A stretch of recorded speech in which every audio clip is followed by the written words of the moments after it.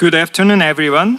Welcome to the second Yonsei Salutogenesis Symposium hosted at Yonsei University. My name is Hyun-Joo, assistant professor in the Department of Sport Industry Studies at Yonsei University. And it's my great pleasure to welcome all of you and to serve as a moderator for today's opening ceremony.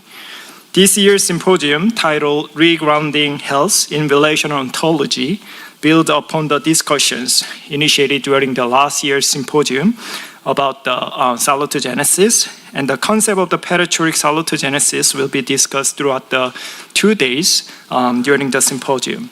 And this is going to be a new paradigm that understands health not only as the individual responsibility, but as something generated through relationships, systems, and communities.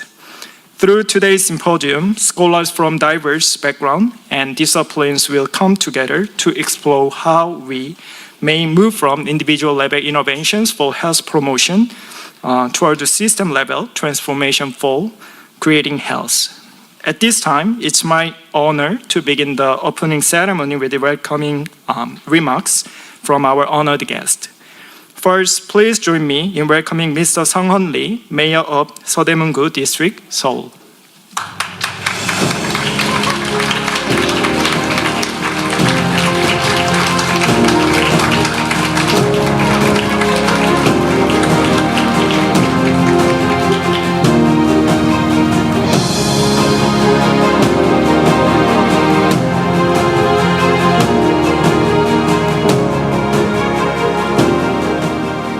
안녕하세요. 방금 소개받은 서대문 구청장 이성헌입니다.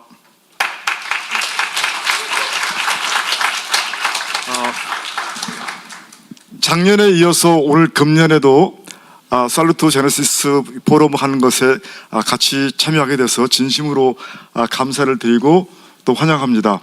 저희 서대문구, 여기가 있는 이 지역이 서대문구입니다. 그렇게 해서 연세대학교에서는 우리 학교가 존재함으로써 서대문구가 굉장히 아주 자랑스러운 그런 구로 활동하고 있는데요. 또 이렇게 좋은 포럼을 열어서 사람을 아프게 하는 것이 어떤 요인 때문에 아프게 하는 것인지를 생각해 보다는 어떻게 하면 어떤 요인이 사람을 더 건강하게 만들 수 있는지 이런 부분을 더 적극적으로 연구하고 그걸 활성화시킬 수 있도록 하는 것을 이 포럼을 통해서 좋은 많은 경험도 쌓고 또 연구를 해서 사람들을 잘 운영할 수 있도록 하는 것은 참으로 의미 있다고 생각합니다. 저는 우리 서대문에 갖고 있는 가장 중요한 또 그 사업 목표 중에 하나가 주민들을 행복하게 살게 하는 것을 굉장히 중요하게 생각을 하고 있습니다. 그런 만큼 이런 살루토제네시스가 가지고 있는 그 의미를 잘 이해하고 또 많은 사람들이 같이 동참할 수 있도록 하는 것은 참으로 의미가 있는 것 같습니다. 통역을 안 하고 제가 통역해 보겠습니다. 감사합니다, 구청장님. So first of all, I'd like to say thank you for inviting me to the meaningful event this year again. And Yonsei University actually is located in Seoul District, and as the mayor of the district, I'm really excited to be part of the meaningful event this year. And I believe that salutogenesis is very important to promote the local community's health. And also, I believe that the research outcomes from the research group will be very important and insightful to make the actual changes in the social, to fix the social problem in our society.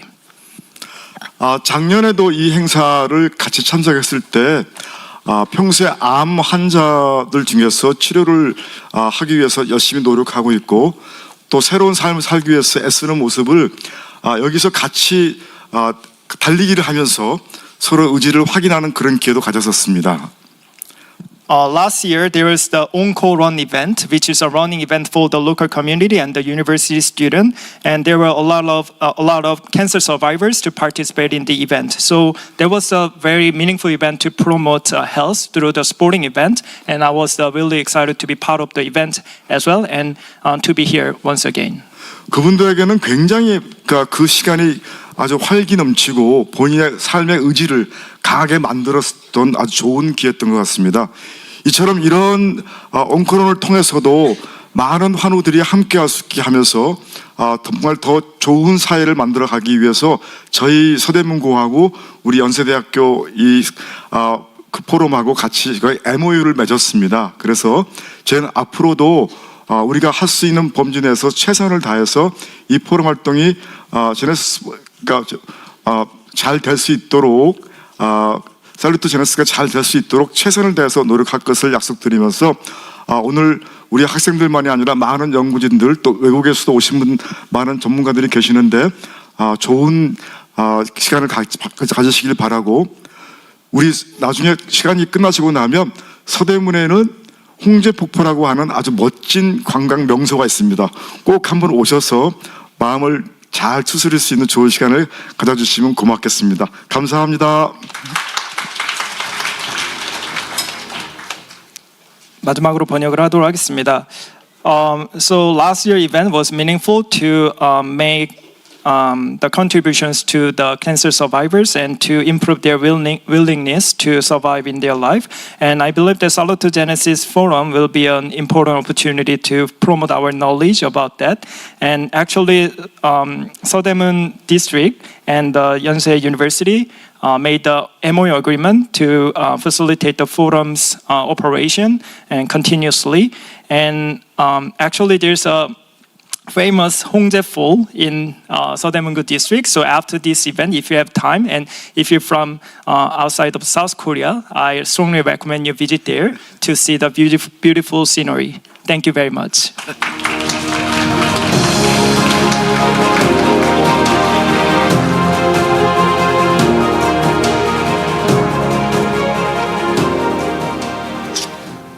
Thank you once again, Mayor Lee, for the warm welcoming for all the guests for the symposium. Now we're going to have the second welcoming speech from the Yonsei University faculty member, Professor Yoon, who is the Dean of the College of Educational Science at Yonsei University. Please welcome Professor Yoon.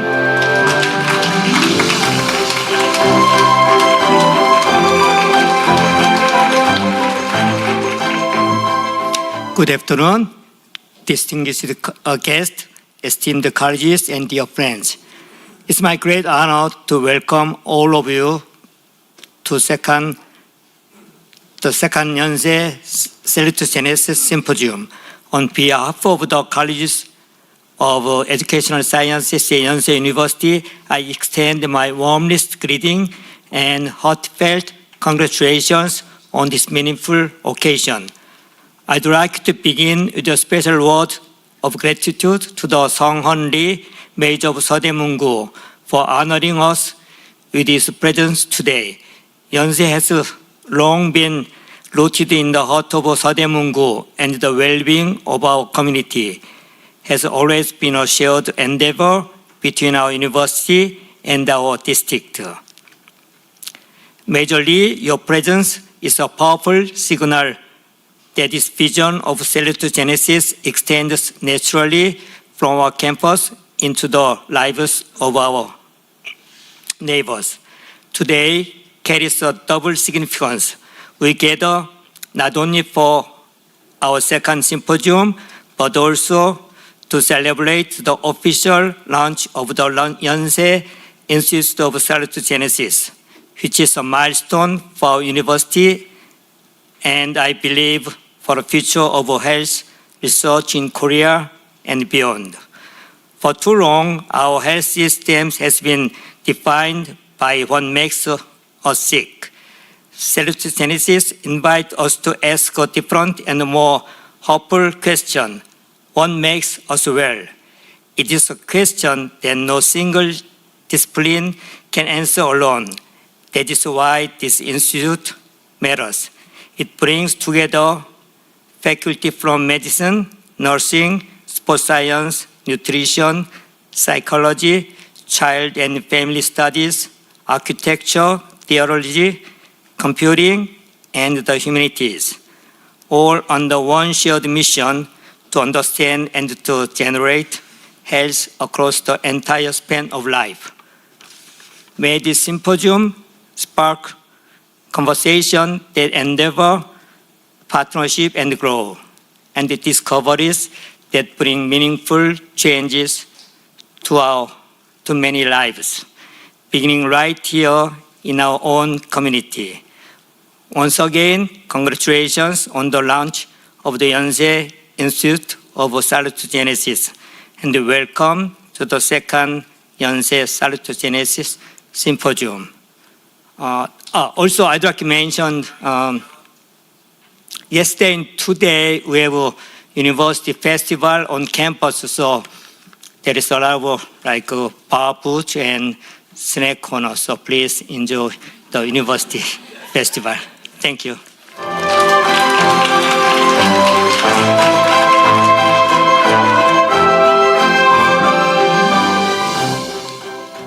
Thank you, Professor Yun, for your thoughtful and inspiring remarks once again. And finally, please welcome Professor Seokhyung Kim, Dean of the College of Human Ecology at Yonsei University.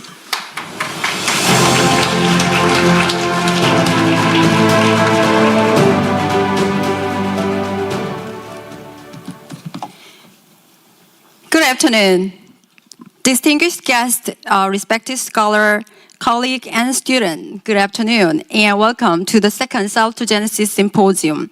It's my great honor to be here. My name is Seokhyung Kim. I'm a dean of the College of Human Ecology here, and I'm a professor in the Interior Architecture and Built Environment at Yonsei University. It is a great privilege to gather here today to explore and reflect upon the meaning and the value of salutogenesis, a concept that has profoundly influenced the field of health, well-being, education, and human development across the world. First and foremost, I would like to express my sincere gratitude to Professor Justin Jeon in the Department of Sports Industry Studies at Yonsei University for his dedication and leadership in organizing this wonderful symposium. And his effort has created a very important platform to for improving our academic dialogue and international collaboration. We are especially honored today to welcome Dr. Georg Bauer from the Center of Salutogenesis at the University of Zurich in Switzerland, a distinguished scholar who has played a leading role in advancing and applying the concept of salutogenesis in contemporary public health and research. We know that he has been greatly contributing to expanding the principle and practice of salutogenesis worldwide. I also appreciate Dr. Gabor Maté for providing meaningful lecture to our audience today. I also welcome Mayor Sung-Hun Lee of Seoul District to the Salutogenesis Symposium and Dean Yong-Jin Yoon in the College of Educational Science to this symposium.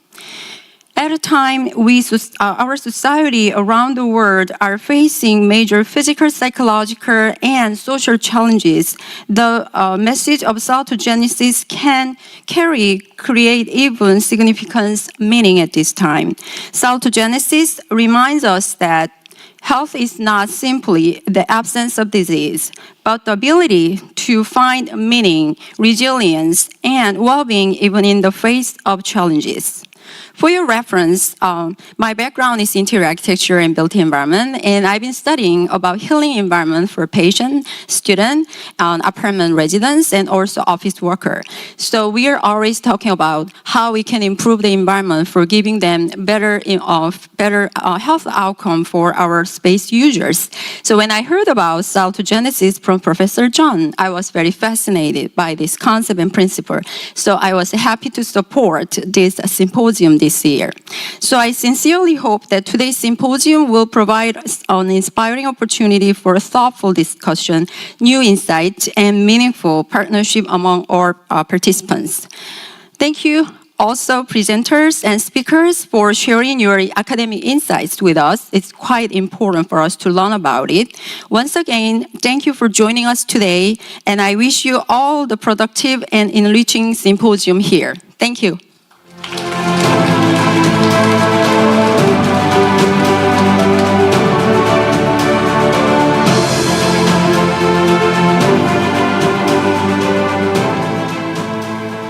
Thank you, Professor Kim, one more time for your warm remarks. Once again, thank you for all for joining us today for the symposium. We hope this symposium serves as a meaningful platform for for interdisciplinary collaboration and future innovation in salutogenesis research and practice. These conclude the opening ceremony. Now we're gonna begin session 1, Perichoretic Salutogenesis, Origins, Theology, and Workplace Perspective. The session will be co-chaired by Professor Chung Ma of the Department of Civil and Environmental Engineering and Professor Hyangkyu of the College of Nursing Sciences at Yonsei University. At this time, I'd like to invite our co-chairs to the podium to begin the session. Thank you very much. So before that, we're gonna take a group photo to conclude the opening ceremony. So we're gonna, all the audience just stay here on the seat, and we're gonna take the picture in front of the stage.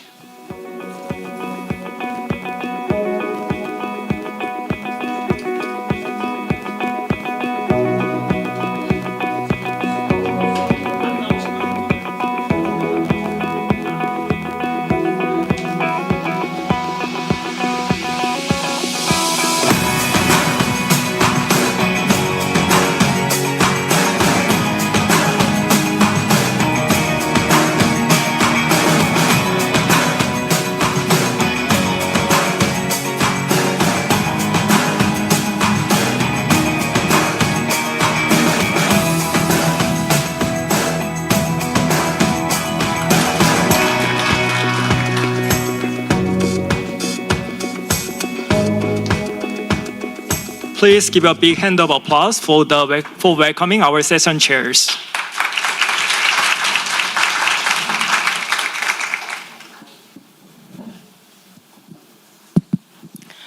Good afternoon, everyone. Welcome to session 1 of the second Yonsei Salutogenesis Symposium. My name is Hyun-Joo from Yonsei University College of Nursing, and it's my great pleasure to co-chair the session with Professor Chung Ma from Department of Civil and Environmental Engineering.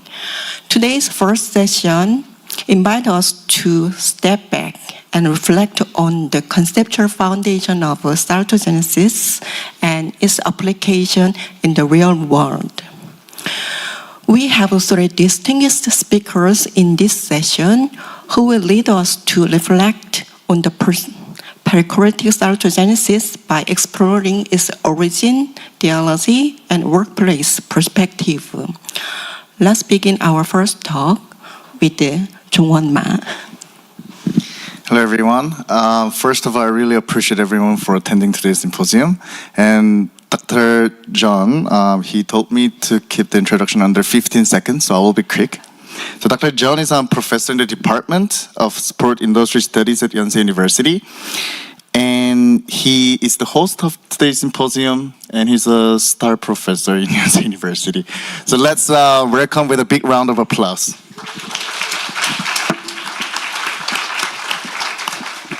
Thank you so much. Okay. So I'm not going to talk too long today. I wasn't going to talk, but then I think somebody need to set the tone for the whole symposium. So I was given 15 minutes to what we're going to do, what we're going to talk about for next 2 days. So our title is From the Salutogenesis to Perichoretic Salutogenesis. So, if you you live in Korea, but I mean, now, actually, I live in Canada during my sabbatical. There's so much attention outside of Korea, and they're very curious about Korean culture and our Korean food and K-pop, K-drama. It's very popular. So, you see the, K-pop Demon Hunters, made a record, Netflix and many other, they won the many other awards. But then recently also BTS, they came back and then, they came back together and then they're having an international tour. Now it's amazing. Can you play this video? Can I do it from here? I can do it? Oh, okay. Okay, there we go. This is in Paris.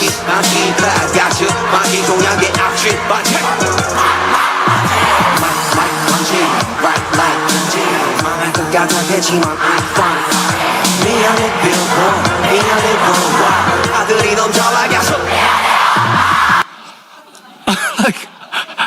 they're not Korean, most of them are French, and they're singing Korean song, and they know, 미안해 엄마, means, I'm sorry that I'm going so well, I'm doing so well. That's I'm surprised at how they were, singing this song.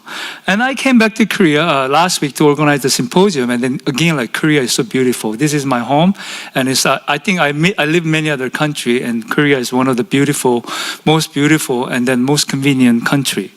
And recently, I'm bragging a little bit more. The OECD report came out for the employment rate. Surprisingly, we're number one among OECD country that unemployment rate is lowest among OECD country. Okay, bragging finish here. But then, if you really think about it, high suicide. Same organization, OECD, among all the OECD countries, Korea has the highest suicidal rate. And then suicide is the number 5th cause of death in Korea. It's getting more serious. But this is more vivid if you look at the cause of death for different age group. Teens, 20s, 30s. Number 1 cause of death is suicide. And last year, there was a new report. Even 40s, first time in our history, the number 1 cause of death is suicide.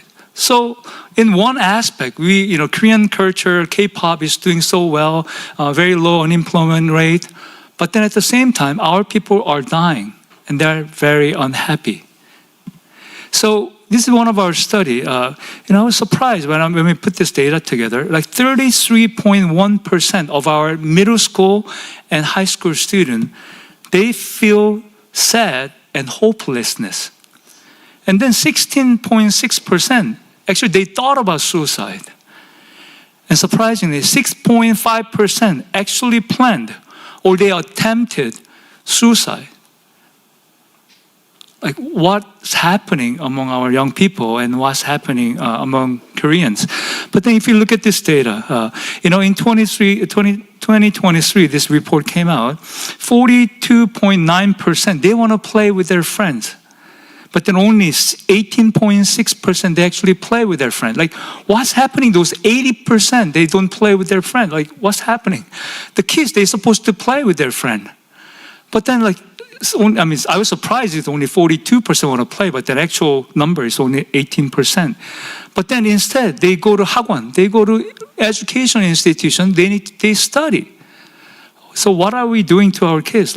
For what sake and for whose sake are we pushing our kids, our next generation, to this much studying? For what? And they made a job, and then they kill themselves? What are we doing? So, in search of that answer, actually, I found this book. One day, I just went to 교보문고, and then I walk around, and I found this book. It's ADHD. English title is Hunter in a Farmer's World. And because I have ADHD and my son have ADHD, I've been reading all the material on ADHD. And then when I was reading this article, this paper, this book, I found the word, wetico. Probably you never heard of this word, so write it down and search yourself when you get home, and you will see what it means. But then I try my best to explain what it means. The wetico is actually an evil spirit. It's an evil spirit named after in Alberta, Canada, where I'm from. There's a Cree people, First Nations of people. The name of this evil spirit is wetico. When somebody is affected by this evil spirit, they have unsatiable greed, meaning that they have, and they want to have more, and they even take it from others. Okay, so eat, and they're still hungry, they continue to eat. So often this was translated into carnivalism, eating other people. So this is wetico. And then this book was written by Forbes. He's also First Nations of American. He wrote this, Columbus and Cannibals. And then he says, the wetico disease of exploitation, imperialism, and terrorism. We take from other people, and they think it's natural, and they think it's just a survival. So this person said the most dangerous virus in the world isn't COVID, it's wetico. And by Dan Rehy mentioned that. So seeing vertical, capitalism, mind virus, and antidote for world in transition. So there's a lot of research actually started to coming out about this term vertical in a legal term and also social term. So vertical, if you look at the slide, they see a person as a self, and then they see others as an object. And then if this object, either you compete with them or you use them for your own success. I'm sure all of us are, maybe affected by this vertical. And the success, how they define success is accumulation, expansion, and control. So this is how they see vertical. It's very similar to neo-liberalism that we are living in right now. So vertical, again, as I mentioned, they see other people as an object, so they use it and manipulate it for their own success. And so as a result of that, this connection with other people, and then in our physiological mental state is a chronic survival mode, because we have to compete all the time. We have to be nervous, we have to be anxious, because we have to do better than other people to survive. And this is what we are seeing all the time in our school. Even in our classes, they compete for the better school mark, better GPA. That's what we see all the time. And this is a zero-sum game. If there's only 100, if you get more, others get less. So you need to work harder so that you get more. And this is zero-sum game. And this one was explained as a culture. So Gabor Maté later is going to speak online. So he sees this as a culture. When we say culture, culture has a two different meaning. Like, Korean culture, that's culture. But then when you have a cell culture, when you grow cell, we also call it cell culturing. Within the cell culturing, there's a medium, within there is a nutrient and other substances in the culture so that the cell can grow. Okay, that's the same thing. But then Gabor Maté, he first time introduced our world that we're living in is a very toxic. So we have a toxic culture, and I think the Korea is one of the worst case. So later he's going to talk more about the toxic culture and the myth of normal in his talk. So look at this, diagram. This is a boat. There's a hole in the boat. So, the water is coming up. And what's important? We need to take the water out. That's very important. Otherwise, you sink, right? But maybe keep on taking the water out. But if we never deal with where the hole is, if we don't, close the hole, this will just continue. And this is what our Medicare looks like in many times. This is how we deal with the suicidal attempt or toxic culture. So this is what we see. Most of our suicidal prevention program is enable the people. But then what about the people? What they're facing is too big, like in the figure. What we are fighting against, if we cannot deal with them, then we're doomed. Yeah, we cannot do it. So this is sometimes how I feel it is. So what's the solution? I think the solution is a salutogenesis. Okay, and I'm not going to talk anything about it because wonderfully we have the president of World Global Working Group of salutogenesis and the Center of Salutogenesis from Zurich. So I'm not going to say anything about salutogenesis because to save time and give you more time. Okay.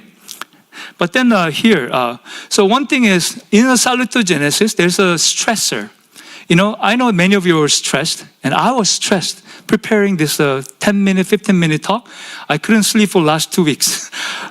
A lot of stress. After I talked to Georg yesterday, I have more stress. And I talked to John, where's John Spence? After I talked to him, it's like more stress. Like, am I talking, right thing or not? But then, this stress, I deal with it. So this stressor comes, but it doesn't make me sick because I have ability to overcome this stress. In other words, we say resilience, or in a salutogenesis, we call it sense of coherence. So if your sense of coherence is bigger than the stress, no problem. Just like exercise, you run. That's a stress for your body. But your body can overcome this stress, you become stronger. Do you know what I mean? You get fitter. So stress is nothing wrong. But then if the stress is too big, so that you cannot handle. That's the problem. You cannot just blame the person. If the system is making you sick, we have to deal with the system. So in this context, there's this group of people, except Dong-hyuk. These are pastors that I meet on a regular basis. They're my friend for the last 20-some years. So earlier this year, we were in a very cold day. We just chat about different things, and I told them about Wetiko, and then they told me the word which I'd never heard of. And I see that even the MC had a hard time. Perichoretic. So everybody repeat after me. Perichoretic. Perichoretic. So I never heard of this. So what is this? So it's a two or more beings live so deeply inside one another that they truly belong together, yet without losing themselves or blurring into one. So two person or two things, they're so integrated with each other for each other's benefit. In a Wetiko, you take from them. But in the perichoretic relationship, you give them more and more until they're satisfied, and then you still give them. And then the closer they become, the more clearly each one remains itself in a constant give and take. It means being fully connected and fully yourself at the same time. I know, still you don't understand what this means, because I still don't understand either. So we have a Meehyun, Professor Meehyun, after me. She's gonna beautifully explain, right? what the meaning of a perichoresis. So I'm just gonna skip this. So perichoresis is not a zero-sum game. It's a positive sum game. So in the zero-sum game, if there's 100, one person takes 70, the other person can only take 20 or 10. But then a positive sum, you work together, you make 300. You divide it by half, you still have 150. So positive sum game is a perichoresis. So very comparable to Wetiko. Wetiko see others as an object, but then in a perichoretic term, you see others as a collaborator. You live together. They're companion. So their well-being is your well-being. You want them to be happy, and you're happy.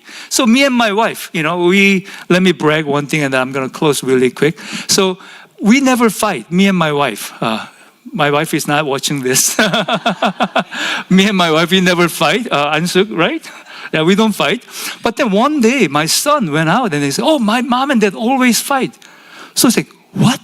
But then when did we fight? But then we said that, but then already like people who are talking to us, they look at us very suspiciously, right? Oh, they must be hypocrite or something. So I asked my son, like, when did we fight? Oh, you fight all the time when you do dishes. Meaning that, oh, Gina, you rest, I will do it. And Gina said, no, you rest, I will do it. And they said, no, you rest, I will do it. Like, we fight all the time. So that's how how my son see us fight all the time. That's very perichoretic. Okay? So I don't use my wife. We work together. So as I mentioned, the Meehyun will beautifully will explain the concept of perichoresis. So, we are facing the huge giant, it's a chronic health problem, not only mental health, but also chronic health problem in the aging society. So this is not one department's job.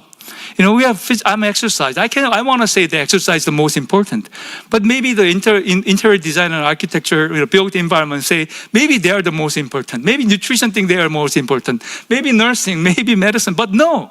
It doesn't matter who's more important. But we work together, and then we need to solve this problem together. So we apply, submit the application to Yonsei University, and they allow us to establish the Institute of Salutogenesis in Korea at Yonsei, and 46 professors from 17 different departments and 9 colleges came together, and we start this institute.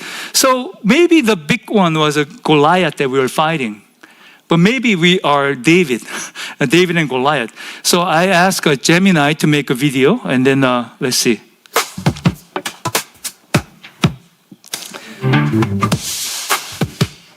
Yeah. Okay, thank you.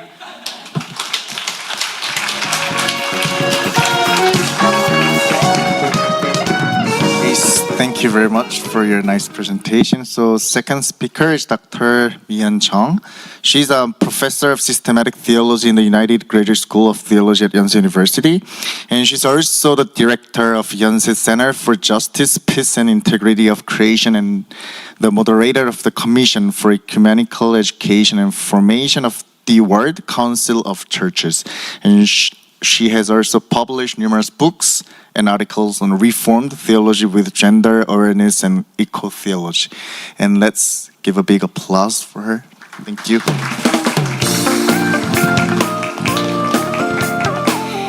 What a great pleasure to be here with you today. Thank you very much for these invitations. I have to stock on my manuscript, and I'm not sure whether I could beautifully explain what the perichoresis means. In this era of multidimensional global challenges, crisis, and collective stress we share, we find ourselves at a pivotal moment to seek the meaning of life and health in the public sphere. A new extension of the salutogenetic paradigm means health is not generated in isolation but through the quality of our relationships with one another and the systems we inhabit. It is the call to move beyond the individual lifestyle advice toward our common goodness and reconciliation with human beings and other creatures. This talk aims to find the theological ground for salutogenetic research and to integrate relational ontology. The basic grounds of our interdisciplinary salutogenetic research could be based on the divine dance of the Trinity, known in Greek as perichoresis. Thus, this talk seeks to elaborate on this perception of perichoresis and its application in an ecumenical spirit. This talk is presented in 4 parts. Firstly, we will examine the perception and meaning of perichoresis. Secondly, we will take the example of the Bible, medieval women's mysticism, and the dance of women for justice. Thirdly, we will consider the cultural and religious meaning of the number 3 in Korea, and the example of Oliver R. Avison as a pioneer for the Korean public health system. Fourthly, we will examine the importance of the ecumenical movement for social health.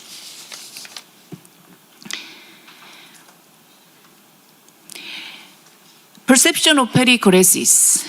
This theological term combines the 2 Greek words, peri, meaning around, and choresis, meaning dance.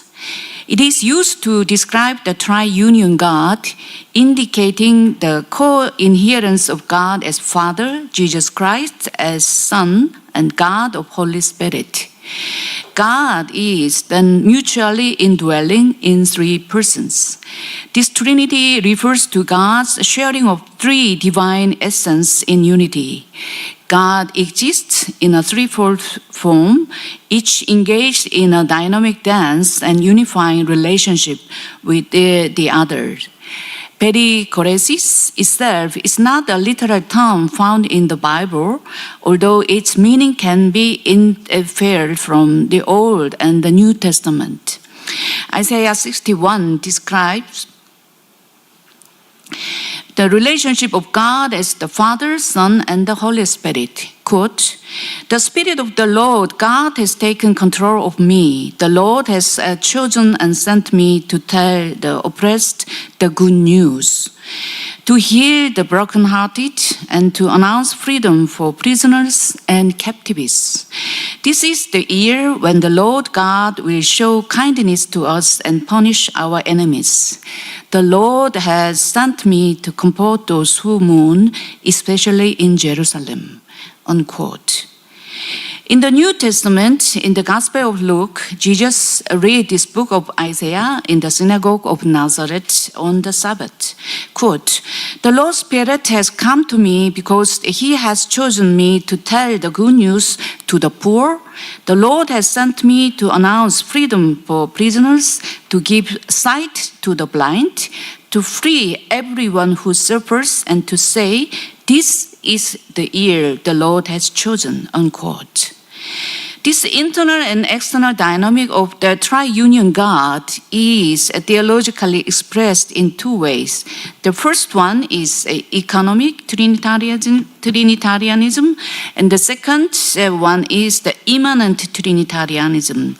It describes God's inward being and outward actions and is related to creation, salvation, and providence. This interpretation positions the Trinity in a householdship oikonomia context, wherein the household is our cosmos and God is steward. This is a description of how the triunion God works and acts amidst God's creation and creatures. God sent the Son and the Father, and the Son sent the Holy Spirit as advocate. This week, we just celebrated Pentecost according to the church calendar. The triunion God exists in spiraling formation, sending human beings into the world, revealing God's love in choreographic form and rhythm. But this is not merely about the triunion God. It is related to God's creatures and human beings. God of unity in diversity calls human beings and accompanies us in our actions. This is both a call for responsibility as human beings toward others and a promise that God will accompany us in our work. Body, dance, and Christianity. In the beginning, God created our universe with the Word, Genesis 1. This Word became flesh, which was God's revelation in Jesus Christ in John 1. Jesus Christ made God's love visible and invited us to do the same in our own circumstances. This is the basis of the Christianity. Christian values appreciate the harmony of the soul and body in our material world as compared to Gnosticism. Nevertheless, in the Christian tradition, including mainstream Christianity, the value of the body is frequently neglected. There is a dichotomy between soul and body. In Jesus' healing ministry, Jesus showed affection for disabled, sick, and marginalized people. Jesus healed not only their bodies, but also their wounded souls and helped them to integrate fully into society again. In his poem, Sidney Carter described Jesus as the Lord of Dance. I hope you got the handout. Please look at the lyrics, and I will play just shortly the song.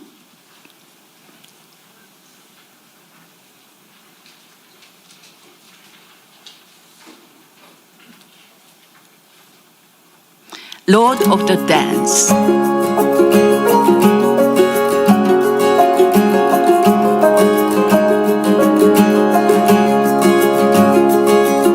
I danced in the morning when the world was begun. I danced in the moon and the stars and the sun. I came down from heaven and I danced on the earth. At Bethlehem I had my birth. Dance then wherever you may be. I am the Lord of the dance, said he, and I'll lead you all wherever you may be, and I'll lead you all in the dance, said he.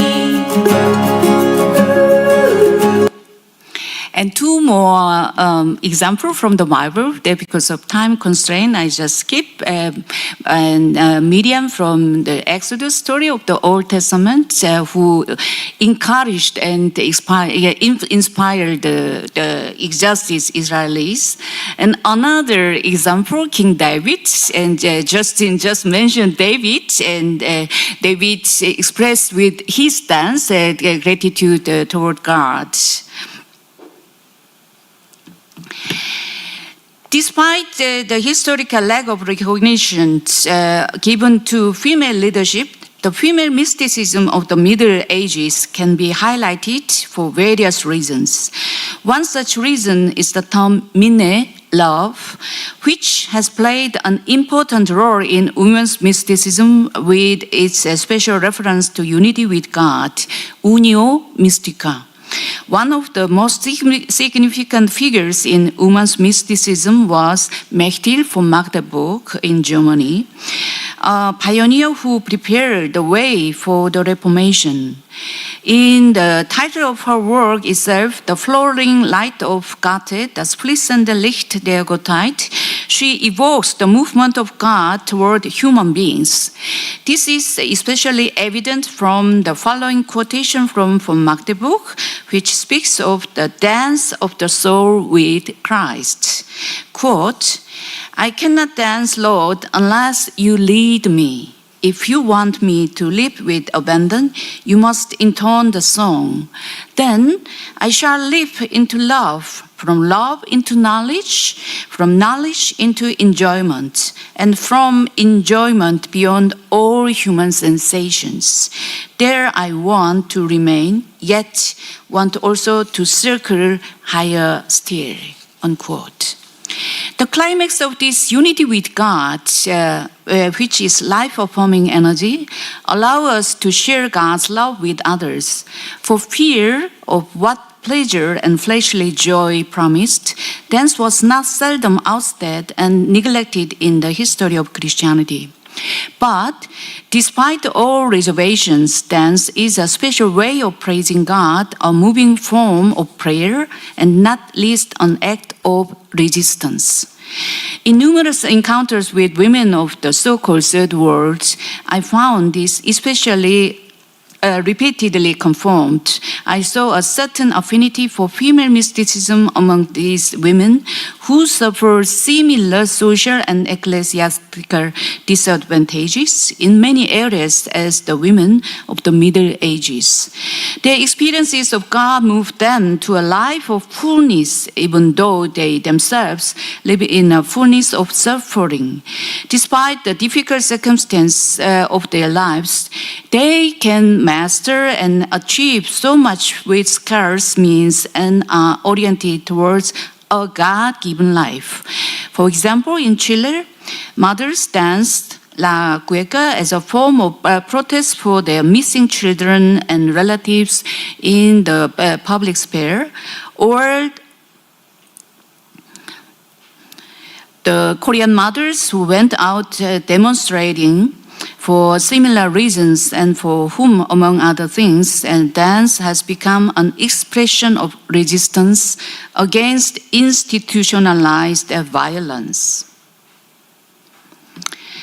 Vestigia Trinitatis, traces of the Trinity, threefold relationship in Korean culture and tradition.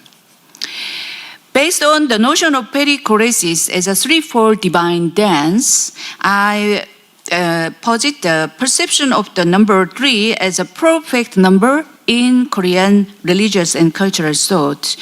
I will present two elements. First, samtaeguk as a Korean form of perichoresis. Second, the threefold relationship among God, nature, and human beings, as the Yonsei emblem indicates.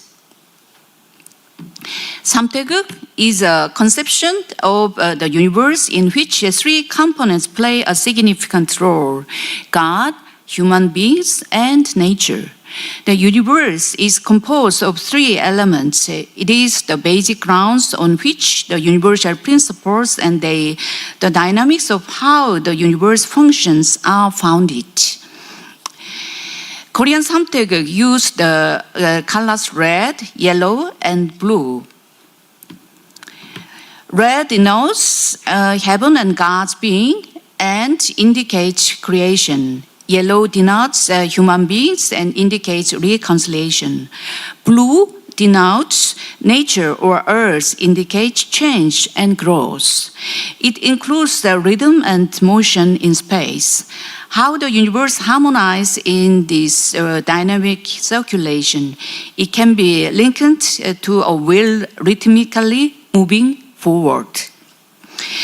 On the Yonsei University logo and emblem, this principle is indicated in a different style. The meaning is the same, depicting the harmony of these three elements and the threefold relationship with God, nature, and human being. I just show this Hangul monument. Nowadays, because of student presbyter and tents, you cannot see, but this is one, and I just want to point out the other one is Cheonjihin on our main auditorium on the top bar part. To launch a global salutogenesis a working group at Yonsei University in Korea, I just missed the Korean alphabet, Hangul, is based on this principle as well. To launch a global salutogenesis working group at Yonsei University in Korea, I will introduce a pioneer, the public health system, Oliver R. Avison. He was born in York, England, and raised and educated in Canada. While teaching medicine at the University of Toronto, he met the founder of Yonsei University, Horace Grant Underwood, on his fundraising trip to Canada.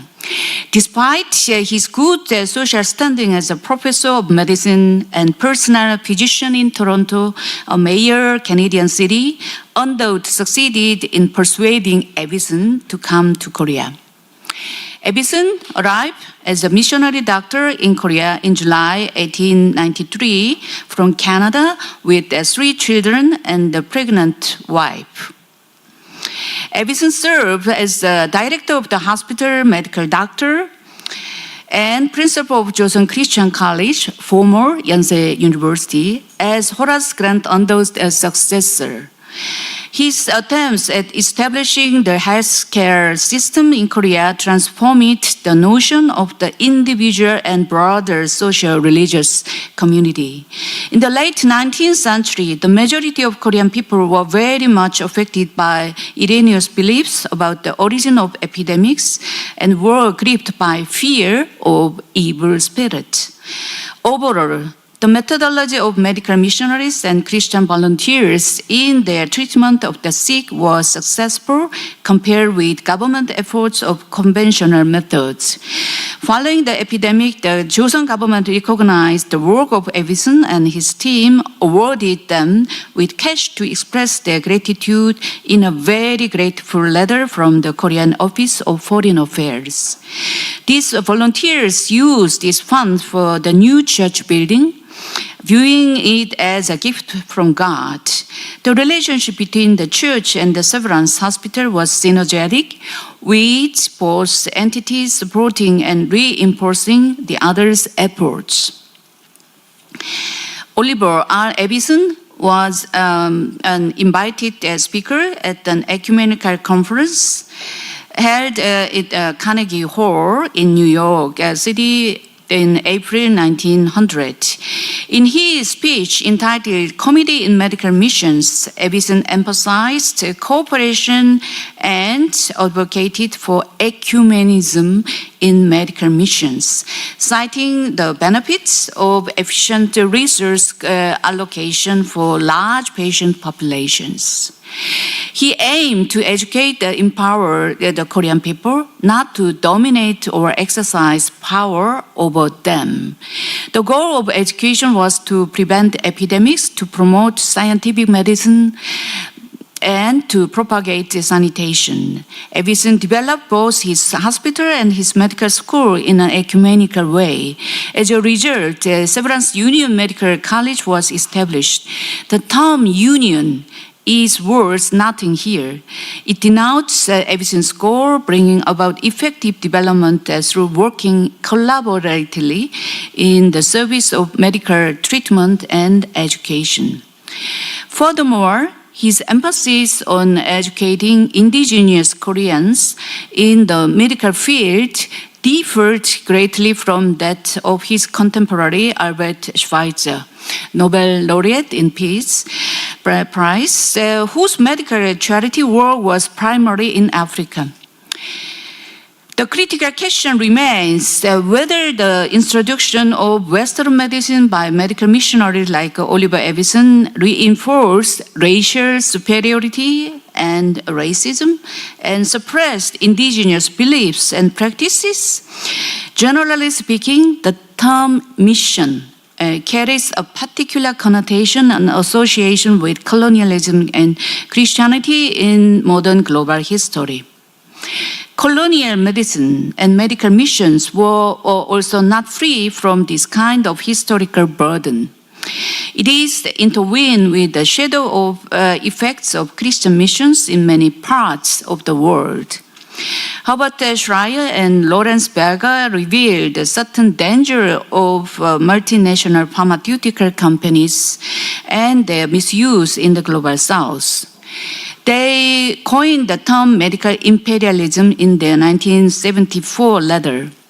Certain forms of exploitation by corporate giants and pharmaceutical companies became more visible on a global scale. At the end of the 19th century, when each country's trade expectation treaty was signed to pursue its own imperialistic interest and military rule, in summary, Avison's approach to medical missionary work was not an imperialist one, limited to furthering the interests of the upper classes and the state.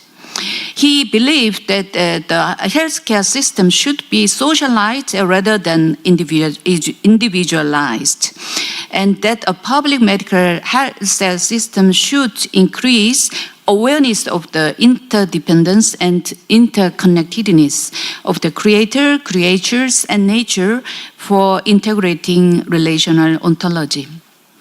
The Korean case differs from that of other countries in the Northern Hemisphere, which sought to disrupt the existing Christian hegemony, as there was no such Christian hegemony to disrupt in Korea.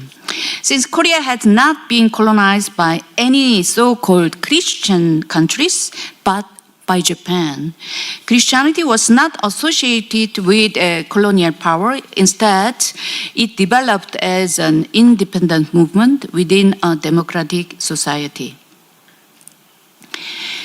Dancing with God, the choreography of ecumenism. That's my last part. To revisit the question of the founder of Salutogenesis, Aaron Antonovsky, what creates health? Health cannot be discussed at the individual level alone, but must be dealt with, restored within the broader social context. In this regard, I will discuss the movement and conciliar process of the World Council of Churches, which was founded in 1948 to repair the fractured relationship between societies and their churches following the Second World War. The World Council of Churches is an organization of more than 356 churches and worldwide. And because of time strain, I just highlight two catchphrases: justice, peace, and integrity of creation, 1983, and the pilgrimage of justice, peace, and reconciliation of 2013. This initiative emphasizes addressing the root cause of societal problems at the regional and global levels. To use the term of Antonovsky, comprehensibility and transforming divided societies, restoring interconnectedness, manageability, and urging us to work and to move together to heal a world that is filled with suffering and division, meaningfulness. It is a healing process in which we can participate as pilgrims. I would like to return to our basic perception of perichoresis to wrap it up my talk. Perichoresis, as the base term of the economic trinity, is related to God's household, the cosmos. It is also related to ecumenism, which is the church unity movement. It is not uniformity. It is not seeking uniformity, but the unity in diversities. As you see, these three terms, economy, ecology, ecumenism, rooted in oikos. That's common word, oikos as a household and house in narrow term, but the broad term, universe. That these three words share a common root is indicative of the Christian movement toward the unity in diversity based on the desire to maintain our stewardship of God's household, the universe, in a sustainable way. Since stress is ubiquitous, we can promote health at both macro and micro levels, societal levels, rather than merely reducing risk factors. We are guests on this planet, not its owners, and we should behave as such. We are all a part of God's salvation history, like pilgrims seeking the reign of God. Thus, economy and ecology should foster stewardship instead of dominion, destruction, and exploitation. We are invited to the permanent conviviality of all creatures because creation is God's gift to all creatures and not a commodity for human beings. Quote, "The choreography of ecumenism, the search for common dance steps, is not a side work, nor a decorative accessory of the churches. This dance is one of its essence. It is performed, entrusted, and nurtured." Unquote. This principle, formulated by the former German bishop and leader of ecumenism, Wolfgang Huber, should and can also determine our mission assignment to act together and develop in view of the global challenges of our time. Hopefully, occasionally, our gratitude to God can become more relaxed as it is in singing and dancing, so that we don't stay frozen. Let us move ourselves so that we can also move others into a movement that God has begun in the form of dance, inviting us to dance for life. I would like to wrap it up my talk with this image of angel of Baslerminster, a Swiss version of 천지인, and to connect heaven and earth like this, right? So thank you very much for your attention.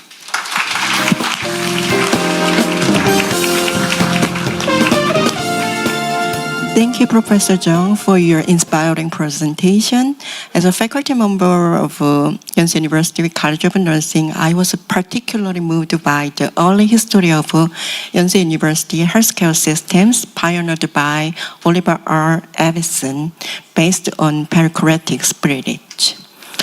What I appreciate most was how your presentation helped us better understand the meaning of perichoresis through theology, culture, and history of Yonsei.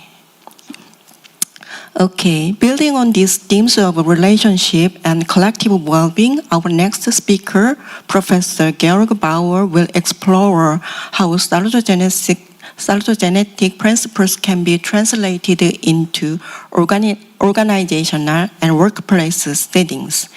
Actually, our final speaker in this session needs a little introduction to those familiar with the salutogenesis. And some of you may remember that Professor Bauer joined us our previous symposium, and I'm also delighted to have the opportunity to introduce him again today. Professor Bauer is head of the Center of the Salutogenesis at the University of Zurich and one of the world's leading scholars in salutogenesis and health promotion. He has played a pivotal role in advancing both the theory and practical application of salutogenesis worldwide.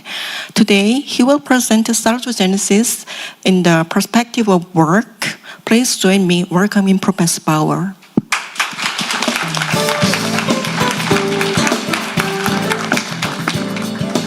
Okay, good afternoon, everyone. It's a hard time after this two already, or actually several talks already. Probably all of us would rather dance now than listen to another talk, but this is not what I have prepared. Maybe I should have, or I will introduce a dance lesson now. But anyway, it's really a great honor and pleasure and joy to be here, because this is also the founding event for this new Institute of Salutogenesis at your university. And this is really something we had hoped for when we founded our first global center of salutogenesis in 2017. We really aimed for advancing the concept and also disseminating it across the world. And so this is why it's a great joy to see now that this is happening here in this very interdisciplinary way. So congratulations to your very successful efforts along both lines, and I'm very much looking forward to future collaborations. So what do I have prepared for today? Because we already heard that sometimes people think really salutogenesis is only happen, and how we could really overcome that limited understanding when we also dive deep into this context of work. So as you see here, after Antonovsky had introduced this complete, very complex model of salutogenesis, which you see here on the right-hand side, not surprisingly, particular researchers thought, well, that's way too complex. Let's focus on the essence, which is a sense of coherence, and there was this scale, which makes it easy to measure. So most studies really focus only on this sense of coherence. On the other side, it's very interesting, in practice, people also forgot about this model and say, well, salutogenesis primarily is a new orientation towards health instead of disease. So we focus on resources, the positive side of life, and also more positive outcomes. That would be the salutogenic orientation. But again, that's lacking somehow a good theoretical foundation. And so this is why I would now like to take these three meanings and really apply them to this context of work. So first I will go into this work-related sense of coherence. Second, I will show how we can really use this salutogenic model to really understand a salutogenic organization. And last not least, I will apply this salutogenic orientation to the concept of health-promoting hospitals. So what is this work-related sense of coherence about? Well, we all know this general global orientation towards life, sense of coherence is this global orientation when we look at life as a whole.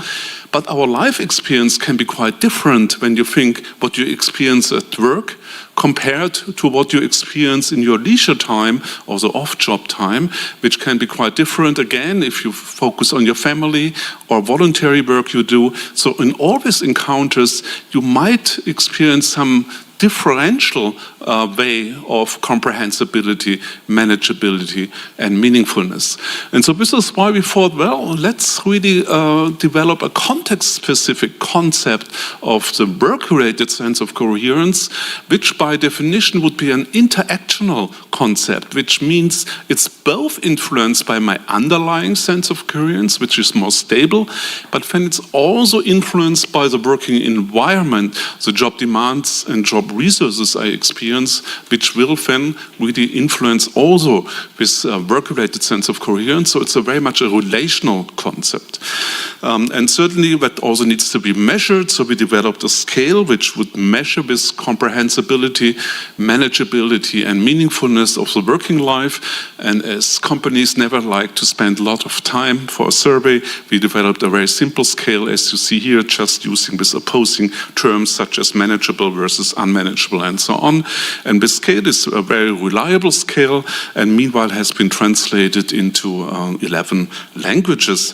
And as time has very much progressed, I make it very short, but we empirically very thoroughly really analyzed all these proposed relationships, and we can indeed show that high job resources enhance this work-related sense of coherence, job demands will reduce it. When you have this strong sense of coherence, which indeed really promotes positive health outcomes, reduces negative health outcomes.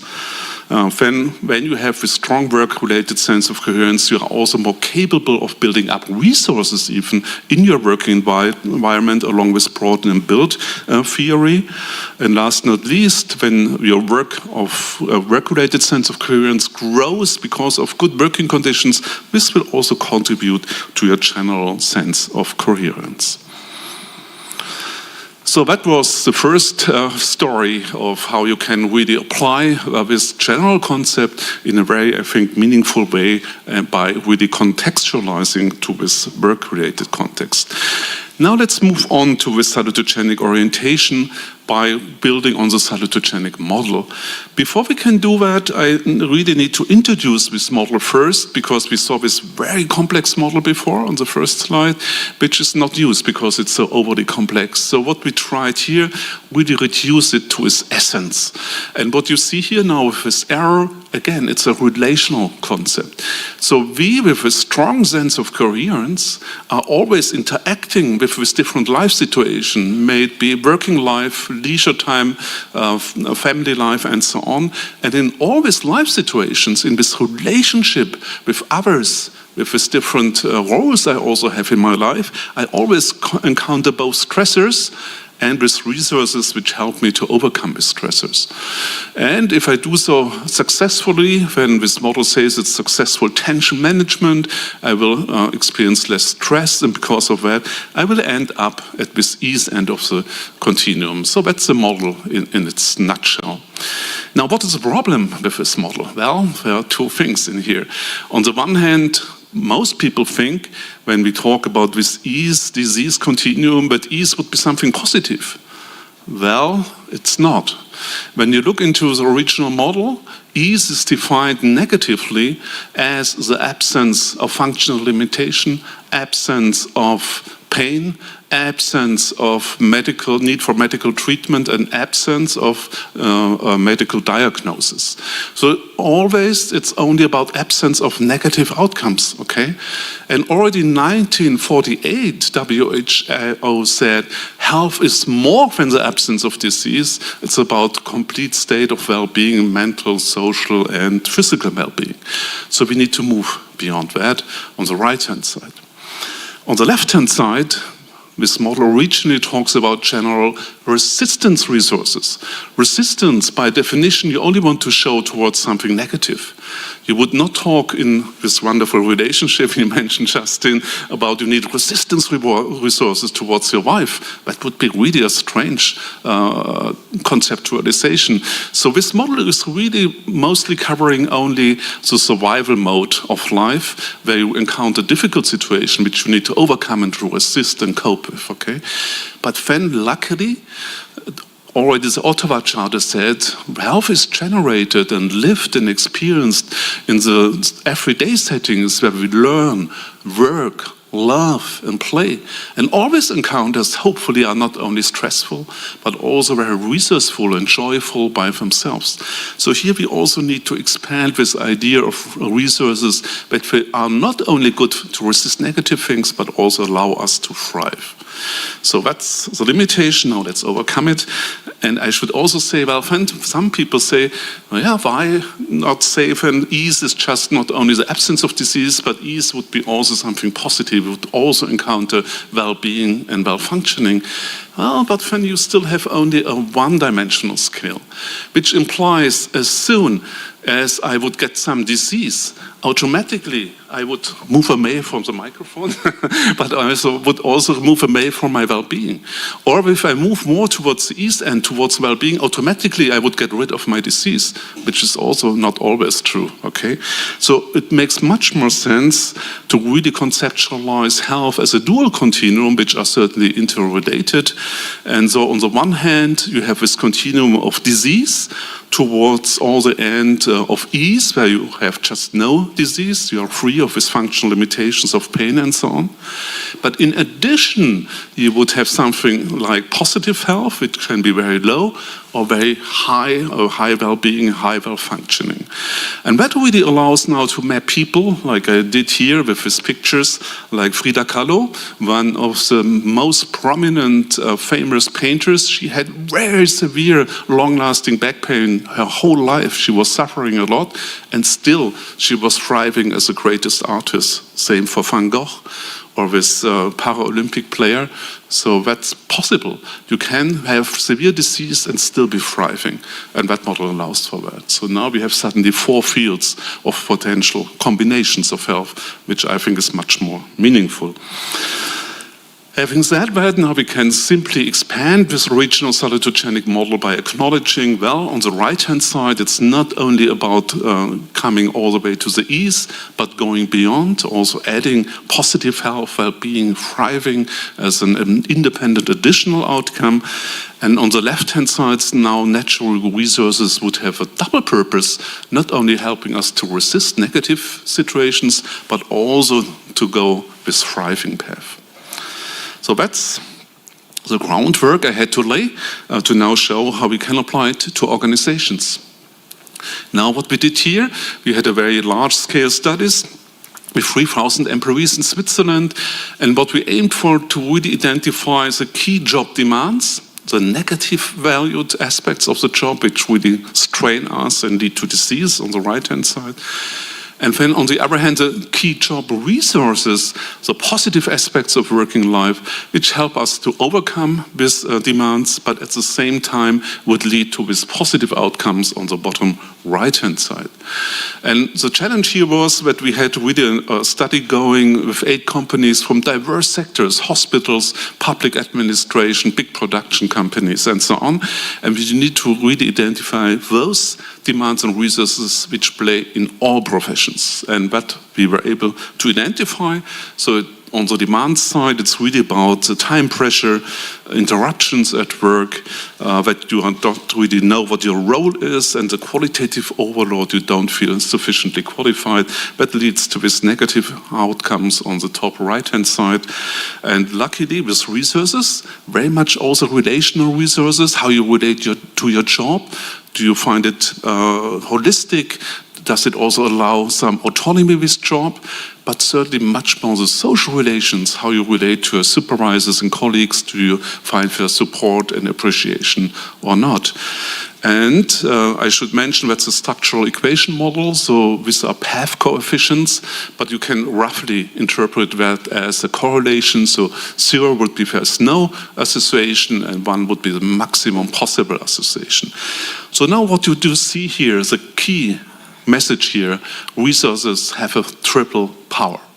Because with resources, on the one hand, looking at this arrow going from the left bottom to the right negative health outcome, there is a minus 0.43, which means even if you have these high job demands, but simultaneously, if you have these high job resources with good environment and the autonomous job, holistic job, that really will buffer with negative health outcomes, and you have much less of this disease outcomes despite high demands.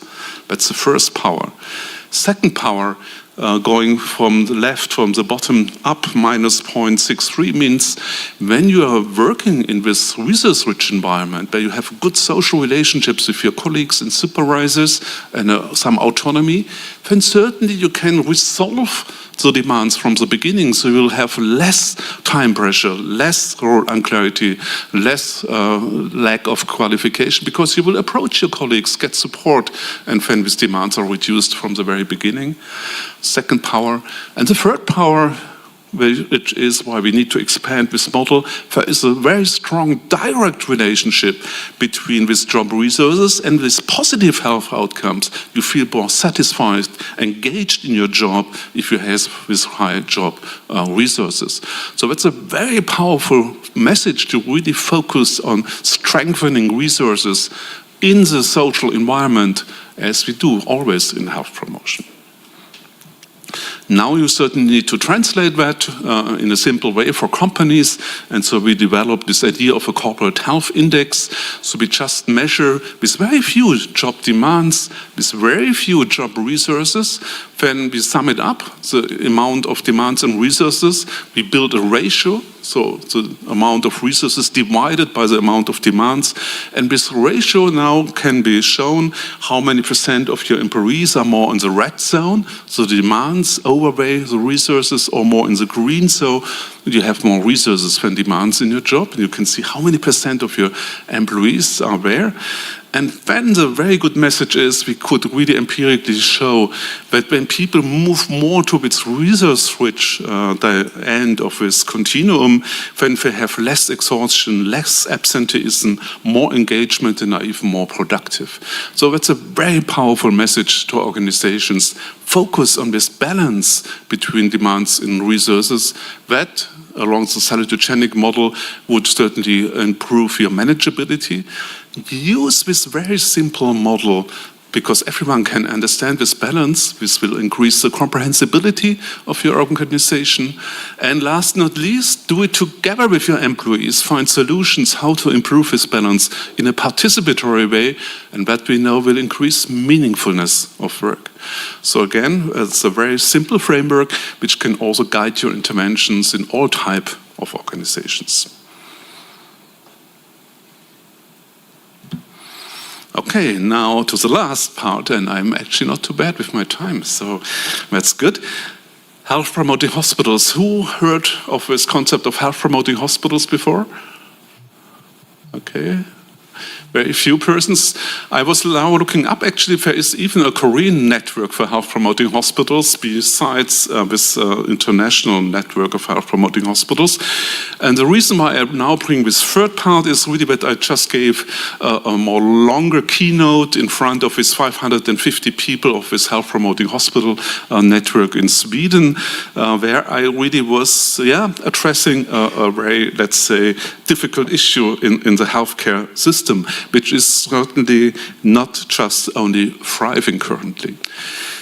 So what's the story? What's the problem? At least in Europe, and unfortunately I don't know the numbers here in Korea, but in Europe, I mean, we are talking about all European countries here, really there has been a report by WHO which is named Healing Hands, Hurting Minds. And it comes to the conclusion, based on the data of 90,000 professionals in the healthcare sector, that 1 of 3 doctors and nurses report depression, and even 1 of 10 really report they had thoughts of committing suicide. And now that needs to be compared certainly in the general population. This is only 5%, so it's double the rate of the general population in Europe who has these thoughts of suicide.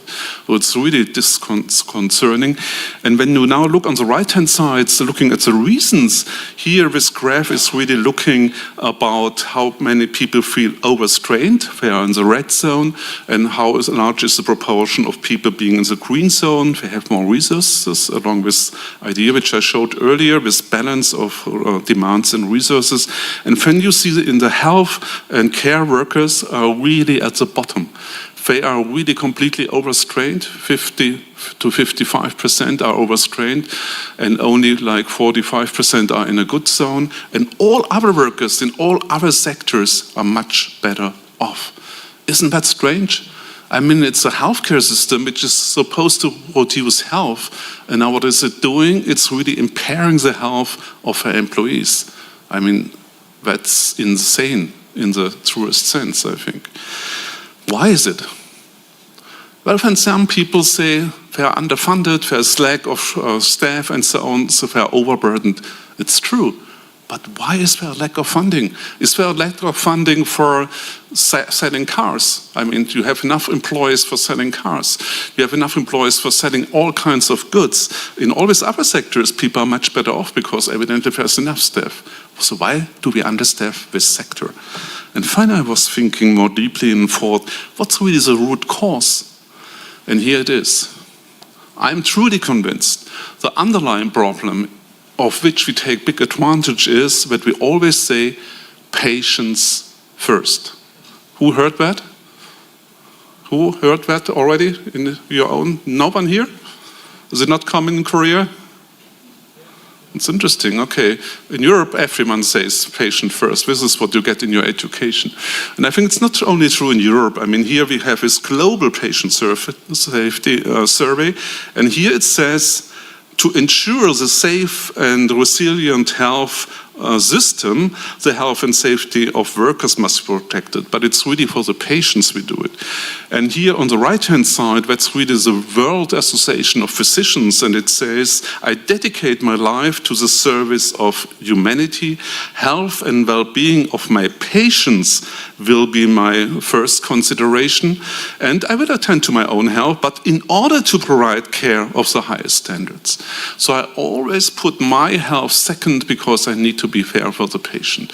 And I just think this high moral standard and attitude of people, of these professionals, is taking advantage of by the system, so we can overburden these people because they will fix it still. They are still fair for the patient, even if they are overburdened. Okay, I think that's really something which needs to be changed. And here we'll also provide a solution. I'm not certainly as a salutogenesis researcher leaving you with a dim picture. So here's the sunrise coming up. So I think we can really address that by a vision first of really changing how we value things in hospitals, and also by a shift in agency, which I will explain now. So first step, now we always heard patient first and staff second. So my suggestion would to bring it on an equal level. So we should equally value employee experiences and outcomes and patient experiences and outcomes and well-being, and not put one higher than the other. And so this is something which needs to be equally addressed. And that's actually very much the ideology of this health-promoting hospital, which really aim for promoting both health of the patient, not only just curing disease, but really promoting health more broadly, and doing the same for the employees. But again, it's very limited dissemination. There are only 600 hospitals worldwide which follow this idea of health-promoting hospitals. Also, what they assume, and there's some actually correlational evidence which shows indeed when healthcare staff is more satisfied, more engaged, when patient outcomes are better, and when patient outcomes better again, staff outcomes will also be better in this healthcare context. So ideally, this idea is fair, but it's not really well promoted, I would say. So what is the problem? I already told you that we have this shift in our healthcare system to really look at the patient as a whole person very successfully. So we have a very strong shift towards humanization of the healthcare system on the patient side. No, okay.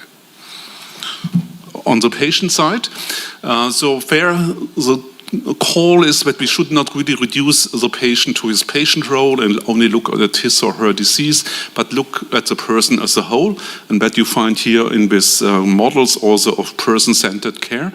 So you look really at the person as a whole. But here, person is only the patient. So the healthcare staff provider is not here as a person. The provider is only here as the one who is delivering healthcare to the patient, okay? So it's only considered in this professional role, not as a whole person, which also has a need for well-being. And the other thing what we see here, that still the person, the patient, is only the recipient, the passive recipient of healthcare delivery or healthcare services. And here I think we also need to really shift agency from us as professionals more towards the patient, which can also contribute to the healing process. And this is what we call co-creation of care. So that would be my solution, this shift of agency. And that's really very much, I think, what you were referring to in this Perichoretic symbiosis or whatever concept, but there's this mutual beneficial relationship beyond the zero-sum game, but really both come together, contribute to this healing process, because as a patient, only you can be healed or healing yourself in the end, and as professionals, we can support you. So you would need to take a much more active role, and in the end, both would benefit by this enhanced interaction between both groups. So this is our vision here, everyday co-creation of care by patients and staff as equally valued co-actors and co-beneficiaries of the healthcare process. That really would shift how we understand hospitals. And that's a big project we are currently running in Switzerland. It's a over 3-year project, and it's very interdisciplinary. So we have us as organizational psychologists, we have nursing sciences, health economics researchers, design researchers, and health ethics, really focusing on the patient side. And we think when we understand better here in this circle, this co-creation process, when we really understand how this relationship between nurses and patient can be best created, then we can really produce much better outcomes for both the patient and the healthcare staff simultaneously. That would be my vision, and I hope I could show you in this short time that salutogenesis is a very rich theory model which can be applied very narrowly on the sense of coherence level, more comprehensively on organizational level, and even here for reorienting health services. Thanks a lot.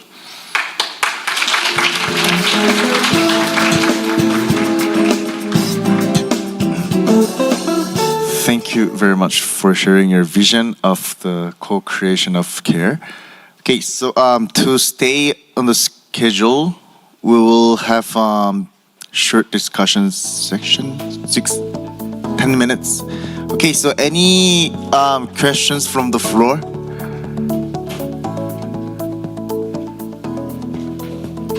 So while we host the speakers, please prepare your questions. Don't be shy. Yeah, okay. So, yep.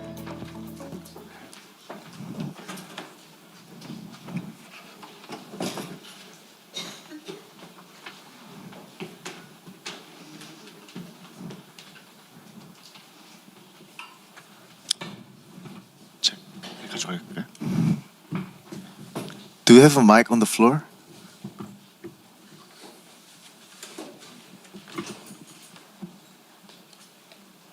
So we have question from the green shirt.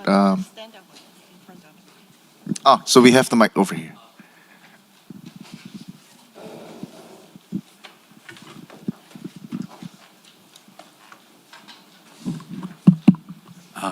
First, thank you for the insightful presentation. And I want to ask a question to Professor Georg. And my question is, we are usually could be exposed to a high competitive environment. So as a point of view of the pragmatic point of the high team productivity, so could you show the insight of the balancing way to seeking the high productivity and a salutogenic work environment? Well, I mean, again, as I tried to show in my presentation, if you want to achieve high productivity, you only can do it collectively. I mean, all research shows that really, anyway, work is so interdependent that you really rely and depend on your colleagues to perform well, and also that will provide you positive energy. So there's no contradiction at all between actually high team productivity and a good working environment. It's misunderstood that that you work only fast and long hours, that would mean or imply productivity. But there we can empirically show this will actually reduce productivity because you lack recovery, you lack this opportunity for social exchange and support. So again, you need to provide this resourceful environment in order to assure sustainable team performance. Okay, thank you for insight.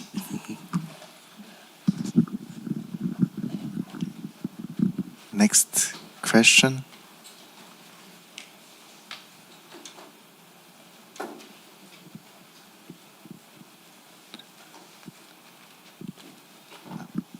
everyone for your presentation. I have a question for everyone, but specifically for Professor Bauer.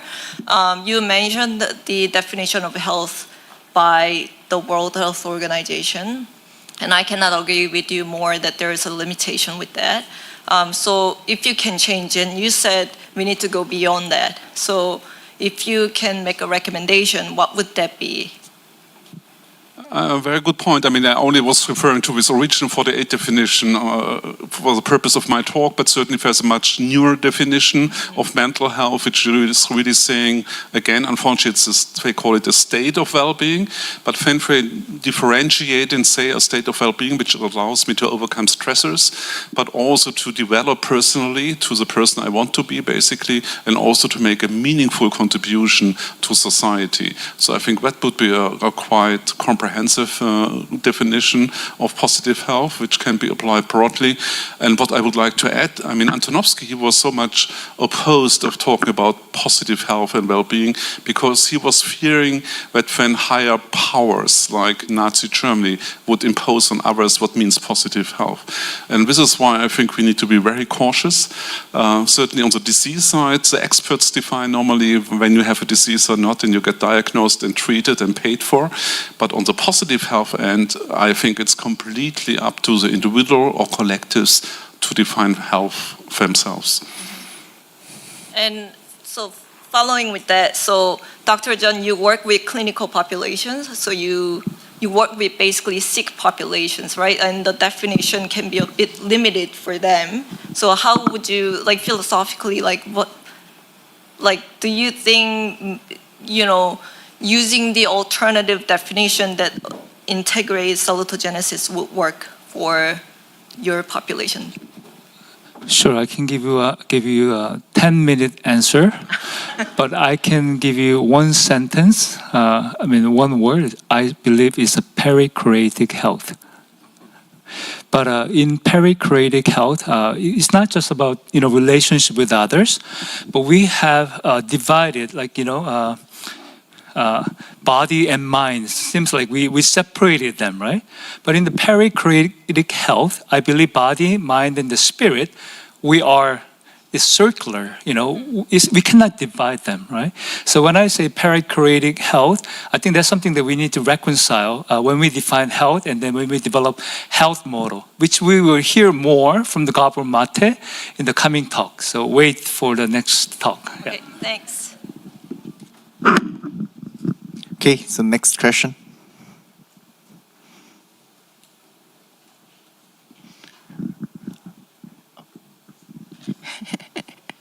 Professor, what is your first practical target to change our society culture from vertical to perichoretic culture? Yeah, you showed the scene.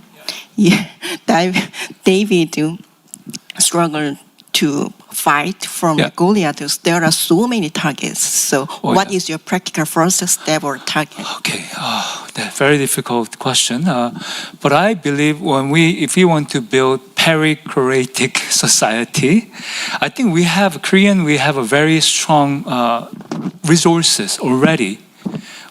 K-pop, K-drama, because last week I just finished there's one Korean popular drama, Moja Musa. Some of you know. I was crying as I was watching it. I think I experienced some healing as I was watching it. I think media will change the value and mindsets of many people. So that's the target. One of the strategies we can have, but that's not limited to the culture. But I think educational institution like us, I think this is one of the first talk in the world that apply perichoresis in a health model. Today you did it, and then beautifully. Because I really think it is bring Mr. Evison. Dr. Evison into the context. Like Yonsei University was built to do the perichoretic health. So I think it's an educational institution in collaboration with the government and medical institution. I think that's a target that we also can have. I think. Okay, so thank you very much for your answering. So we will end up the discussion session, and let's give a round of applause to our three presenters. Thank you. And we will have the 10-minute of the coffee break and continue the session 2.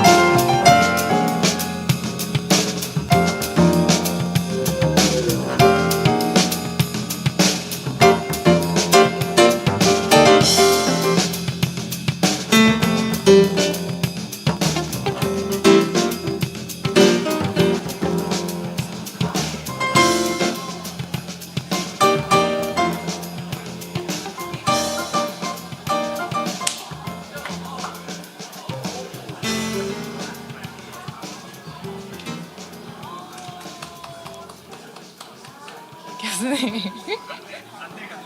해도 돼요?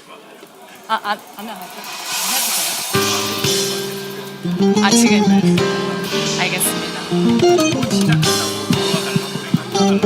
네.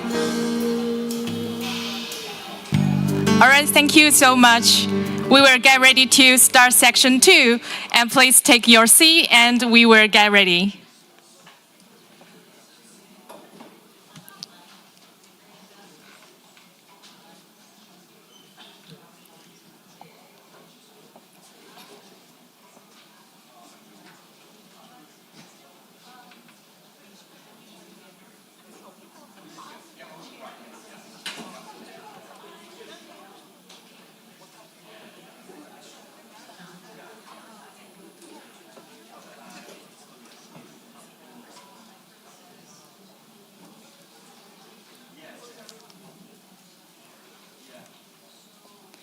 Okay, good afternoon, everyone.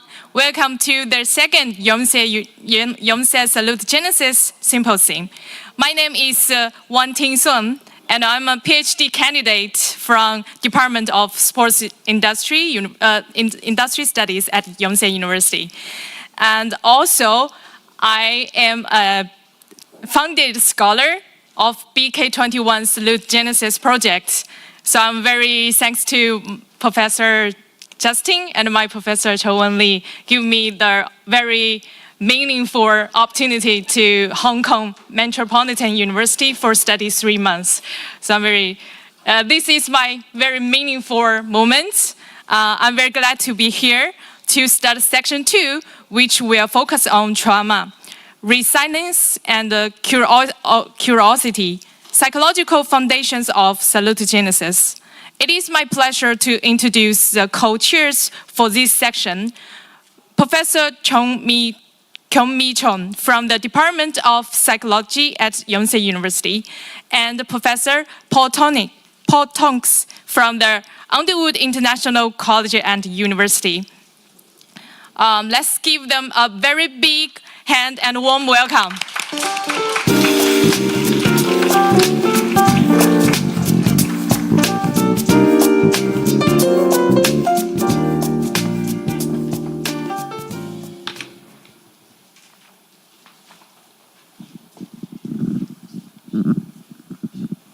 Thank you very much for coming this second session.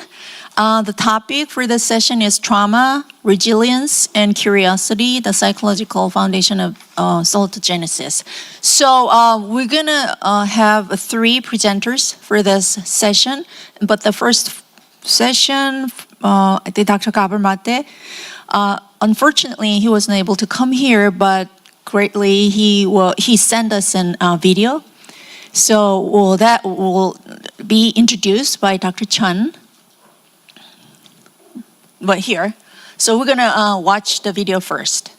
Thank you, Gabor, for joining us for this symposium. Let me introduce our speaker, Gabor Maté. Gabor Maté is a retired physician who, after 20 years of family practice and palliative care experience, worked for over a decade in Vancouver downtown East Side with patients challenged by drug addiction and mental illness.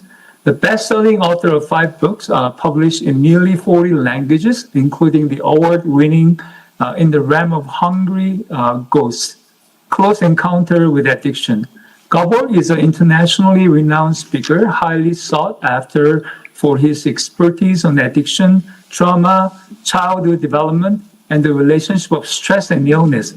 For his groundbreaking medical work and writing, he has been awarded the Order of Canada, his country's highest civilian distinction, and the Civic Merit Award from his hometown, Vancouver.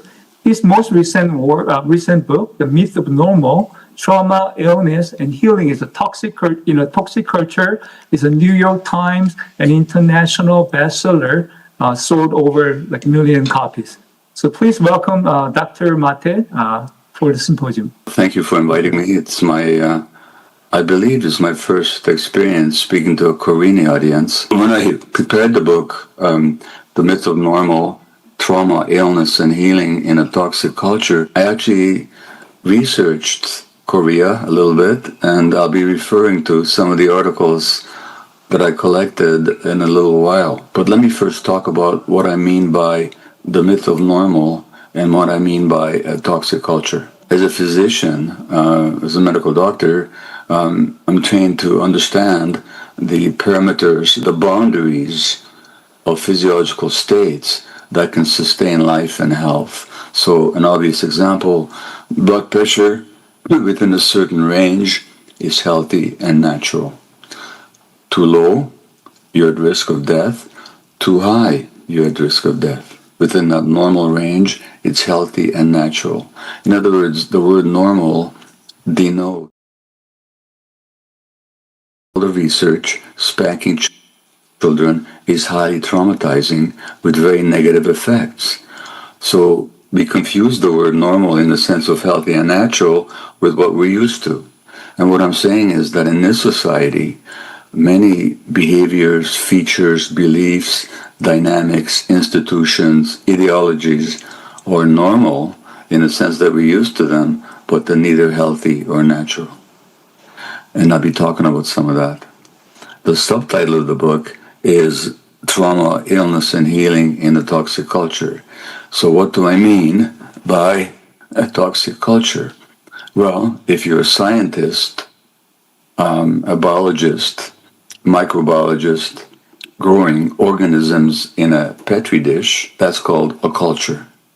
So we're culturing microorganisms. If those microorganisms were healthy and thriving and reproducing at a normal rate and doing well, we'd say that's a healthy culture. But if in that laboratory culture, in that medium, in that petri dish, a lot of microorganisms were dying off or behaving dysfunctionally or getting ill, we'd say it's a toxic culture. And what I'm saying is that the globalized neoliberal culture, which dominates the international system now and has for many decades, is actually a toxic culture. So that's the first point, the normal and the toxicity. The second point is that when it comes to illness, whether of the mind in what we call mental illness or the body, physical illness, there are different ways of understanding it. How the Western medical mind understands it is that basically these are biological entities. So if I have colitis or rheumatoid arthritis or cancer or multiple sclerosis or chronic fatigue, these are just biological events in the body. That's one way to understand them. And this is how Western medicine, for the most part, treats illnesses. And when it comes to mental illness, or what we call mental illness, the belief is that these represent disturbances of biological functions in the brain, in brain chemistry, and the solution is to balance or to correct the brain chemistry by means of medication. So this is a biological view of human beings, and it does not recognize the scientific fact that actually in real life or in science, you cannot separate the mind from the body. So that biological states are inseparable from emotional states. And human beings cannot be understood in isolation from their environment. Because as one American physician in 1977, Dr. Georg pointed out, human beings are biopsychosocial creatures, which means that their biology is inseparable from their psychology. And if it's inseparable from their psychology, it's also inseparable from their social relationships, because psychology reflects our social relationships. So let me give you just two, maybe three examples. There's a study out of Harvard University 7 years ago. Women with severe post-traumatic stress disorder have double the risk of cancer of the ovaries. And the more severe the symptoms, the greater the risk. The less severe the symptoms of psychological distress, the less the risk for ovarian cancer. Now, that means that the ovarian cancer, in these cases, isn't simply a biological event. It reflects psychological dynamics. It doesn't only reflect psychological dynamics, it also reflects social dynamics, interactive, relational dynamics, because nobody develops post-traumatic stress disorder sitting in a room by themselves. This happens in interaction with other human beings. In other words, the ovarian cancer then is not just a manifestation of a biological process, it represents a person's life in a context. A study in Denmark showed that parents who lose a child, they have doubled the risk of multiple sclerosis. And multiple sclerosis being an autoimmune disease where the immune system attacks the body itself. In other words, the immune system, which is meant to guard and protect the body, actually turns against the body. Multiple sclerosis, colitis, Crohn's disease, autoimmune eczema, chronic fatigue, long COVID, lupus, rheumatoid arthritis. These all represents attacks of the immune system against the body it's supposed to protect. Now, it's as if the Korean army invaded Korea, so that the army that's meant to protect your country turned against the country. That's an autoimmune disease. And these autoimmune diseases are rising in the world. The numbers are going up internationally, number one. Number two, they happen to women most of the time. 80% of the time they happen to women. If you look at who gets autoimmune disease, the more stress there is in their lives, the more autoimmune disease there is. And I'll talk to you about stress in a little while. So in Canada, an indigenous woman, a native Canadian woman, in other words, so-called Indian, but they're not Indians, they're indigenous, their risk of multiple sclerosis is 6 times as much as a white male's. And this is in a population that never used to have autoimmune disease. So it's not a genetic biological disorder, it's a biological disorder based on personal experience, trauma, and social stress. In the United States, black women, the more experience of racism they have to endure, the greater the risk for asthma. So that the inflammation of the airways and the narrowing of the air tubes, the bronchi, is that then simply a biological event in an isolated physical organ? Or does it represent a social dynamic? Well, obviously, it represents both. Because you can't separate the mind from the body, and you can't separate the emotions from the physiology, and you can't separate the emotions from our human relationships. So that illness, from that perspective, doesn't just represent an isolated physiological event in a discrete body, it reflects a culture and a life in a certain setting. Now let me give you a dramatic example of what I mean by the mind-body unity. I had a patient once, a woman in her 30s, mid to late 30s, who was a very successful health executive. And she had what was then called multiple personality disorder. Now it's called dissociative identity disorder, DID. But basically, it means that she has different personas. And it's a well-known condition, big article in the New York Times about it just 2 weeks ago. When the person is in one persona, they don't even remember that the others exist. It's outcome of deep childhood trauma, where the splitting happens to escape the pain of the suffering.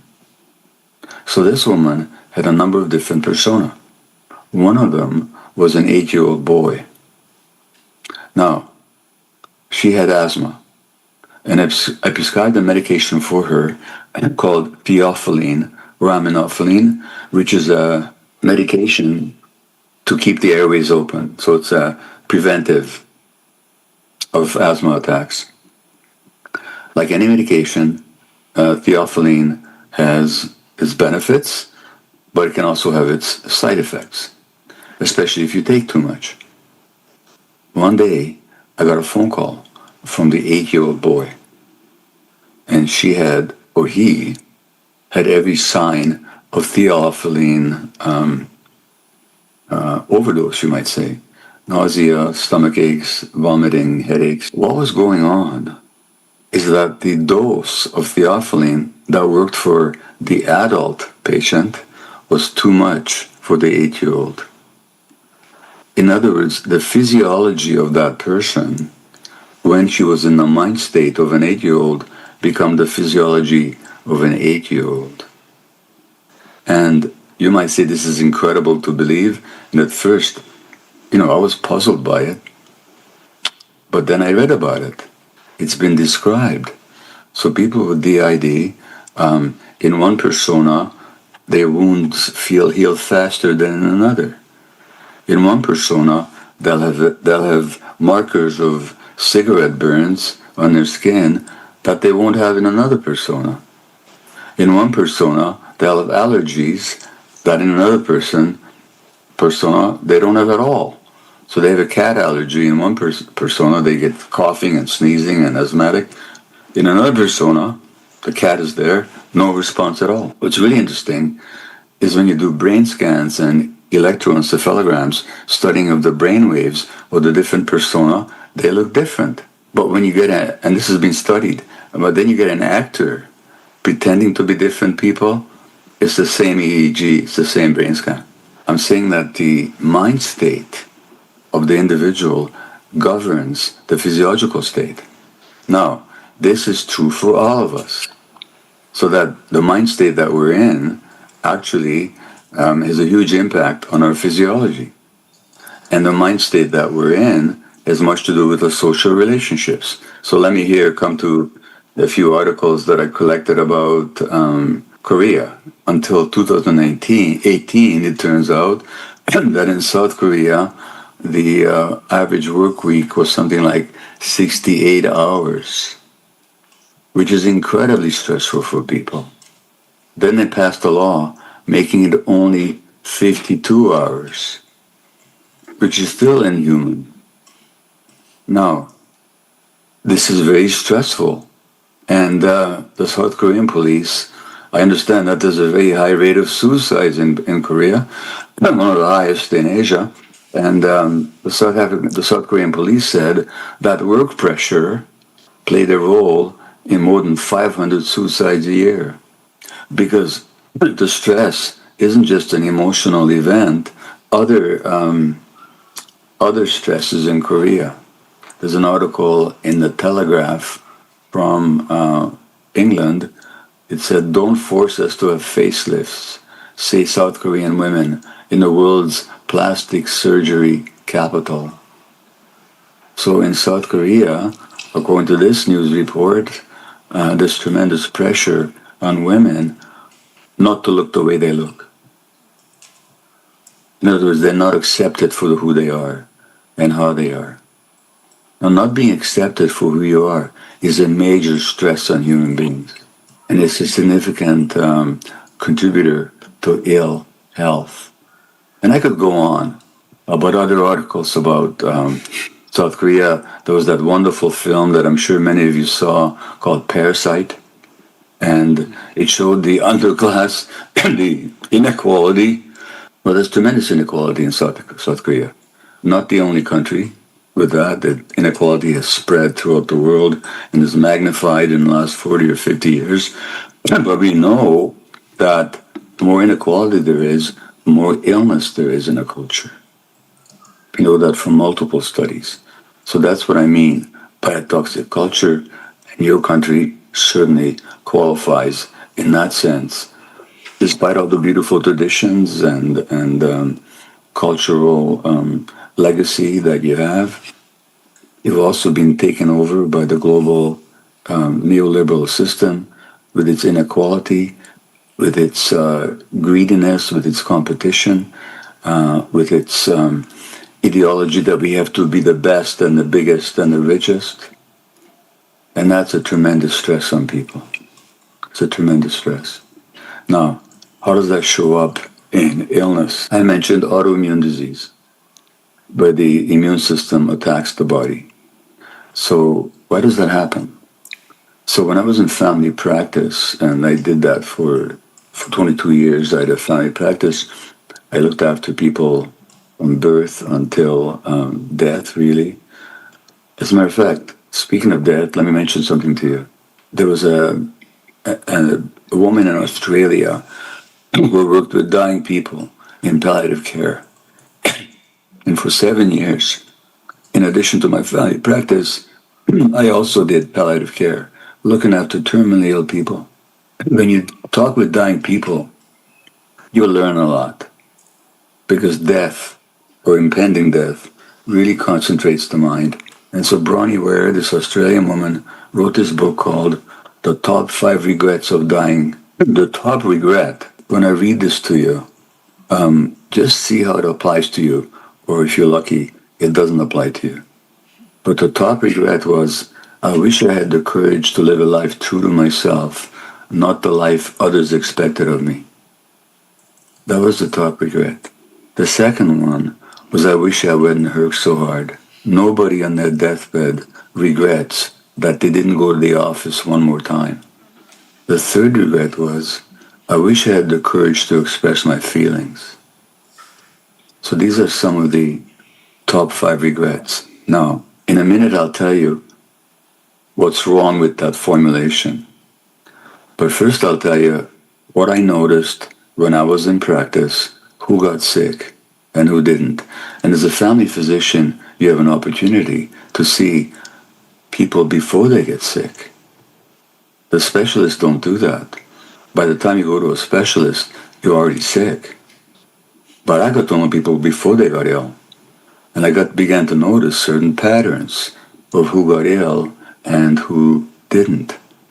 And the people that got ill, they had certain characteristics. I won't go into big detail about them, but I'll tell you the main features. The first one was an automatic concern and involvement with other people's emotional needs while ignoring their own. So they looked after other people emotionally, but ignored their own needs. That's the first one. The second one was identification with duty, role, and responsibility. So you identify yourself with what you did in the world, not with who you were as a person, but what your role was. I'm a doctor. If I identify with my role as a doctor, then I'll ignore my own needs, and I'll ignore my family's. I'll just be wanting to fulfill my role. That's the second one. The third one was, and this is particularly hard for women, which is why women get more autoimmune disease, I think, is a repression of healthy anger. Now, this may be surprising to you. Is it good to be angry? Well, actually, it's necessary to be angry. The human brain is wired for many emotions.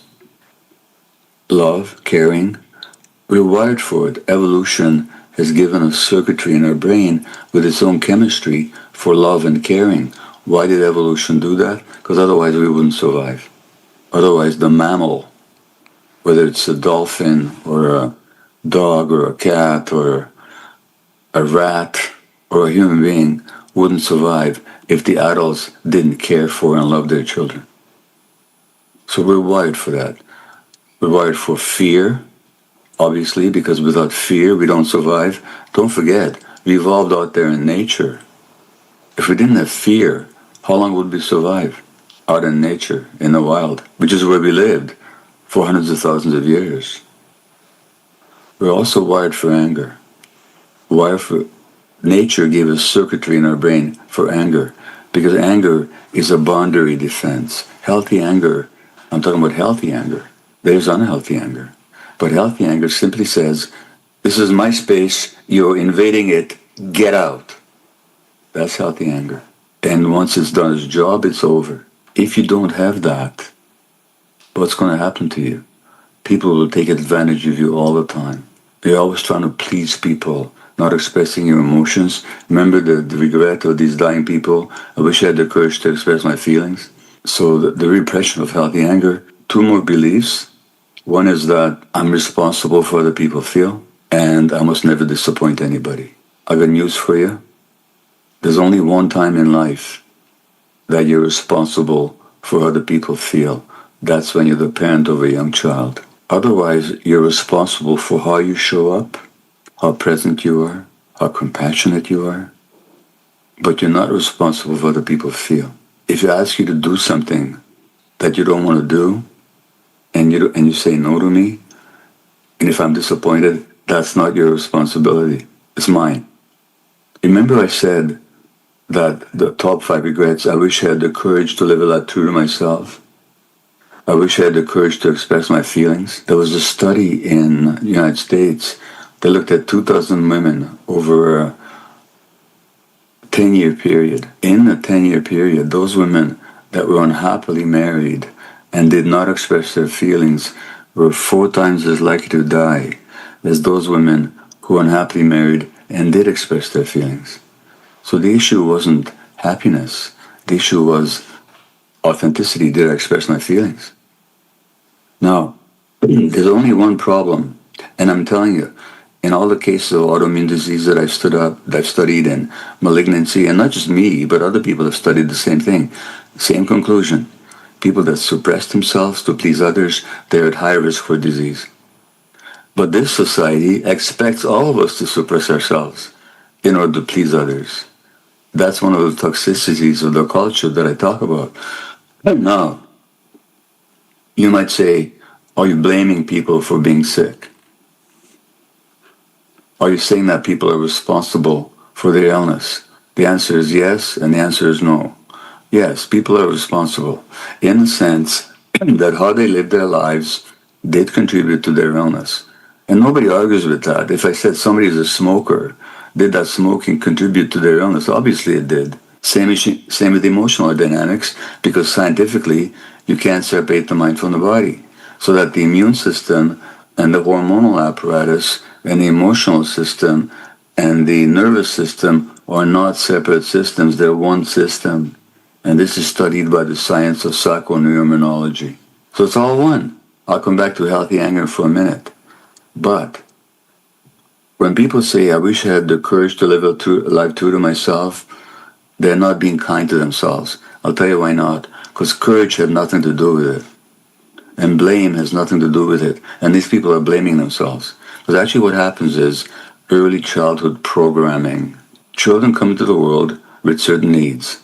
To have their emotions understood and accepted and validated, they need unconditional loving acceptance, which means I love you not because you're cute, not because you're cuddly, not because you're compliant, but because you are. You exist.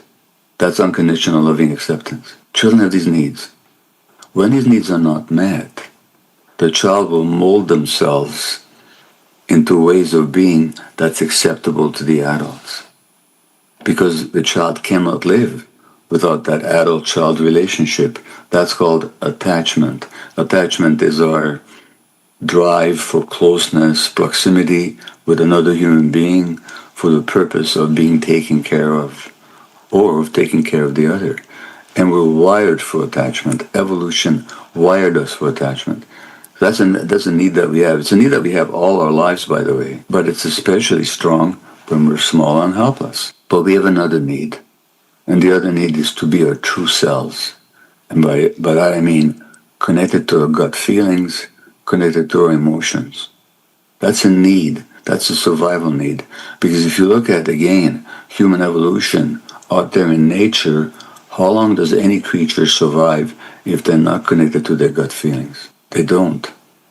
So you ask yourself, in your life, have you at times when you had a strong gut feeling about something, but you ignored it, and then you were sorry afterwards?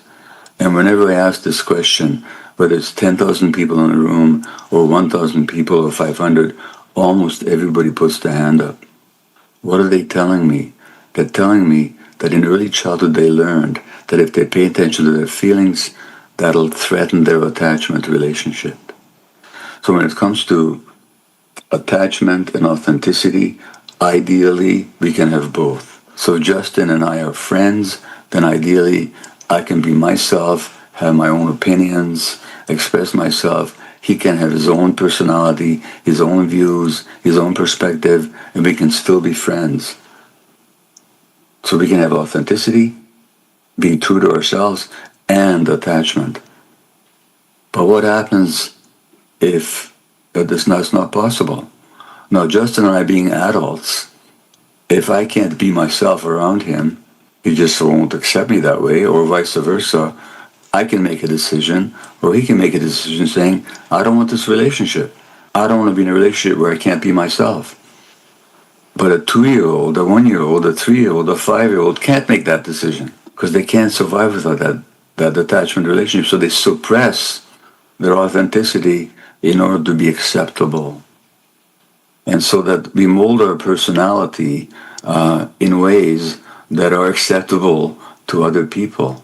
If we're not given the attention that we need just for existing, which is our birthright, then we will be consumed by attracting attention.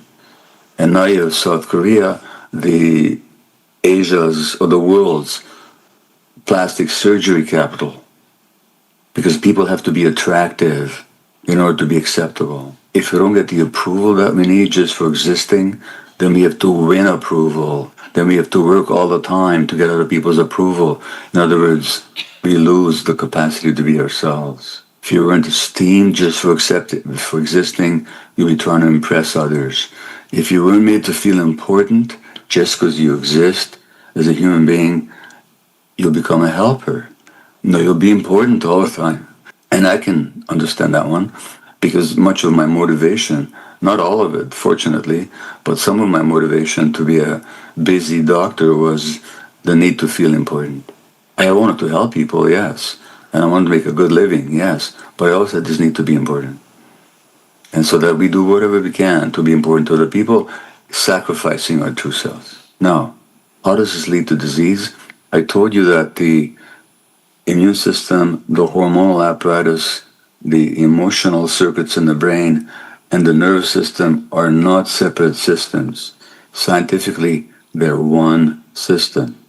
Now let's look at the role of healthy anger.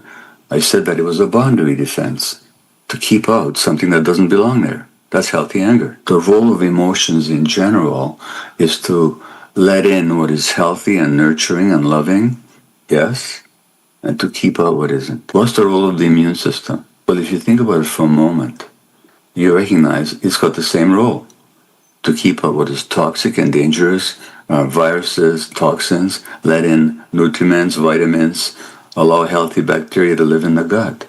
So the immune system and the emotional system have the same role. But not only do they have the same role, they're the same system, scientifically speaking. And unfortunately, they don't teach this science in the medical schools.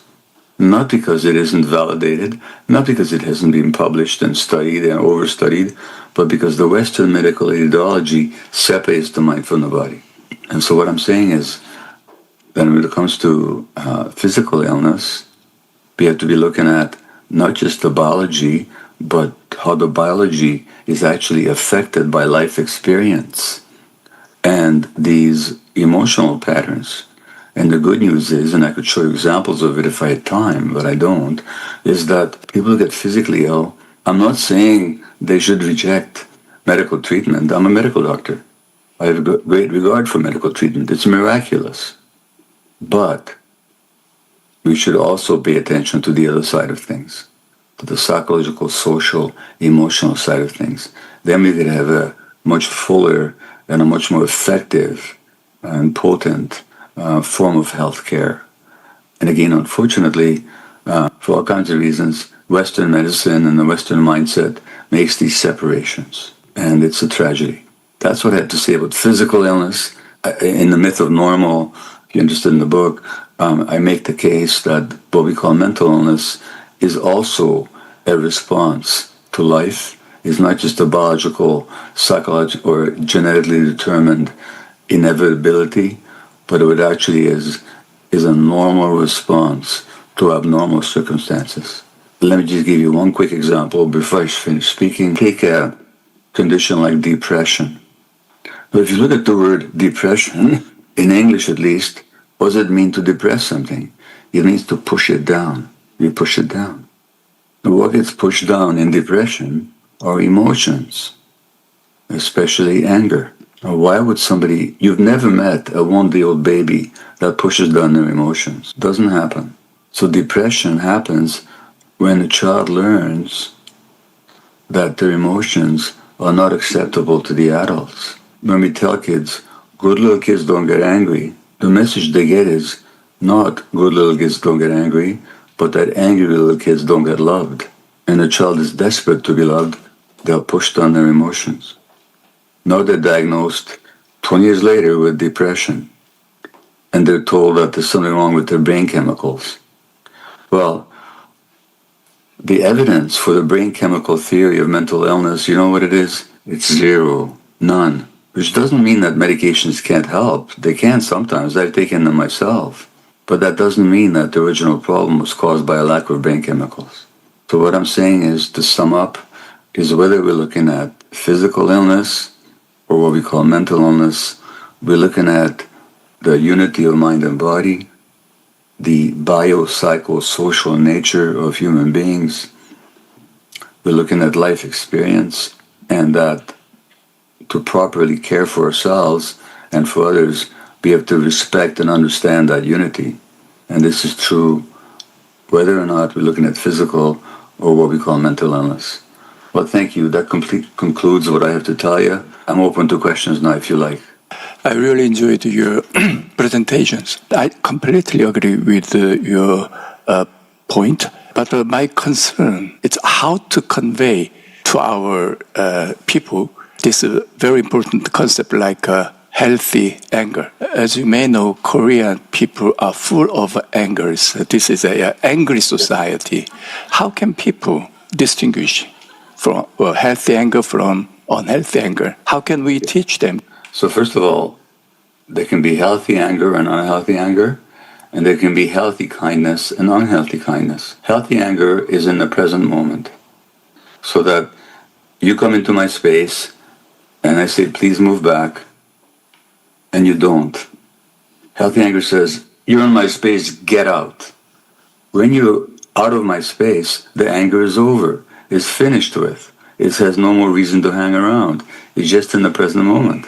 But if I get angry with you, and then I start screaming, you're always doing this, you're a terrible person, and everybody's always doing this to me, that's no longer about the present. It's about the frustration that I've built up over many years because I didn't express my healthy anger. So if you don't do that, it's like a volcano. So a volcano blows its top, and all of a sudden, because you allowed the pressure to build up. If you expressed healthy anger when you needed it, you wouldn't have that frustration. Now, the unhealthy anger, the rage, it's also bad for you physically. In the aftermath of a rage episode, your risk of having a heart attack or a stroke doubles for the next 2 hours because your blood pressure goes up, your arteries narrow, there's more clotting factors in your blood. It's not good for you either. So the solution to unhealthy anger is healthy anger. So you don't build up the frustration that then has to explode from you. Because unhealthy anger is not about the present. It's about the past. And people that get into unhealthy anger, I used to have a lot of rage, and I noticed that with rage, the angrier you are, the more angry you get. So that the more you express it, the more it takes over the brain. It's like an epileptic fit. In fact, in English, we talk about a fit of anger, which is like an epileptic fit. Healthy anger, as I say, is about the present, and when it's done its job, it's finished. So that's the difference. Now, kindness. Kindness can come out of two sources. One is a genuine, authentic human sense, because humans are actually wired for caring for each other. We have circuits in our brain, like I said earlier, to care for others. And this is true especially of the parents of young children, but it's also true in friendship. It's true in a marriage relationship. It's true when it comes to helping old people. So we're wired for it. So expressing that healthy kindness is good for us. It's healthy, as you suggest, if we offer ourselves the same kindness. But the unhealthy kindness is when we offer it to others and others and others, and we ignore our own needs. Then we're kind to the whole world except ourselves. And those are the people that get really sick. So there's two kinds of anger, there's two kinds of kindness. And from the outside, the kinds of kindness may look the same, but it's what's happening internally, that's what matters.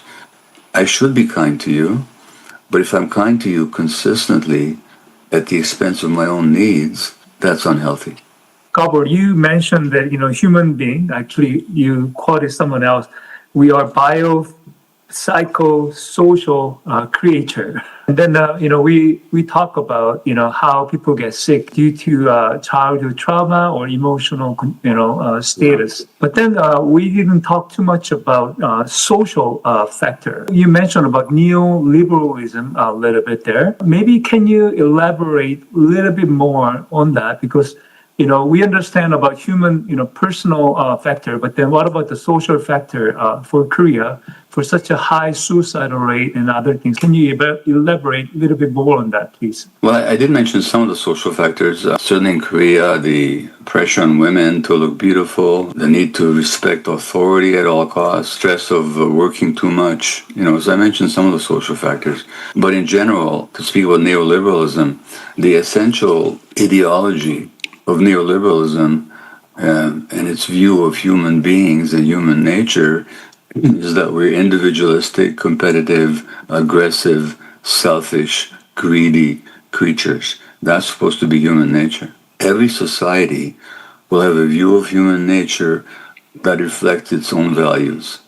So that idea about human nature, that it's selfish, greedy, aggressive, competitive, is actually ideological representation of neoliberal capitalist values. But it's not reality. Because if you look at how human beings evolved, if you can imagine human evolution on the face of my watch, there's 1 hour here. If human beings have been on the earth for an hour until 5 minutes ago, we lived in small groups, cooperative, collaborative, communal, where the values of the community were jointly held, and where the members didn't compete and aggressively attack each other. If they did, they wouldn't have survived. But human nature is far more wired for compassion and for caring and for communality, for togetherness. And this has been studied by anthropologists over and over and over again. Then when you have a culture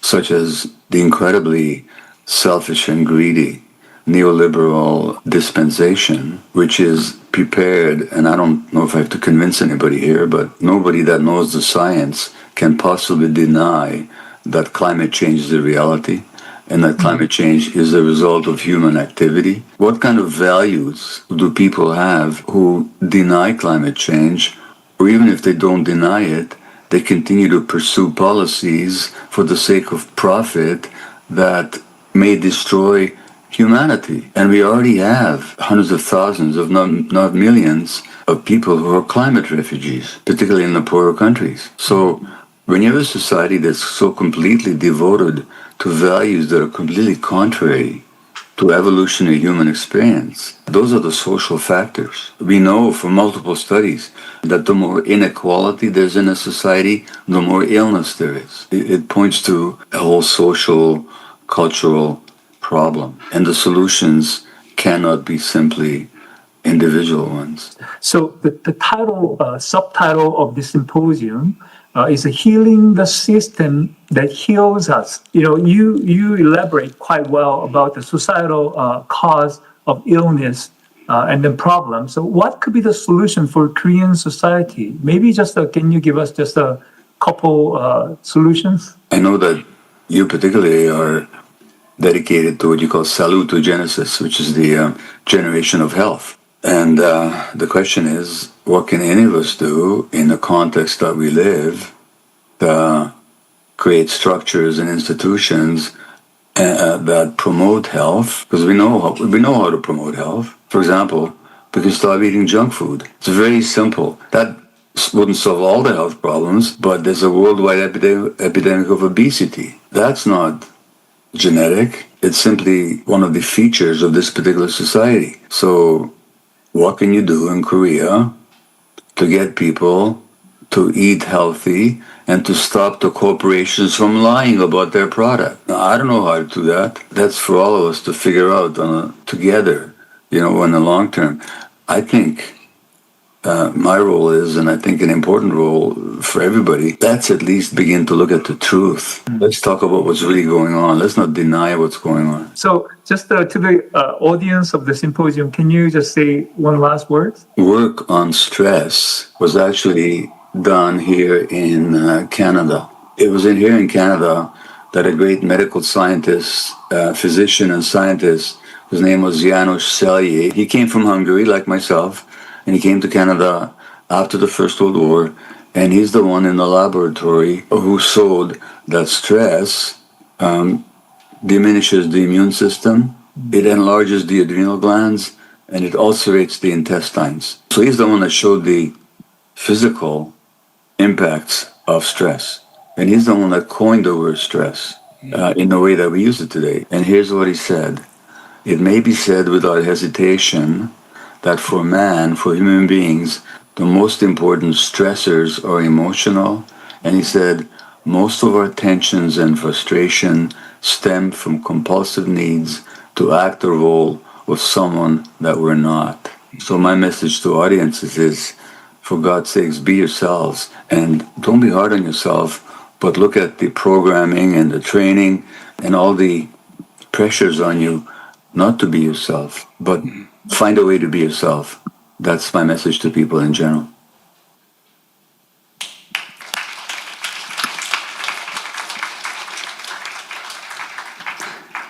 Okay, so we've had a very interesting presentation and stimulating question and answer session with Dr. Gabor Maté. We next have my colleague from the Department of Psychology here at Yonsei University, Professor Hyun-Joo Song.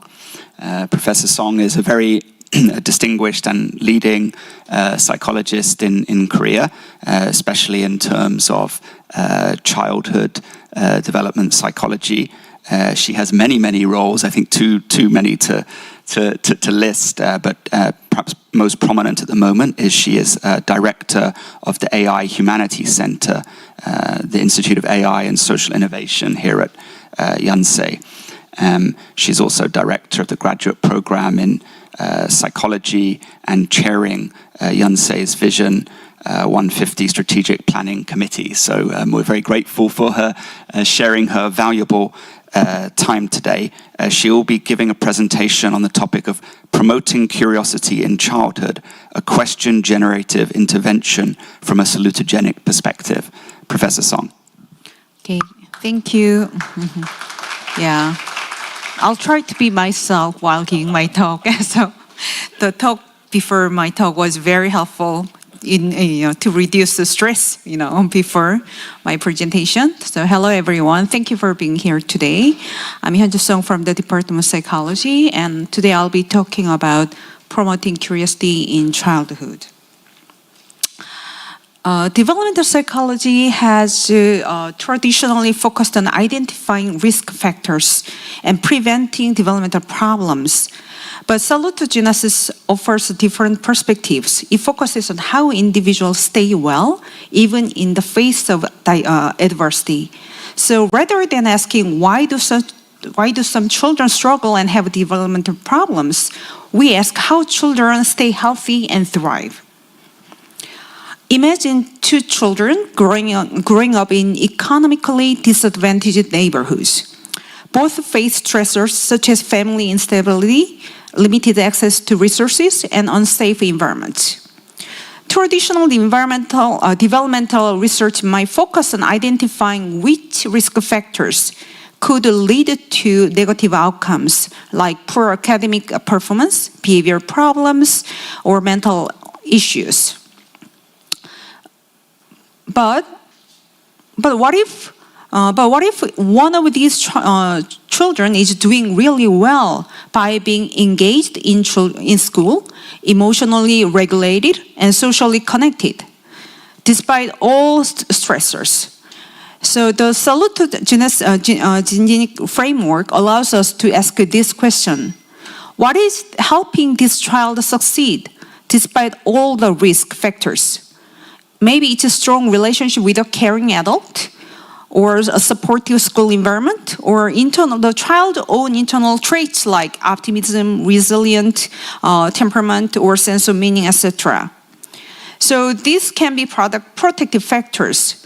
But in today's talk, I'm going to focus on curiosity as another salutogenic factor that can help children to succeed in the face of difficulties.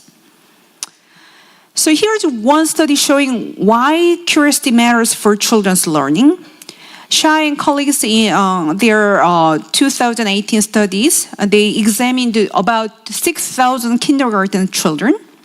They found that curiosity strongly predicts reading and math achievement. In other words, more curious children tend to better academically. So, and also, one important finding was that curiosity was even more beneficial, especially beneficial for children from low social economic status backgrounds. So this is the graph that show their results. So on the left, you see the children's reading achievement scores, and on the right, you see children's math achievement scores. The red line represents children from low SES backgrounds, and the blue line represents children from high SES background. You can see that as curiosity in both groups, as curiosity increases, the achievement scores also increases. But the pattern is a little bit different in between the two groups. So the benefit of curiosity is stronger in low SS group. You can see that in the lower level of curiosity, there is a huge difference between low and high SS children. But when the curiosity level is high, the gap between low SS and high SS children almost disappears. So this means that curiosity can help reduce achievement gaps related to socioeconomic status. So curiosity can act as a protective factor for children growing up with fewer resources. So curiosity is important for children learning. So the next question is then how can we measure children's curiosity?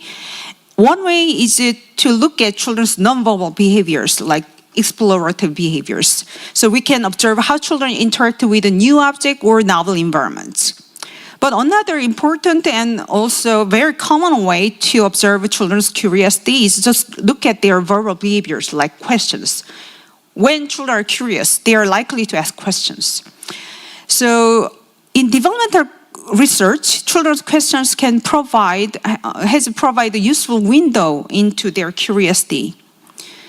And I'm sure many people know that children ask many questions, especially when they are young. And early researchers, like philosophers, psychologists, have found that children ask very interesting questions from early on. So these are very early reports by British philosophers.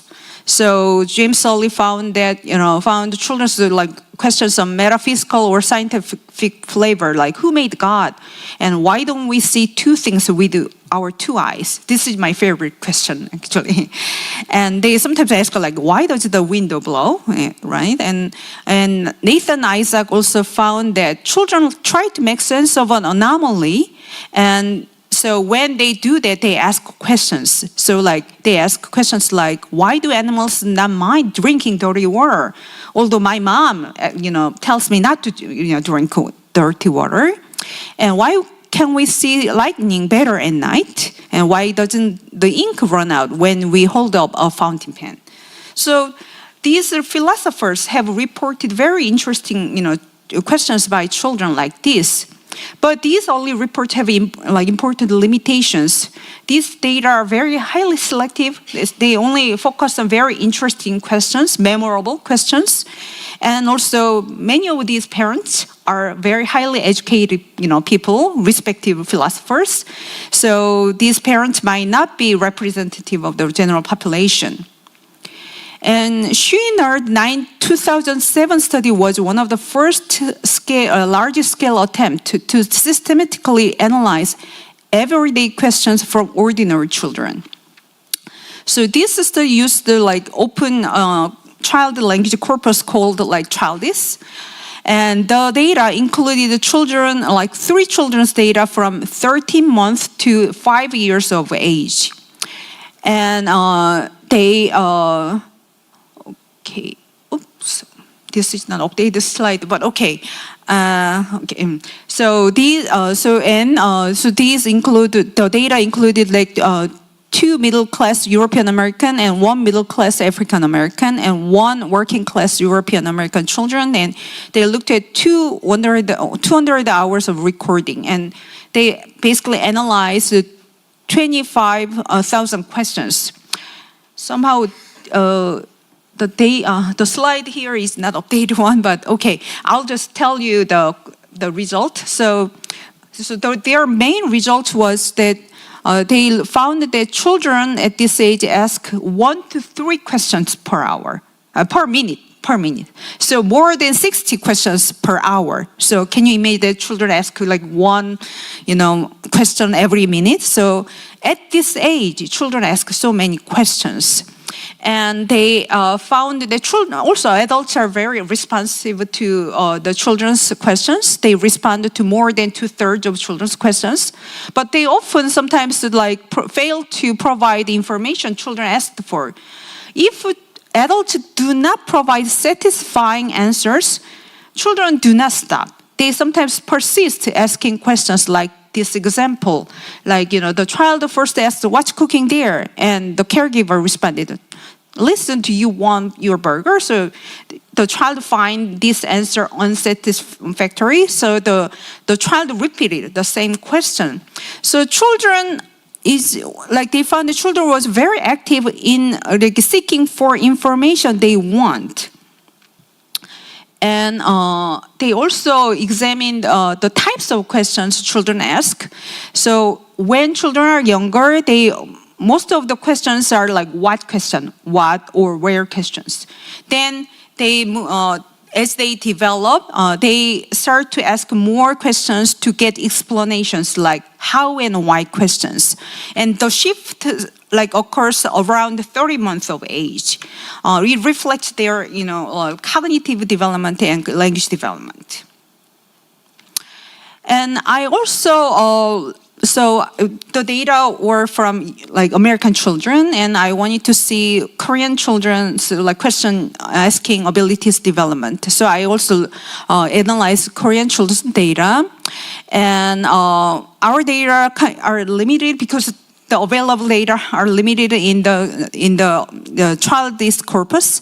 So I looked at these 3 children between 1 year, 3 months, and 3 years and 10 months of age. And I found that children also produce many questions. So Korean children's question, the number of children's questions, Korean children were a little bit lower than American children. So 46 questions per hour. And so in US, children ask more than 60 questions per hour. But still, Korean children ask still many questions. And you can see that, so in this graph, the orange part is the proportion of the question out of the total utterances. You can see that as they get older, they ask more and more questions toward the age of 3. And the next graph shows that the proportion of information-seeking question and non-information-seeking question. So some of the questions do not necessarily seek information, like, "Mom, can I play outside?" This is not necessarily information-seeking question. That's kind of permission-seeking question. So that's just a kind of social, purpose question. So orange bar is the kind of non-information-seeking question, but information-seeking question is, what is this? Why does the wind blow? Those are the information-seeking questions. So you can see that in the youngest age, non-information-seeking question, the proportion is higher than the information-seeking question. But as they get older, most of the questions are information-seeking questions. So basically, children use questions to get information they want to acquire.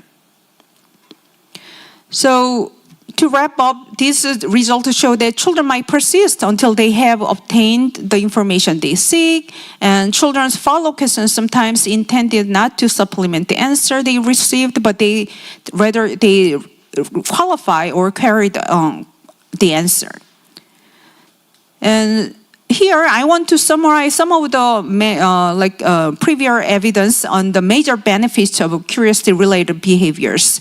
So I'm not going to go through all the details, but you can see that, curiosity, so questions are driven by curiosity, and curiosity is beneficial for learning. And so curious children tend to perform better in reading and math, and curiosity helps children focus on relevant information. So they tend to be more attentive when they do some certain task.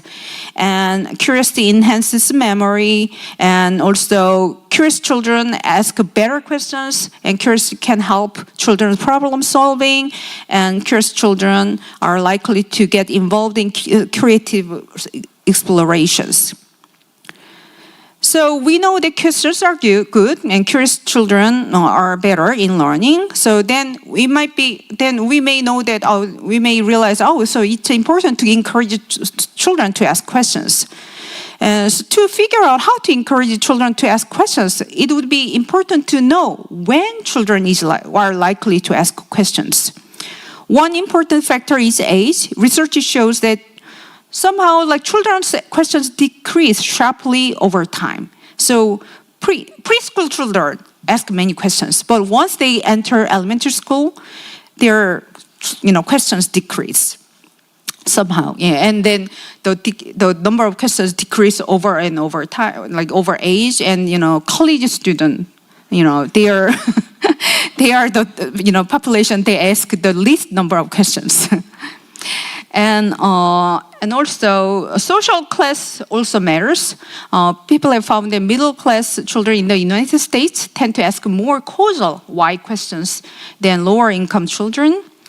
And also culture is another important factor. And people have found that in some cultures, especially some traditional village cultures like Samoa, Nepal, in those traditional cultures, they ask fewer why and how questions than Western children.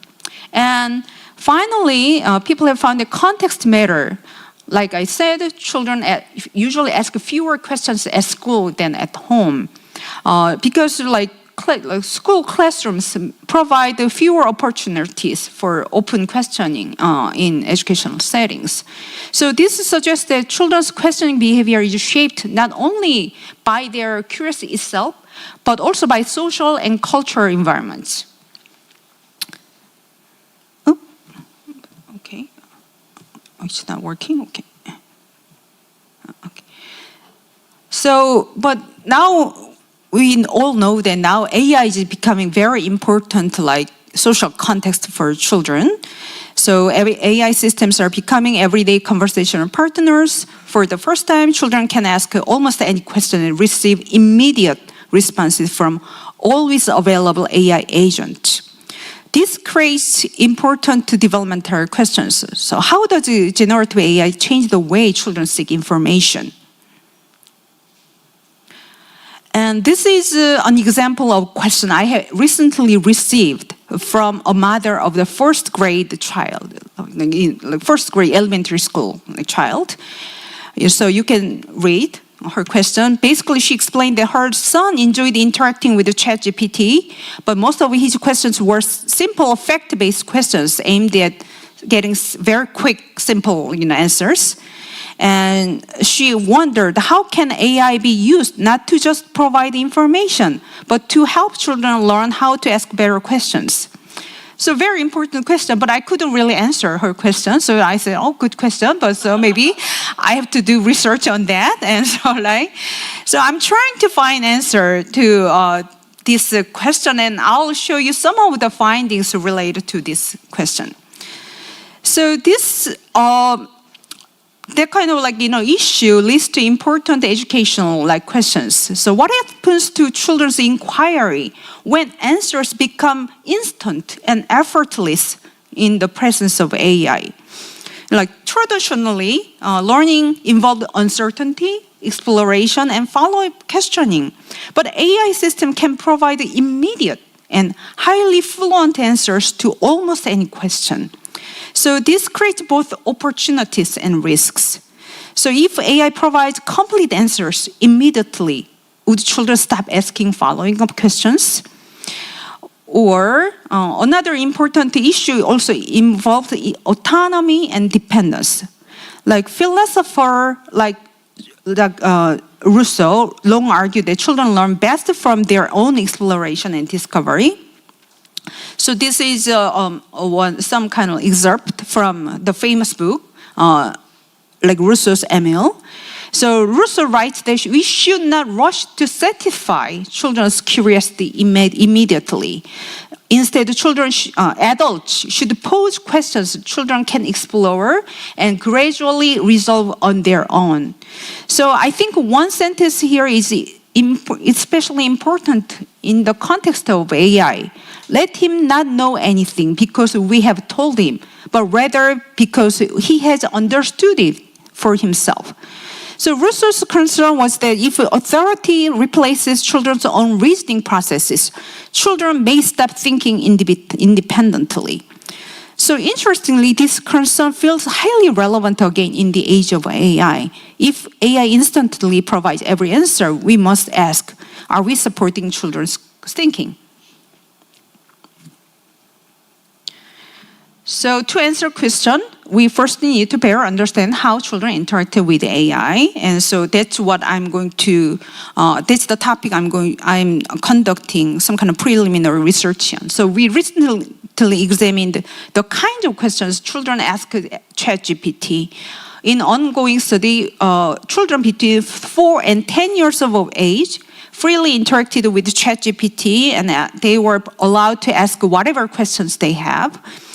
One interesting finding was that children ask a surprisingly wide range of questions. So these are the examples of children asked. So the experiment was is being conducted at Yonsei University. So they ask, do you know Yonsei University?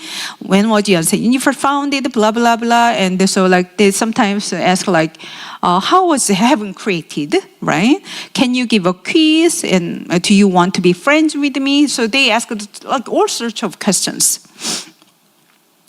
And this is the number of questions per age. You can see that over age, children ask more questions. And so this is the types of questions they ask. So the green part is fact-based question, what and where questions, and causal questions, the red part is why questions. So you can see that over age, children more causal, more, high-level questions. And this is the top. We also categorize children's questions by topic. So interestingly, so many questions are about ChatGPT. So they want to know about ChatGPT. So which do you like more, math or English? So or what animal do you like most? So they kind of test like ChatGPT. So do you have many friends? Something like that. Oh yeah. So yeah. So they ask these various kinds of like questions. And this is so far, I think this is the most interesting part of the data. So on the left, that's the GPT condition, and we are also doing the same procedure in the human condition. So they were allowed to ask questions to a human experimenter. So you can see that, like the pattern shows that there's a wider like variation in the human condition. So in the human condition, many questions do not ask any single question. So the median is 0 actually in the human condition. But some child ask like 60 questions. So there are huge individual differences in the human condition. But their responses were more homogeneous in the ChatGPT condition. So it seems that the pattern, the mean is kind of similar, but the individual difference is much smaller in the GPT condition. So I think there's something about the data here. So because I'm short on time, I'm going to just quickly wrap up. So, I'd like to say that curiosity and question generations are important developmental resources that support the children's active learning and resilience.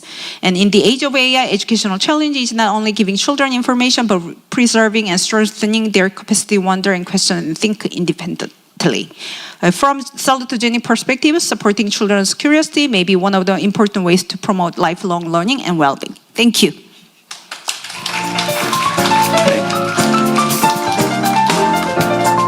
Okay, thank you to Professor Song. Our final speaker in this panel is Professor Ansuk Chung. Professor Jeong is going to talk on the topic Salutogenesis in the context of community resilience, sense of coherence, meaning and growth after traumatic experience. Professor Jeong is currently a scholar at DePaul University in Chicago, Illinois. So we thank you very much for coming and joining us and sharing your insights this afternoon. Thank you for the kind introduction. I'm Ansuk Chung from Chicago, DePaul University. Good afternoon, everyone. Community psychology, I feel extremely grateful for this opportunity to talk about community psychology. And community psychology and resilient communities, community resilience in the context of salutogenesis, particularly after Dr. Maté and Dr. Song, both of whom I so admire.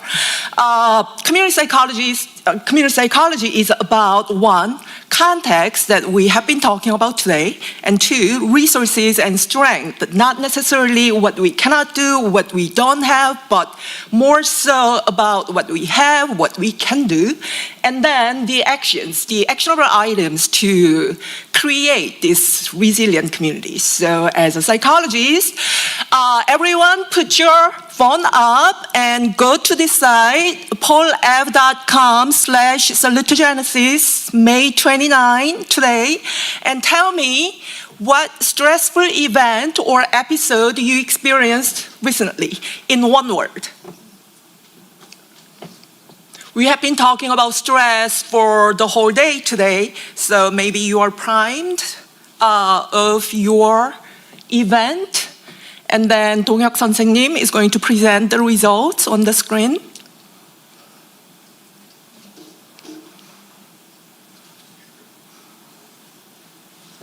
The QR is going to appear again. Up there, present. Yes. Good. Yeah, talk. So the presenters must have been responding. Dissertation, manuscript, work, preparation, overload, washroom. Relationship, rejection.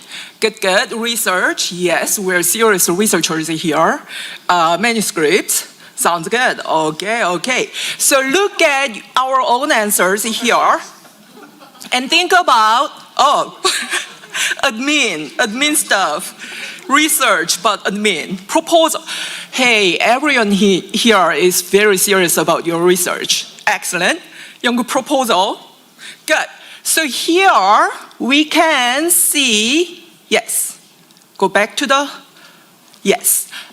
When you revisit your answers and our answers, some were happening now, more proximally, or some others were happening long time ago, or it was from a long time ago, but it was shaping our response to it. It's not necessarily all individual, but it could be very contextual, it could be cultural, it could be driven by the admin policy about your research funding too, right? So that's the stressors categories. But then I want to ask you, go back to this side again, and tell me what helped you to overcome, to bounce back from that stressful event you shared. And then Dong-hyuk 선생님 is going to present it again, beautifully.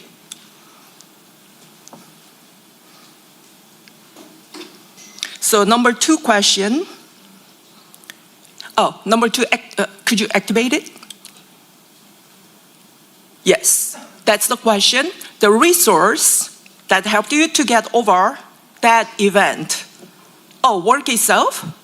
Yes, salary compensation matters. YouTube, some avoidant coping. Sounds good. Friends, family. Yes. K-pop, partner. Sounds good. Professor, lovely. Is it the professor himself or herself saying that?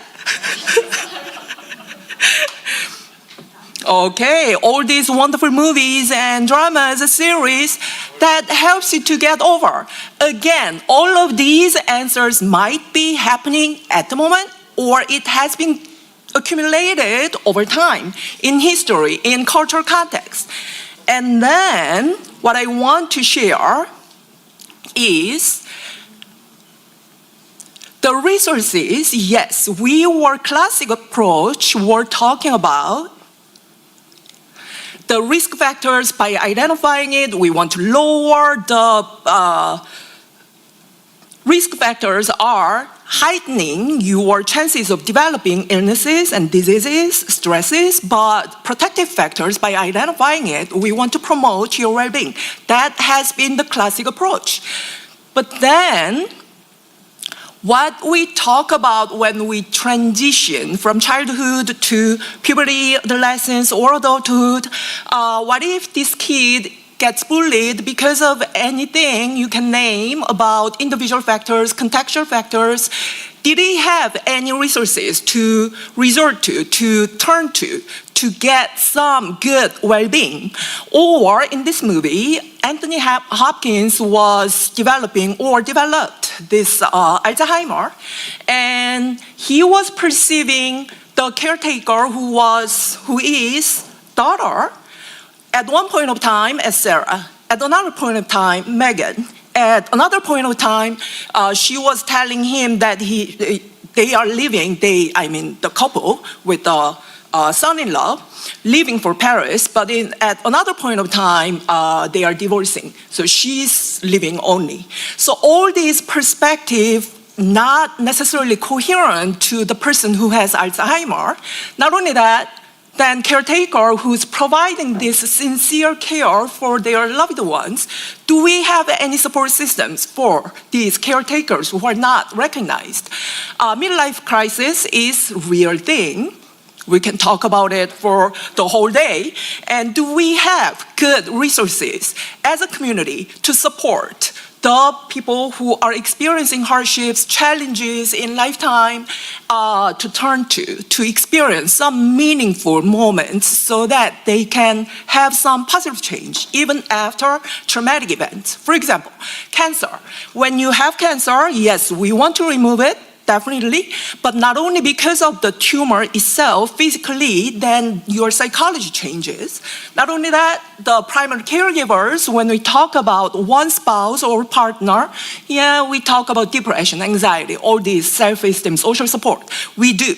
But at the same time, when we involve multiple caregivers, for example, in Korean cultural context, we do involve many different caregivers. Then how do we select the primary caregiver? If you are a woman, more likely so. If you are not working outside of home, more likely so. If you're a woman who is not working outside of the home, you are the one, right? What if this person is experiencing this severe loneliness, not necessarily depression and anxiety, but that loneliness that they feel alone? Do we have the support system? What if this person is not legal adult yet? Then it's highly likely this person, young carer, is going to experience disconnect in schooling, which is going to have ripple effects for job opportunities. That person is going to be excluded from a lot of different job opportunities. That's what cancer can do to the whole family community. Not just a small family community. We can talk about national disaster, for example, Seoul ferry sinking, that the whole nation was watching, observing how this ferry was sinking while no one was rescued. So the research team from Korean Psychological Association interviewed these family members, 145 family members, mothers, siblings, aunts, parents, grandparents, and analyze it. What we found out of these wonderfully, randomly selected, wonderful, in-depth interviews was that perspective change. You used to be believing that as a person, as an individual, as long as you are sincerely doing your own job, taking care of your whole family, then your life is going to be great or good. At least that was your belief system.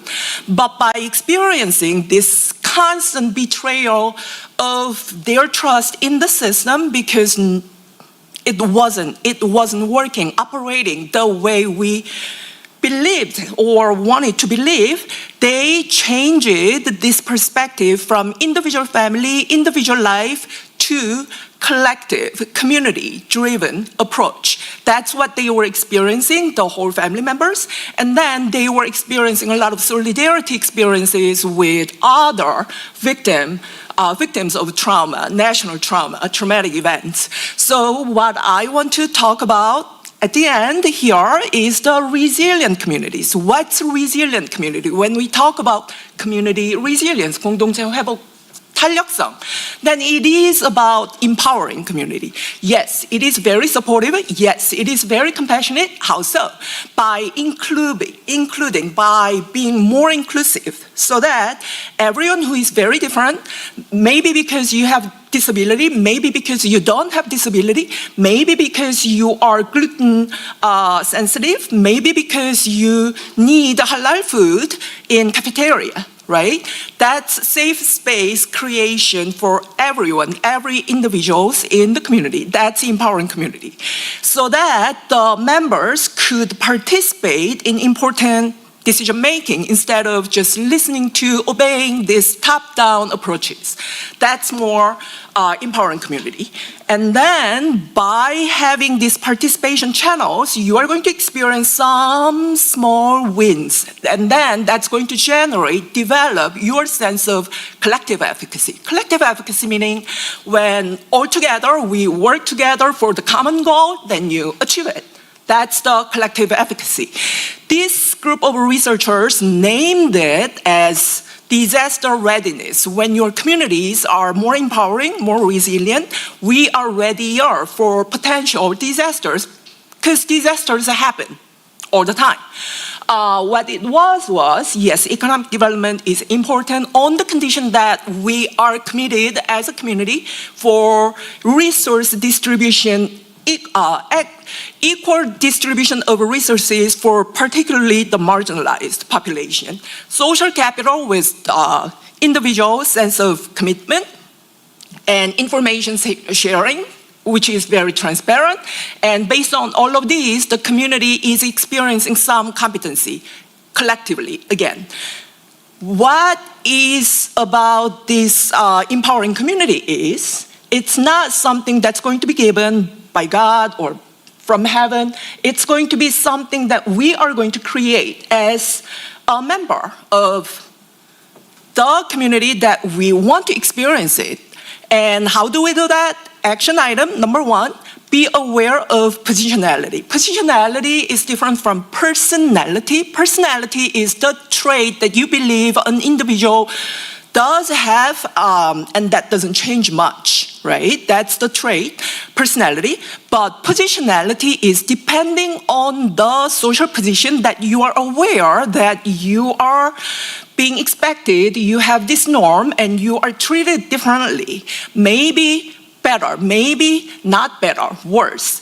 And that awareness helps you to have this sense of agency, meaning the accountability. Who is in charge in your community to create resilient communities? Me and you, each one of us are going to be responsible for creating this type of environment. And from there, we need to be aware that weak ties, not necessarily with your best friends all the time, strong ties, but it's the weak ties that you run together at one point of time or go to the library together at another point of time. You want to develop this type of small, weakly loose networked communities so that you can turn to for some information, for some support at some point of time. So I want to close this very fast talking talk because I was feeling like I thought I had 15 minutes, but maybe it's 10 minutes. So here are action plan. Keep your friends close, but then keep your communities closer. That's going to have some good results, beneficial results for all of us, I hope. Thank you for your attention, and we're going to talk in the comments. Thank you. Thank you very much for presenting those two topics. And luckily, we have about 5 minutes to discuss about these topics. Unfortunately, we don't have the first, Dr. Gabe. But we have two presenters. You can ask questions. Anybody, feel free to ask questions to the...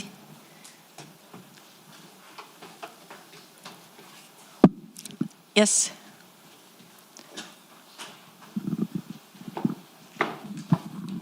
Thanks so much. Great presentations. We learned a lot today.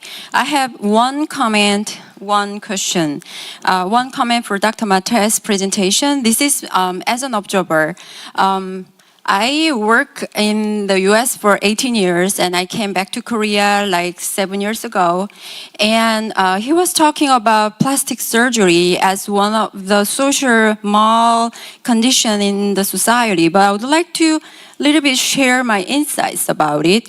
It can be seen as the bad situation in Korea, but to be honest with you, when I was in the US, it was very hard to see a doctor. I had to see a doctor and I had to wait for more than 2 months to see my general doctor. But in Korea, you can see a lot of specialists available, right? So when we were talking about those social aspects, we need to understand social system that we have. So in Korea, it's not about pressure. I think it's about availability. So in Korea, plastic surgeons are more available for many people. Even for men, if you want to see them, you can see them very easily. So I don't want to, that, is about it. And also, we are talking about Maslow's hierarchy of needs. So in the topper position of hierarchy of needs, we are talking about self-esteem, self-actualization. For some people, having a good appearance can be aligned with that self-esteem and self-actualization. So when we talk about that as a social bad aspect, we should understand that, US culture, Canadian culture, they have more terrible medical service available. So we need to understand the Korean, they were talking about culture, so we need to understand Korean culture and Korean society situation regarding medical service. That's the first comment. And question is for Dr. Song, because in design field, curiosity is quite important too. So we really want our students to have more curiosity from the younger age. But I understand that cultural difference is quite severe between the US culture and in Korea. So as a design faculty, I have an interior design, background, and I got my PhD in architecture. So I really want our students to have more curiosity in our classroom.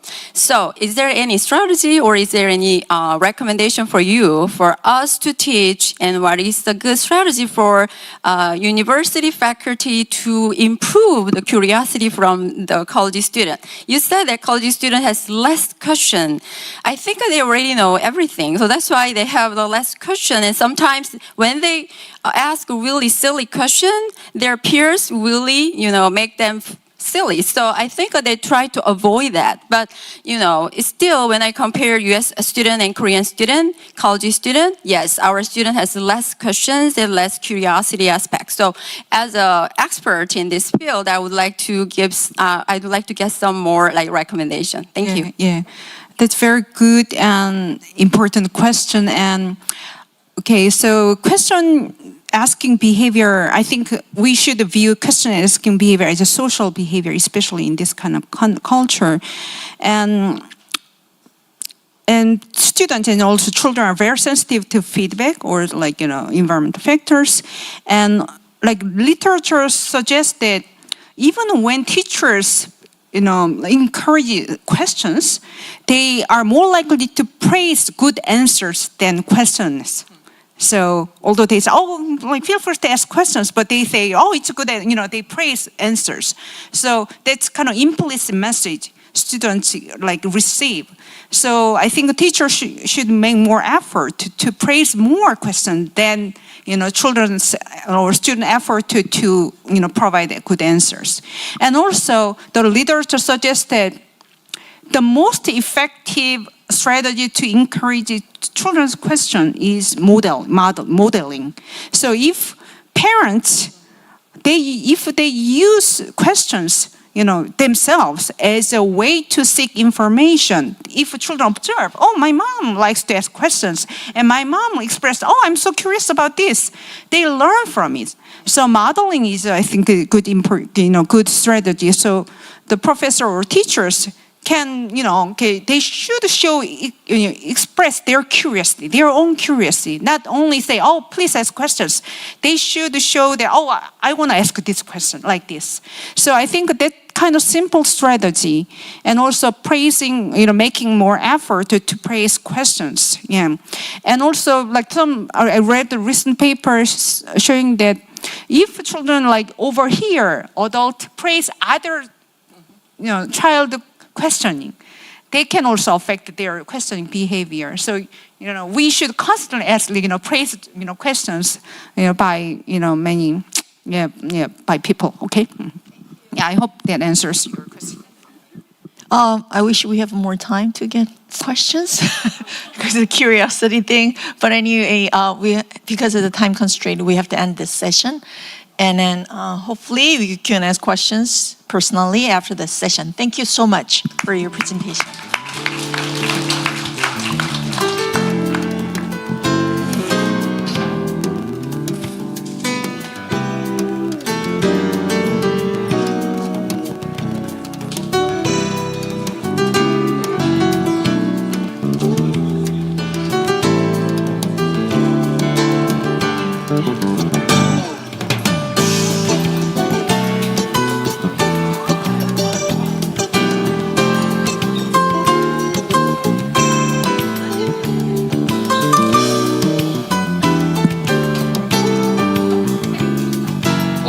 A short coffee break time, about 10 minutes, and hope everybody can enjoy the coffee and the dessert. Then we will start after 10 minutes. Thank you.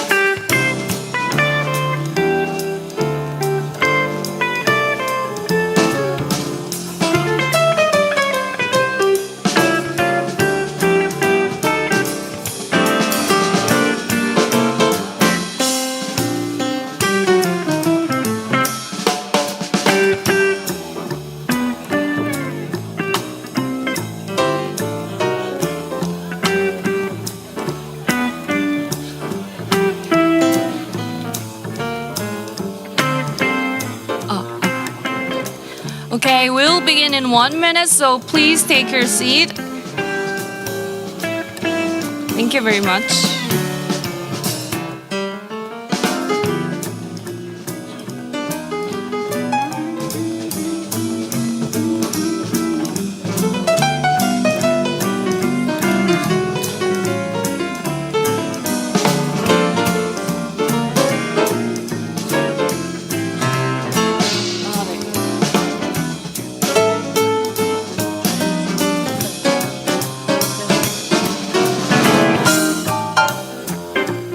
So there is a QR code to enter the YouTube live streaming, so you can see the right now. So okay, let's begin. My name is Kyung-eun Lee from Department of Sports Industry Studies at Yonsei University, and it's great honor to introduce this session today. Welcome to session 3 titled Salutogenesis in Action, Intervention Across Health, Sport, and Human-Centered Design. Today's session brings together a range of perspectives on the application of salutogenic approaches in research and practice simultaneously. Throughout this session, we'll hear diverse perspectives and practical examples of how salutogenic approaches can be applied in different settings. We hope this presentation will encourage new ideas and meaningful discussions. Before we begin, I'd like to introduce the co-chairs of this session. Professor Moon-sun Ryu from the Department of Food and Nutrition at Yonsei University, and Professor Sung-hee Lee from the Department of Education at Yonsei University. Thank you both for joining us today. Please join me in welcoming our 2 co-chairs with a round of applause.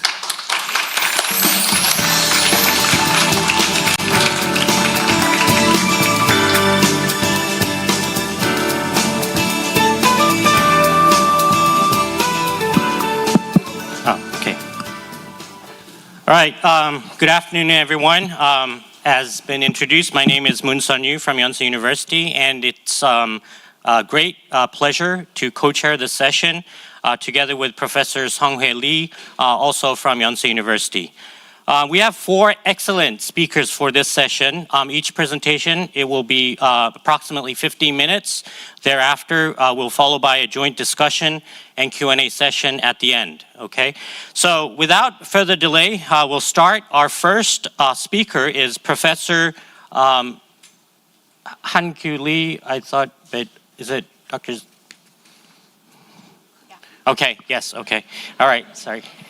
So our first speaker is Professor Hyangkyu Lee from the College of Nursing at Yonsei University. Professor Lee earned her PhD in biomedical sciences from Albert Einstein College of Medicine. Today she'll talk about psychosocial changes and biomarkers of cancer patients after lifestyle intervention. Please join me in welcoming Professor Lee.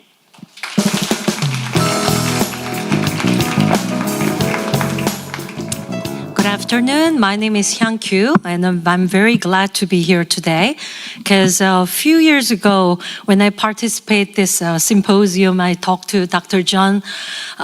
This symposium is like mini Gordon conference. So in depth, and we shared a really crazy idea, but give a really good impression, inspiration, and the knowledge. So thank you very much. I'm standing here to talking about my short study. So I'll go further.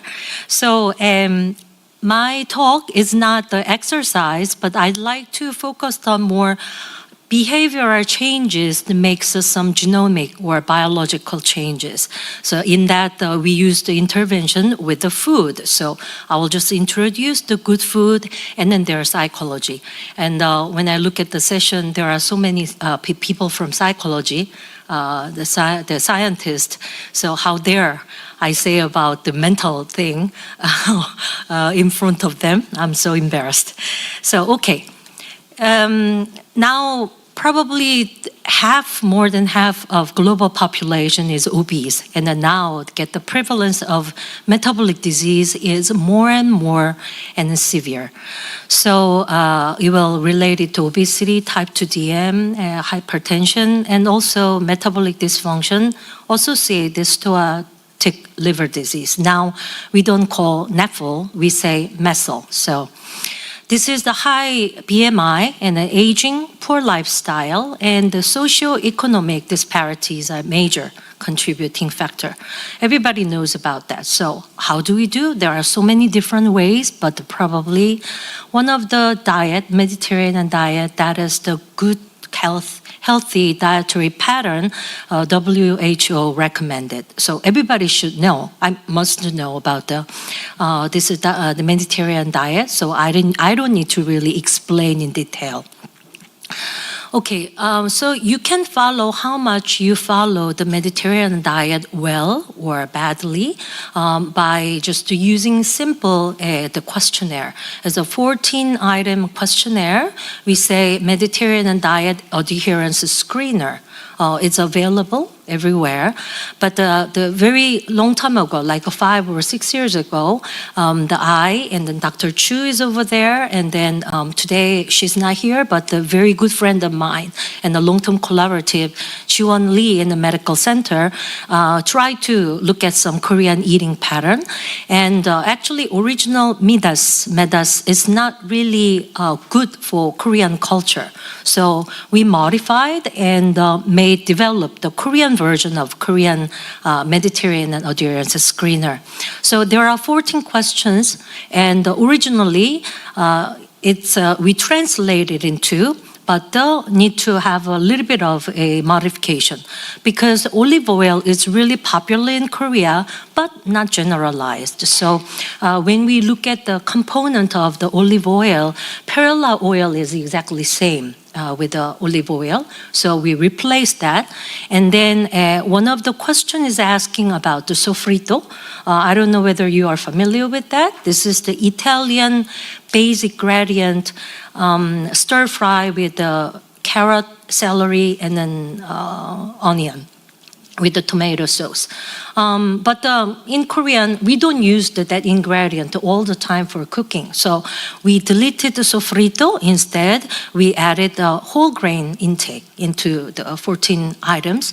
And then sometimes the number 8, we are asking how much wine do you drink? Now we have a wine lover in all over the place, but also this is not generalized. So sometimes you can just omit follow with the 13 questionnaire or 14 questionnaires, you can use it. And then this Korean version is already validated and then tested the sensitivity. So now we feel a little bit confident to use this the K-metas for our study. And then today I move on to the little bit of different angle of the talk into the psychogenomic perspectives. And then this is a conserved transcriptional response to adversity. We call it CTRA. Some of you in psychology probably familiar with that, but this idea is actually developed and then proposed by Stephen Cole in UCLA in the early 2000. And then he established the entire thoughts between 10 to 17, as I remember. And this is one of the gene profile of the genes in the immune cell under chronic stress and a social threat, loneliness, and adversity. So whenever you have psychological stress and you are under stress, probably the gene expression in the immune cell will be the change it. That's his concept. So psychological and then social experience can turn or off the gene expression. But by the way, the strategy pathway is actually conserved in the entire life and the species and biologically programmed the evolution in the human body. Why do they call it an evolutionary process? Because all living things, the things are faced to threatening moment or any stress to survive. It could be the physical stress, like in old day, probably you met certain animals. Now you are under social stress, mental stress, and so on. So all creature, they are exposed to perceived social threats or chronic stress. And then at that time, this is a kind of the sympathetic response that you fight or flight, right? So under that, your sympathetic nerve system is activated, and you're going to have a release of the stress hormone, which is the cortisol, glucocorticoid, and then also norepinephrine as well. And then this go through the signaling via beta adrenergic response, and at the end is going to change the genetic profile, especially immune response, working in the immune responses. So usually it's upregulation of the pro-inflammatory genes and then downregulation of antiviral, antibody-related gene. So this is the concept for the evolutionary process. Probably in old days, you need to survive for food or for the physical threat. But nowadays, the hygiene and all the environment is really settled down. There is no more we are threatened by the lion in front of us. But instead, the social stresses still remain, but also the pathogen microbiome, the pathogens is another threat to make infectious disease. But in modern, nowadays we have a hygiene and a very clean environment. Probably we don't really need to do with the infectious disease or frontation of the microbiome. So that's why probably whatever you learn from those threats or pathogen, challenges from the pathogen, you learn and then you develop your immune system. But now the clean environment kind of suppress the ability you are fighting an immune response. But rather, the ability to fight with the immunity is downregulated or underactivated. Still, chronic stress or social the stress is remained here. So that's why there's a kind of imbalance between the biological threat and then psychological threat. And then you come with your immune responses and a gene expression. That's the concept of the CTRA.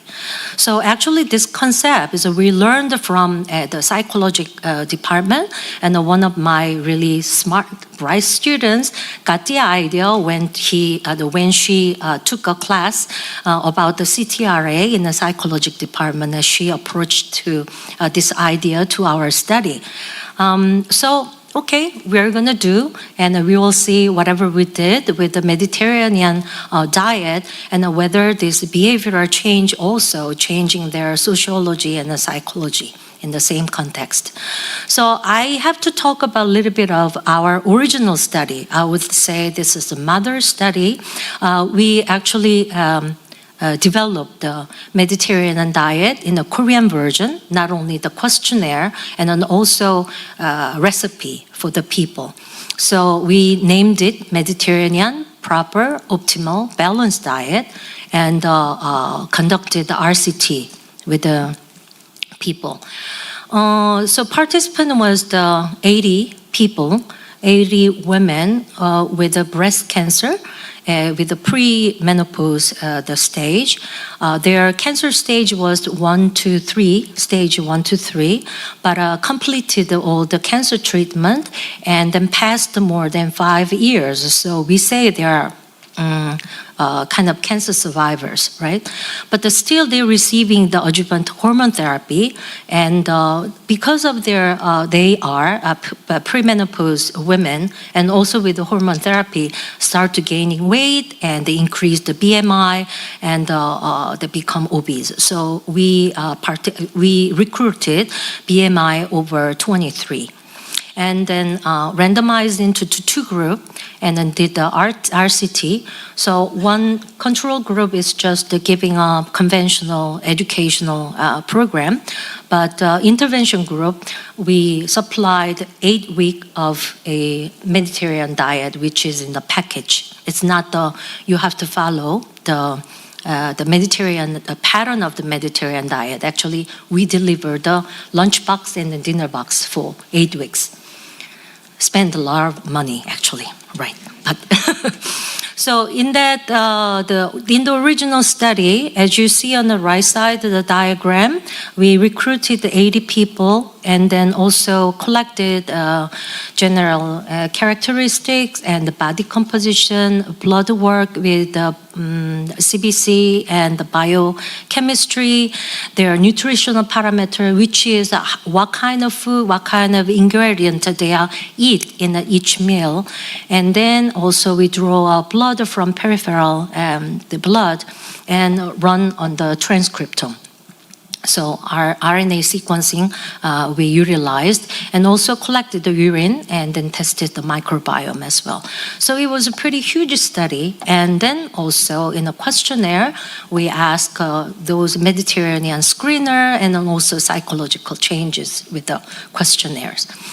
So in this study, I want to focus on the measure what we did among this entire mother, the research self-reported questionnaire, especially quality of life, fatigue, depression, and a sleep disturbance in an RNA sequence, and then pull out the CTRA gene, which is related to the immune function, and then also not only the RNA, we wanted to have a really functional player, which is the protein, so also tested the multiplexed cytokine profiles.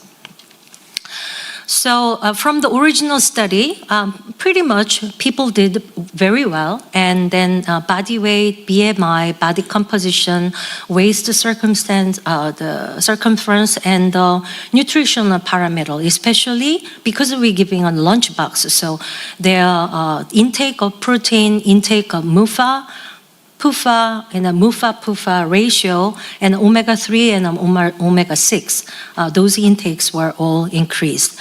And then metabolic parameter, especially total cholesterol, triglyceride, LDL, insulin, HOMA-IR, was significantly improved.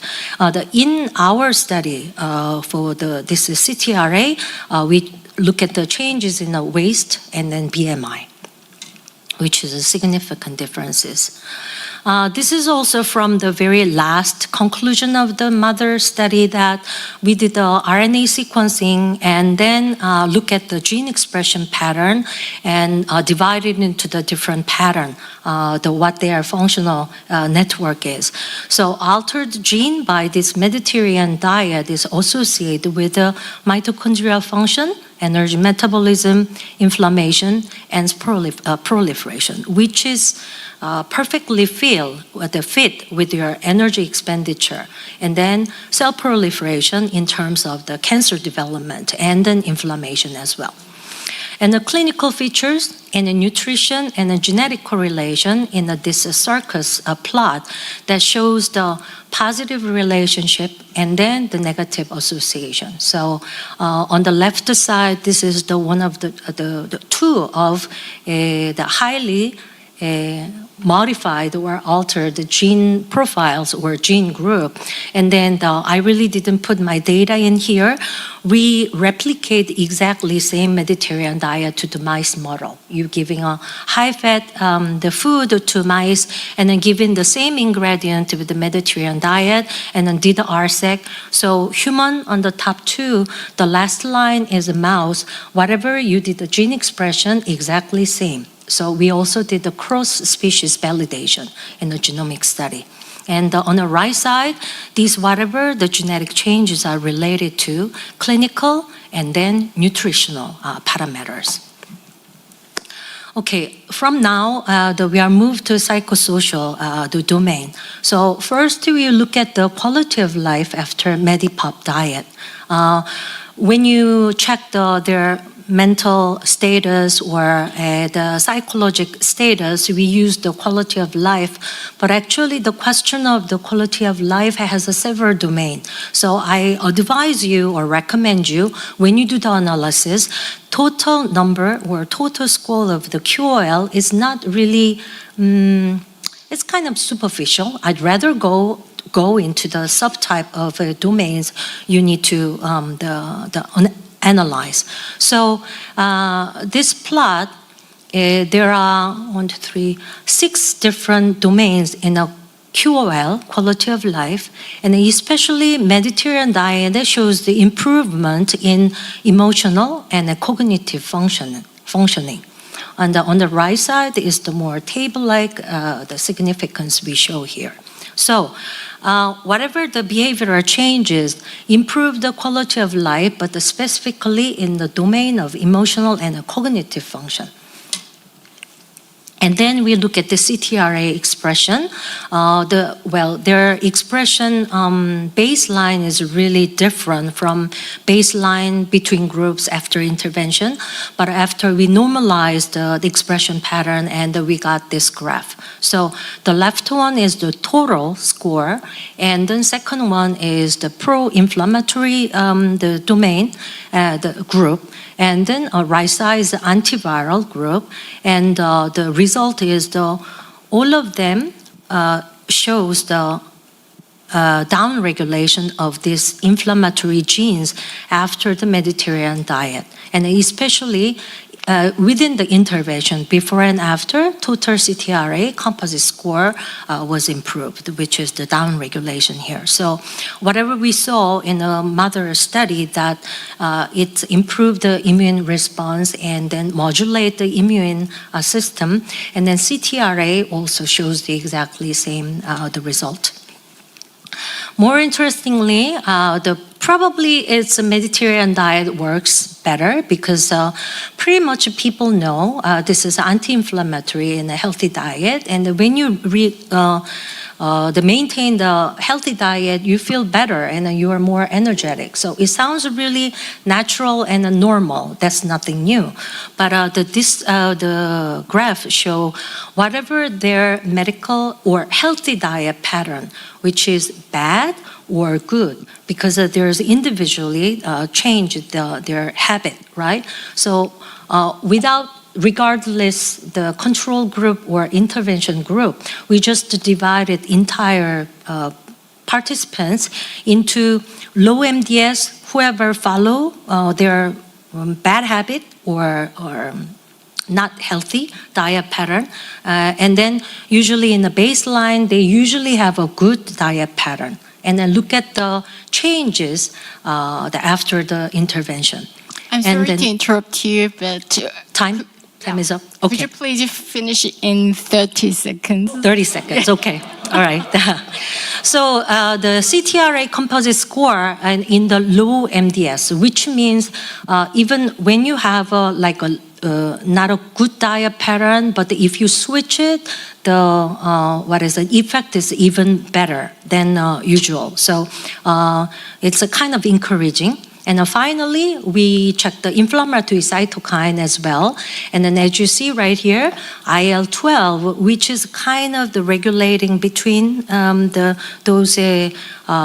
immune function, which is a cell-mediated immune function, that is the much improved in this case. So in 30 seconds, psychological well-being in the lifestyle related to intervention may modulate the immune regulation via CTRA.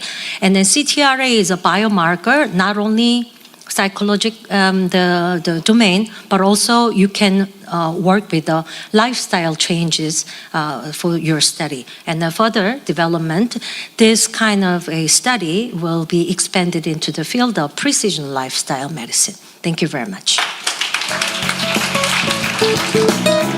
Okay, many thanks for your rigorous presentation, Professor Lee.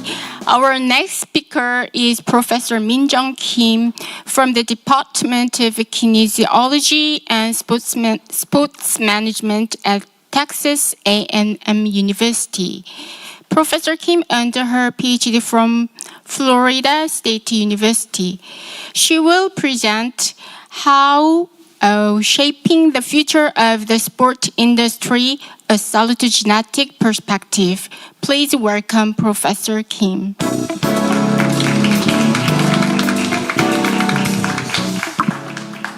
Good afternoon, everybody, and thank you so much for the kind introduction. And this is such a great honor to be here at this symposium as someone who started studying 10 years ago, and then now has come back as a researcher who is studying, still studies sports industry in our area. This is Minjung Kim. Everyone calls me MK. Then, so let's get started. Okay. So here, I think the one of my topic would be the relatively new to salutogenesis research, I guess, because here is the big about the research background first. So I'm running a research lab at the Texas A&M University, and the call is like positive sports organizational behavior, like PSOB, and we are making all the time the joke like we are studying positive stuff because we are not the positive people, including me. So I have two main research lines here. The first one is about how sports employees can grow professionally and psychologically. How dare I'm talking about the psychology itself again. And I have mainly studied employees' psychological capital as a feature and as a big driver, to improve employees' well-being at the same time their performance level. And second topic will be the company sports engagement. So which is about, we're gonna consider sports as a means or tools, to improve organizational outcomes and along with the physical, social, and psychological well-being in the general organizations, not for the sports organizations. So for today, I'd like to just focus on and stick to the first one.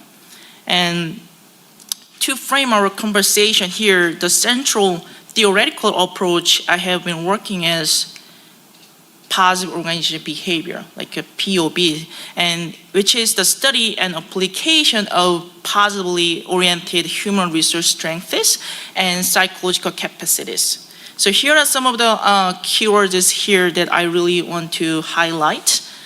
And maybe many of you are very familiar with these keywords like human resource strengths can be improved and well-being who study salutogenesis right now. So that is why, I thought that these two separate but relatively this connected two perspective can go really well in this situation. So I'd like to answer this central question for today's presentation. So how can positive organizational behavior and a salutogenic perspective shape the future sports industry? So before answering this question, I'd like to ask for this. Is the sport industry actually special or unique when you think? And please look at this picture. So when you look at this picture and what keywords comes to in your head? So coaches and star players are celebrating in winning the national championship. Maybe excitement, achievements, and glory. But how about this picture? Same people, same relationship, right? So they're talking about, you can feel like competitiveness and intensity and pressure in the same field. So that's the really that we are talking about in the sport industry. And here is another article saying that NFL, like football league, they're paying, up to $20 million for the head coaches. But at the same time, they'll highlight that and they describe that like how much they are pressured in that very competitive environment. So they need to handle the media all the time, and they can be easily fired even during the game. So I would say the first concept and first characteristic of sports industry would be performance pressure. And there is another side to it. So we all have this image of the sports stars wearing cool stuff, right? Louis Vuitton or Prada, whatever, before the game. And you can say, okay, that they're the celebrities and their prestige and, like being a role model. But of course, at the same time, like LeBron is, sleeping on the airplane for going to the away games every other week. So the whole team also need to be there for their players as well, like more than 100 people every other week. So here's their like game schedule, like NFL, NBA, and NHL, and MLB. you can see the when regular season and the postseason and playoffs in the orange box. But let's look at these dot lines, like off season. I will take the NFL as an example here. So they're only 4 months long for their season. So they're fully motivated, fully passionate during the season. But when off season hits, what's gonna be happening? It's hard to take them, maintain their level of the passion for their work, right? So, and then another one is when they play, not in the Korean time, in the United States, when they play, maybe evenings and weekends. In other words, they are working in other people's leisure time. So I'll just say, okay, they're pressured a lot and they are working in the non-traditional working hours. Then you can maybe have some questions. So who are the sports employees that we are talking about? And you may think of coaches, referees, and staff, and even athletes first. But behind the scene, there are many more of the people to support and work for the sports organizations for more, administrative and the managing roles in that organizations. So now we know the sports industry looks like, and we know that who are the sports employees. Then our question would be, how do we help them grow? So let's get back to the POV approach and see the figure. And I usually draw on the board in my class or any other conferences, but I try to make that in using the Gemini over here. So let's assume that this wave is representatives and employees' ability. Something is really good at the top, something is, they are struggling with. So from the traditional management perspective, they're focusing more on the red part. You need to fix this. You need to sell more tickets for the next season, right? So as Dr. Jeon said, this is zero-sum game. Because their goal is, to get back to average or a little bit higher above the average. But from the POV perspective, we are focusing more on this blue part. So they believe only strengths buildings actually leads to the success. What does that mean? So here's the blue part. I take it out and then I study now it's 15 years from now on, which is psychological capital. An individual's positive, psychological state of the development, usually at the workplaces. And they call hero, that's because it consists of 4 constructs: hope, efficacy, resilience, and optimism. And while I was watching Dr. Maté's presentation before, and really thankfully he mentioned this one. And he briefly described it, so maybe I can skip that. But that's because I really wanted to find some construct, the additional sub-construct to this psychological capital, but really important in the sports setting. So when you think of sports, what highlights and what aspects we really like? Maybe sportsmanship or fair play. So I thought that the authenticity is going to be well fitted with these components. So being true self and behaving and having some attitude, in align with their values and belief. So I'm true to myself at work. So let's see some of the sub-construct over here. So regarding the hope, it is not just wishful thinking. So from the POV perspective, it is more motivational and active states, including 2 parts here. So willpower, so energy, to move forward, and at the same time, way power, which is the more ability to map out to get there. I'm sure you have seen this dream chart based on the Harada method. Can you guess whose one? Shohei Ohtani's. Thank you so much. Yeah, thank you so much. So yes, it is Shohei Ohtani's one. So become a professional baseball player, he made this when he was in high school. So he broke it down the ultimate goal to get, drafted in the Major League Baseball into, like specific actions, habits, and skills. Even she's talking about, picking the trash because of having others love. Okay. And efficacy is another one. Of course, it is coherence with this, like having some confidence level at their work. And third one is, I think that resilience is one of the most important and crucial topic in the sports industry, where, winning and losing all the time, and players go through what? Injuries and slumps and some hard times all the time.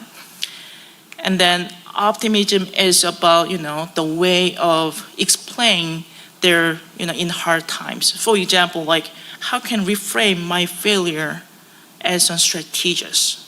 So I brought that the example of Theo Epstein, who became youngest general manager in the MLB, like 28 years old, and then he said, failure is just inherent in the game. So when you think of Major League Baseball, how many games they have per season? 162 for 8 months. So almost every day they play. Then last year, who was the championship? LA Dodgers, right? So even that team lost more than 60 games. So in other words, it's crucial to, having some resilient to their teams. So yeah, I covered like very quickly the A hero here, but when I look at this like blue sections, I came up with this salutogenesis idea on it. So in the orange box, by considering these key concepts, I would like to suggest like 3 components that can be well fitted here, but also crucial in the sport industry, which are meaningful work, CQ, and DQ. Let's look into it. So as you know, like starting with the meaningful work, it is about how much I value my work and its contributions to my community through the sport. Okay, and CQ and DQ is a kind of ability to adapt my attitude and behavior across the different settings. So CQ is a cultural intelligence about how can I behave across different settings like today's. And DQ is digital intelligence. So if you still hate using kiosk when you order food like me, you need to think of your DQ level once again.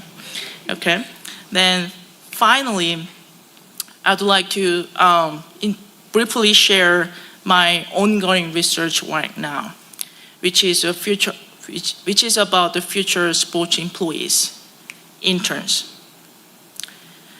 They are supposed to have most valuable and developmental, experiences at the end of their university and college level. But the reality is sports organizations can think, it's free labor. But students think, oh, that's like checkbox for my graduation. So I always believe that there should be something, to maximize their benefits of the internship for both sides, like sports organizations and their interns. So thankfully, I could collaborate with the AI expertise and some education faculty members. So we developed it actually an educated AI chatbot system, and then we are collecting data right now. So that looks like this. So throughout the 8 weeks during the summer semester, so each intern is asked to interact with the AI chatbot that we developed it. We educated to intentionally designed to increase their PsyCap and meaningful work and CQ and DQ. So currently we are collecting data from more than 100 college students right now, and I hope I can share the outcomes of this research with you maybe next year, I guess. So, wrapping up, here is the full picture that we went through together. Maybe I'm in very hurry for the 50 minutes. So especially we try to see this through the lens of salutogenesis today.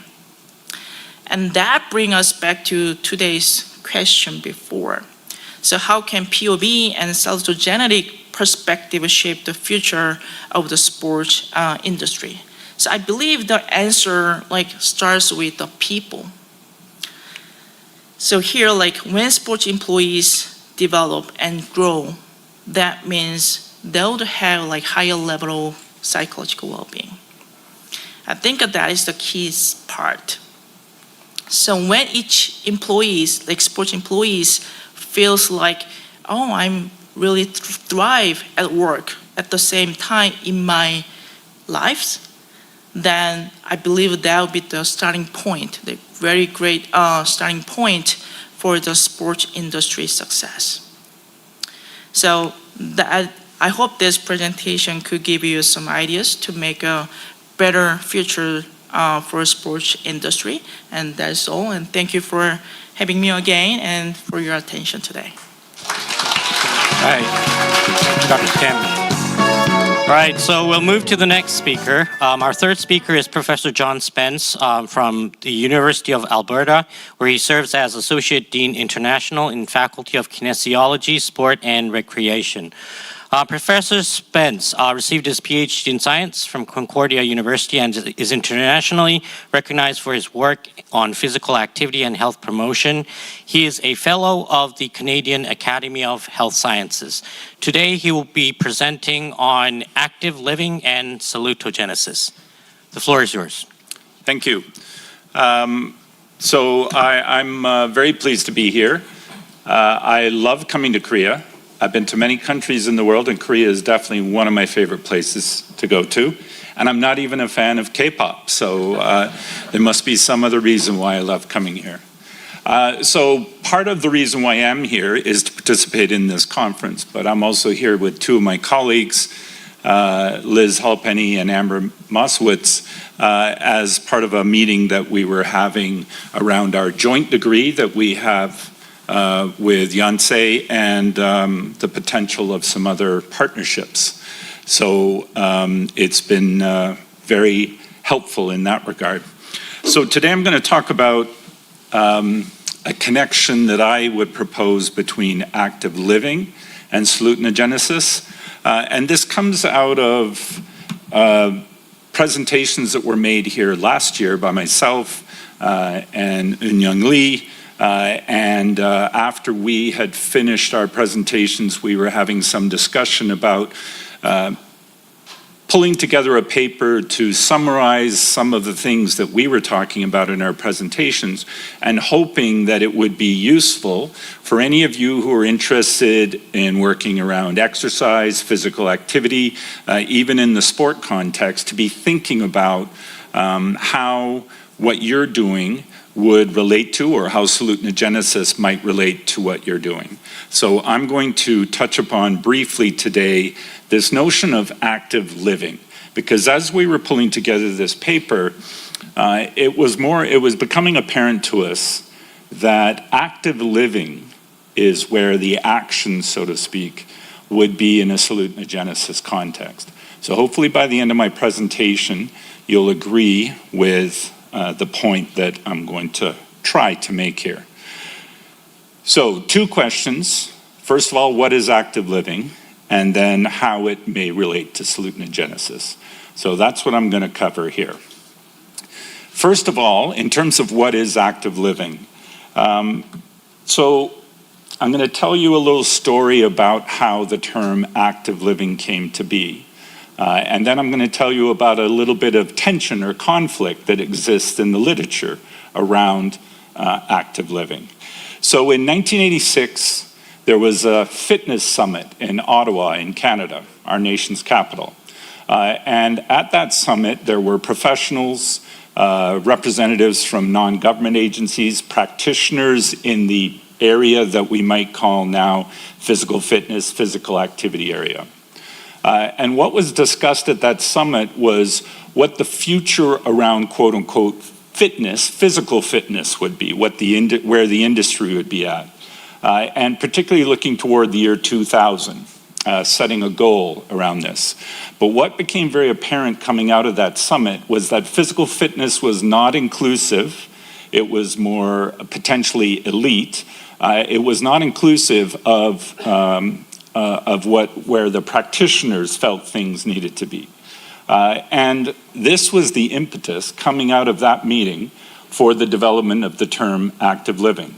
In fact, there was a government official there who apparently, from what I've heard from one of his colleagues, came into a meeting one day and was listening to what some of them were talking about. You know, we need to figure out how things like walking to work, gardening would fit within whatever term is being applied. And he said, well, that sounds like active living.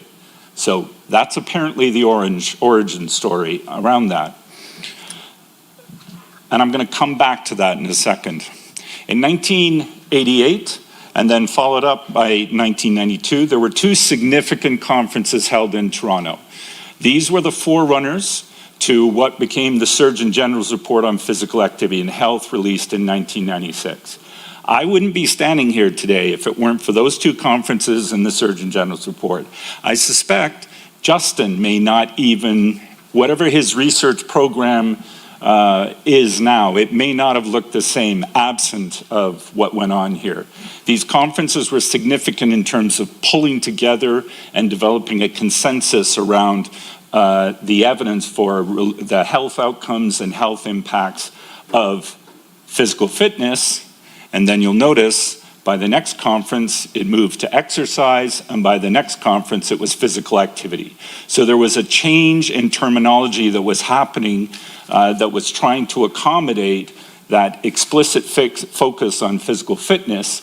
By the time it came to 1992, it was physical activity. In parallel, or partially related to that 1992 conference, there was a proceedings that was produced. And in the title, it was Toward Active Living. And that relates back to what was happening in 1986, because some of those Canadian officials and government agencies were involved in helping to pull together that consensus conference. What's sort of significant about those proceedings? It was in those proceedings where there were many chapters that were produced talking about this notion of active living in the context of recreation, active living in the context of community design. Just a note here, the three editors of that text, the first one, Art Quinney, was the dean of the faculty at that time of physical education at University of Alberta. He hired me. The second author is Lise Gauvin. She was my doctoral supervisor. The third author, or the third editor, is a guy named Ted Wall. He was on my master's examining committee. So I have a lot of resonance with that document in terms of those people. Also in there was Amber's academic grandfather, Peter Crocker. Am I right, Amber? Peter was? Yeah, yours? There were 4 or 5 other authors from the University of Alberta, including Justin's doctoral supervisor. So there's a real connection here to University of Alberta and that document. Okay, so active living. The way it was defined in Canada at the time, and this was a made in Canada term. The individual associated with this is a guy named Lyle McCoskey.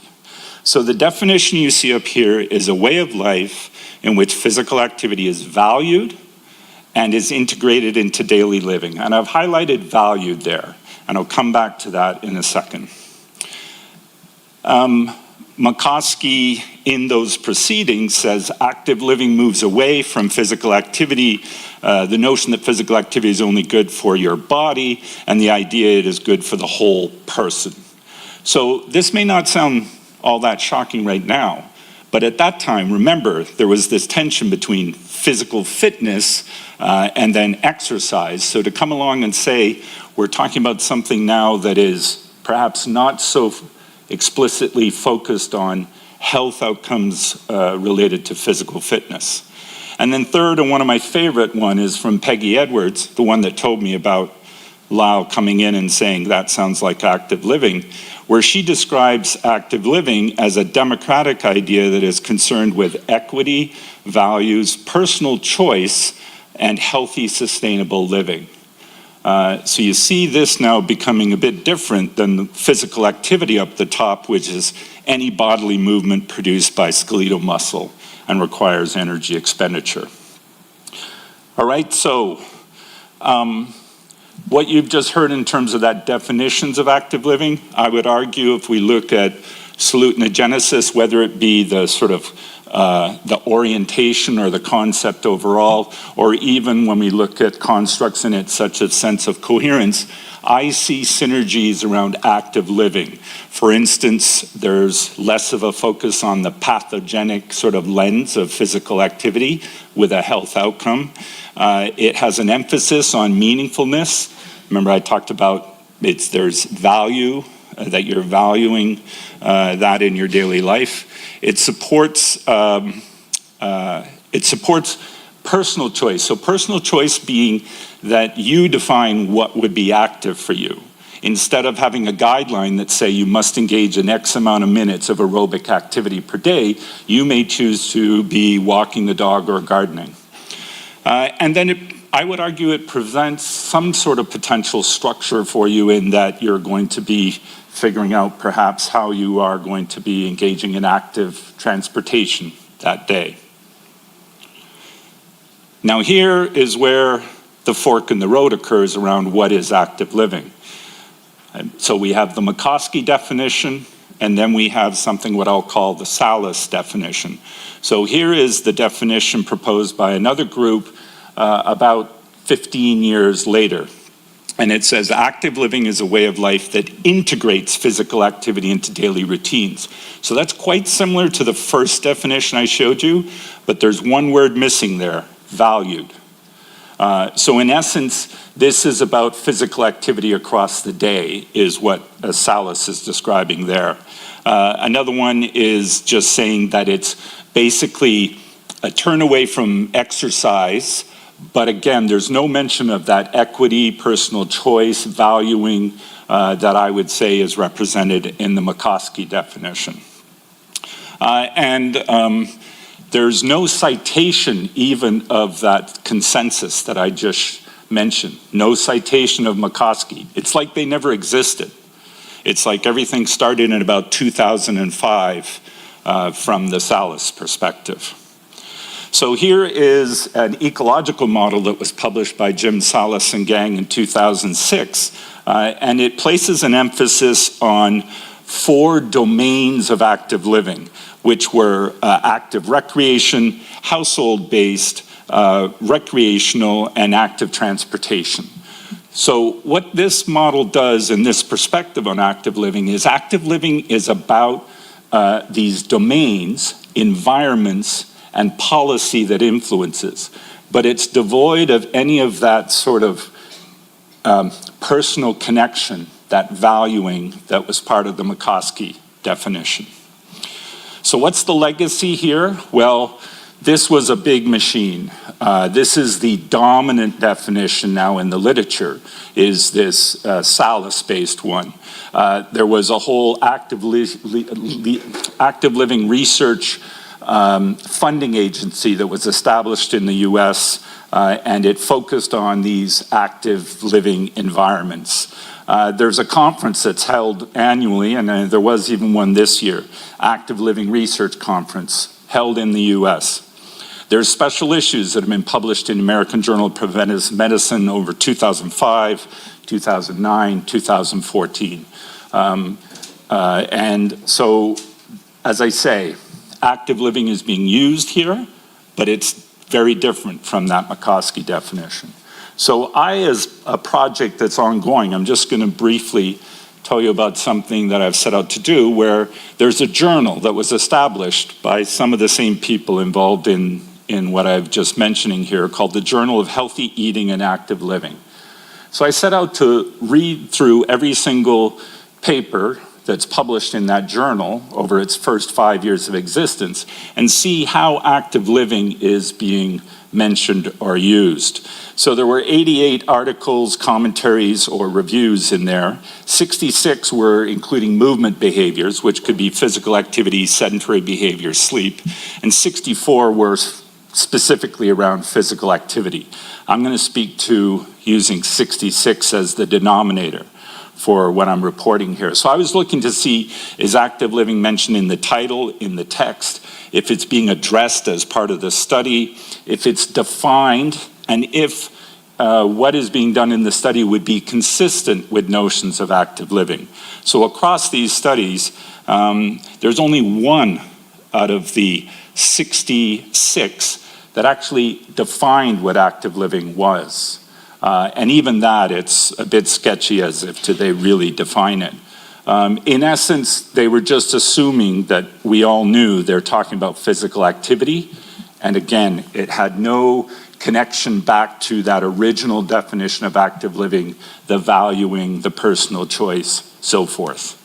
So if anything was mentioned at all, it was about the 4 domains of that model of Jim Sallis's. So my point here being that if active living is in the literature right now, it's lost what I would argue was perhaps the most sort of revolutionary aspect of active living when it came into being, which was this kind of personal connection piece and the valuing piece, which, as I said before, I think is what does closely align with notions of salutogenesis.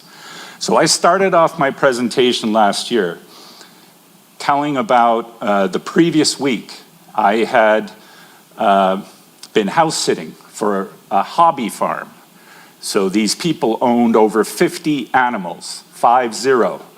That included chickens, ducks, geese, donkeys, pigs, goats, 8 dogs, about 10 rabbits, but by the time I left, I think there were a couple more.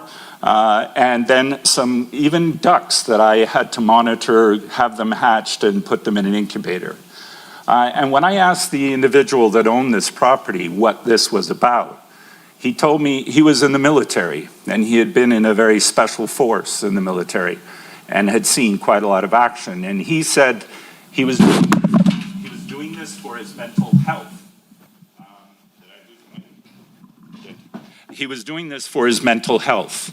And for me, that was a sense of things around, sense of coherence. I sort of interpreted it that way.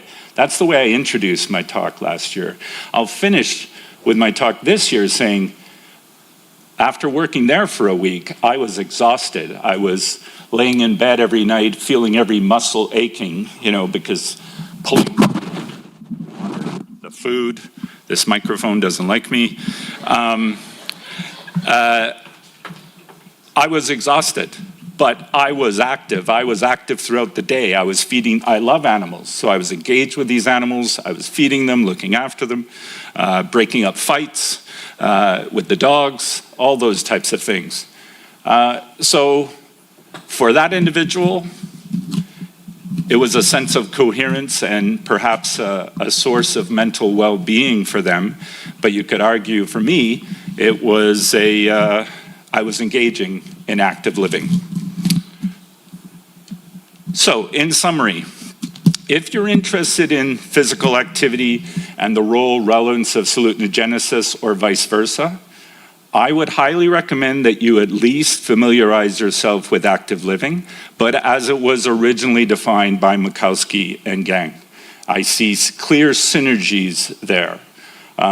If you're talking about things like exercise and fitness in the context of salutogenesis, I think you've got to maybe moderate that a little bit to figure out how that works, because some of it, I would say there's a disconnect with salutogenesis.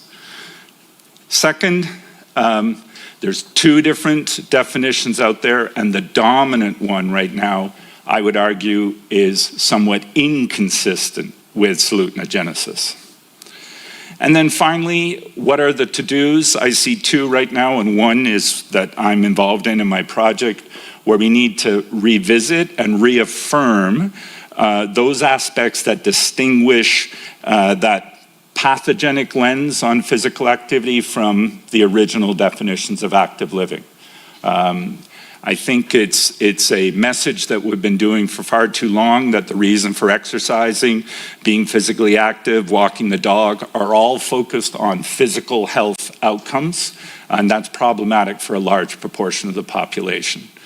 And then we need to, and this was part of our paper that we published, we need to start to do some theoretical informed hypothesizing around salutogenesis, in this case, as how it would apply to active living. And I have just one example of a hypothesis that we proposed in there. But as I say, I think active living is where it's at if you're interested in salutogenesis. And with that, I will say thank you for your attention and look forward to any discussion if there is any time. Okay, thank you, Professor Spence.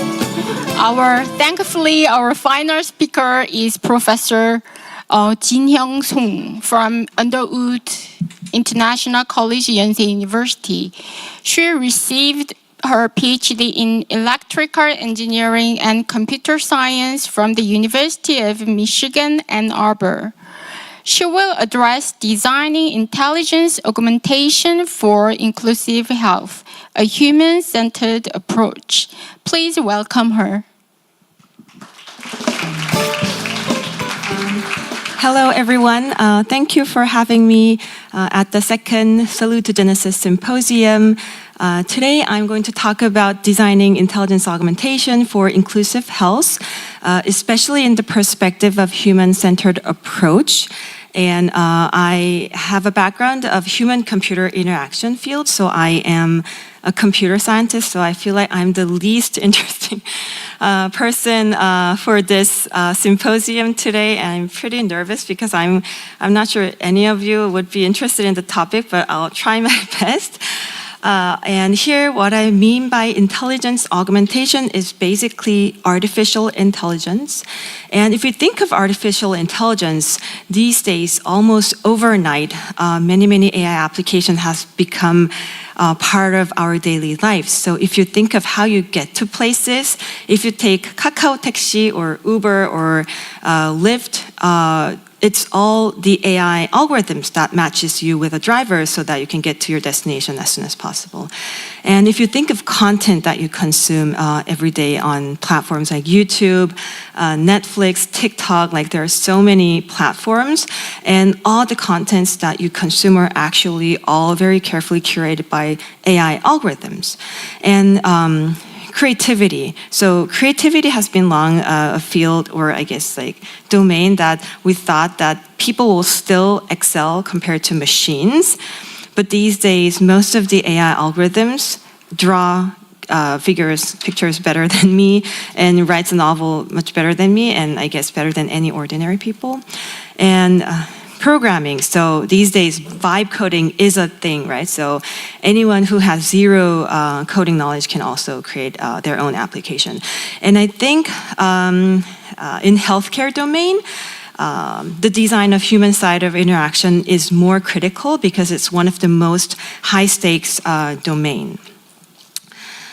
So if you look at the evolution of artificial intelligence, especially in the past years, so everyone is using ChatGPT or Gemini these days, right? And if you think of how we became aware of ChatGPT or Gemini, these kind of tools, it's pretty recent, but actually the underlying algorithm has been much older. So if you think of ChatGPT, it was first introduced at 2022, but the actual backbone model was introduced 2 years earlier. And OpenAI actually spent like 2 full years to put enormous manual input to provide human feedback to the ChatGPT 3.0 model so that they can make it into a chatbot so that we can actually use it. So basically what I'm trying to say is it's not only the model performance, the size of the model, the data, the amount of data we put into a system, but actually the interaction, the user experience, and the human feedback we put into a system that makes this AI systems more usable. So this is why I try to emphasize human-centered approach for any AI-based system design. And I was surprised when I first heard of the term, the concept of salutogenesis, because I feel like the salutogenesis framing has a very similar approach. So conventional pathogenesis approach, we're focusing on the disease. How can we fix the disease? But salutogenesis is more focusing on the people themselves, ourselves, right? So it measures things like sense of coherence, like how the person's comprehensibility is, how the person's manageability is, and how meaningful their own life is for themselves. So I feel like it has similar philosophy with my own philosophy. And today, I'm going to introduce some examples of my own on designing intelligence augmentation, and I hope it kind of touches upon inclusive health, because I want to claim that inclusive health needs a human-centered approach as the salutogenesis community does. So AI models, of course, performance is important, but when it comes to AI models, because it's stochastic, it's all based on statistics, pattern recognition, and estimation, accuracy itself is not enough. So algorithmic-centric way of just focusing on performance like criteria, throughput, speed, scalability, all these things is not enough when it comes to AI-infused systems, and we actually have to put a lot of effort in human-centric metrics like experience criteria, how usable it is, how learnable it is. Is it reliable? Is it trustworthy? Is it safe? Ethically good enough? So, and this becomes much more important when it comes to health-related application because it's one of the most high-stakes application. So yeah, we need more than accuracy. So this is one of our work. Hyun-Joo, who is a master's student now in our lab, is the first author of the paper. And in this work, we looked at the cultural difference in facial emotion recognition. And in computer science domain, so people who build AI robots who recognize people's facial emotion, people tend to believe that there are universal ground truths, right answer to facial emotion recognition. But throughout our research in related domain, we had a thought that there are some cultural biases between how we interpret the facial images. And we actually found out by our own study, when we compare to the famous AffectNet dataset, which is one of the largest facial emotion label dataset out there that many robots are trained on, the labels there don't really align with how South Koreans look at the basic emotions. So if you looked at the 8 basic emotions, especially the surprise emotion had very low agreement between Korean participants and the US labelers who labeled the AffectNet dataset. And from some quotes from our participants, so the examples kind of shows how these are different. So Koreans tend to use negative words when you describe surprise. So for example, one said, "My father was diagnosed with stage 4 cancer. That surprised me." On the other hand, the US participants used more positive words like, "My brother surprised the family with a Disney trip." So we realized that there are some perceptual interpretation differences between different culture, and we also verified the difference by looking at action units of facial expression. So we looked at all the images that were labeled as surprise by both the South Korean group and American group, and we found out the action unit intensity were significantly different between the two groups. For the sake of time, I'm going to skip the details of this. And furthermore, we wanted to apply design principles to actually build a tool that will help us collect more diverse, basically, data set that doesn't have one-size-fit-all kind of answer to facial emotion recognition. So yeah, these are the three design principles that we apply. And this is a paper that Yeon Yang, who is the first author, wrote. And she is currently a PhD student in my lab. And in this work, we wanted to focus on, again, the facial emotion recognition problem, but we realized that this problem, facial emotion recognition, being very complicated and I guess ambiguous, is not only an AI issue, like training data set issue, but it was something actually people also struggle with. So there are lots of people who have hard time reading faces, face emotion, and that kind of hinders them to have rich, I guess, satisfying social interaction. So in this project, we wanted to come up with one solution that can solve two problems at the same time. Help people and then let us collect more rich, reliable data set. So this game, I don't know if you can see it, but we came up with a mafia-style game. We went through a lot of iteration on finalizing what type of game we're gonna use, but basically we applied a gamification approach to come up with a labeling application that anyone can enjoy, even if they aren't being paid. So we used a mafia style of game because back then Among Us was pretty popular, and this is the UI of the Find a Bot game that we developed. So it has the leaderboard as usual games, and when you enter the actual game, you see images, and the task is to label images.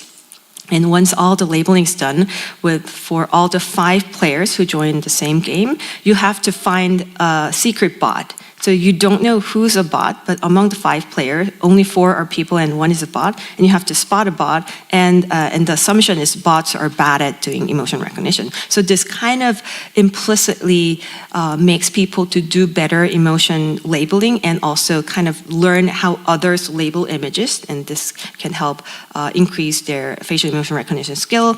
I'm gonna skip the results for the sake of time.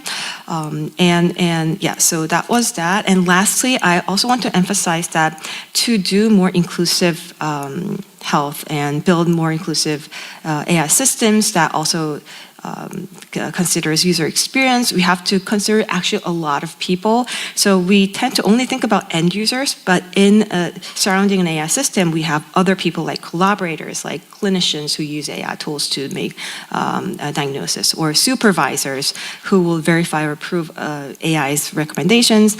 And also everyone here is a data provider these days. We are like constantly providing data to big companies and developers. So one of the work we did was,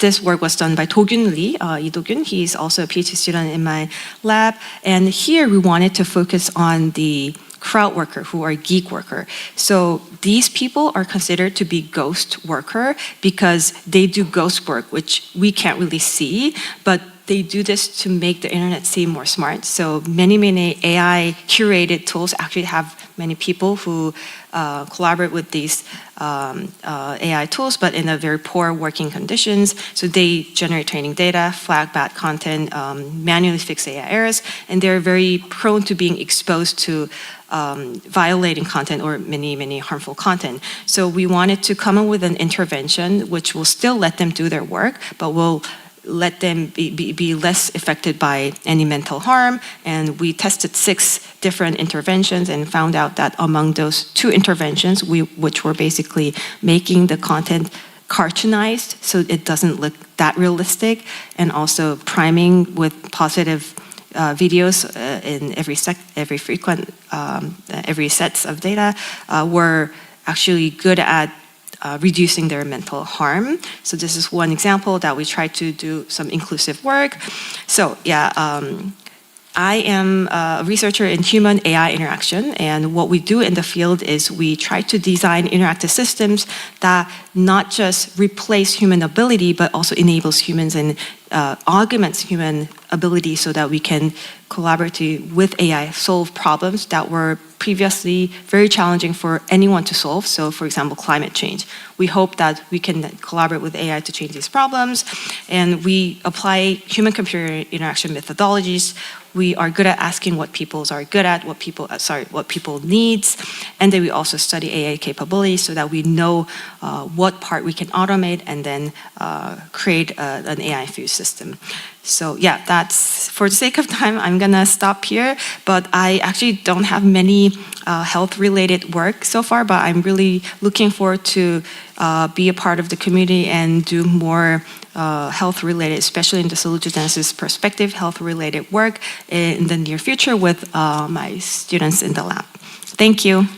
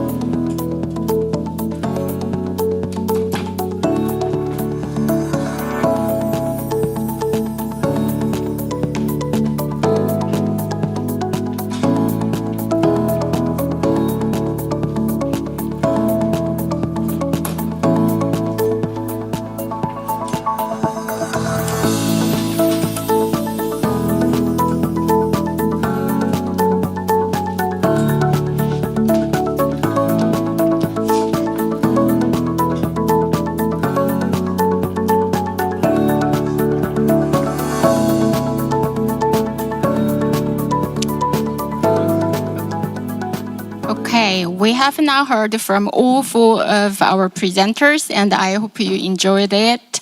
Now we open the floor to the question from the audience. We are supposed to finish at 6. It's 10 to 6, so we have only 10 minutes so I'm afraid to say that we have just time for just 1 or 2 questions from the floor, so feel free to ask questions to the presenters.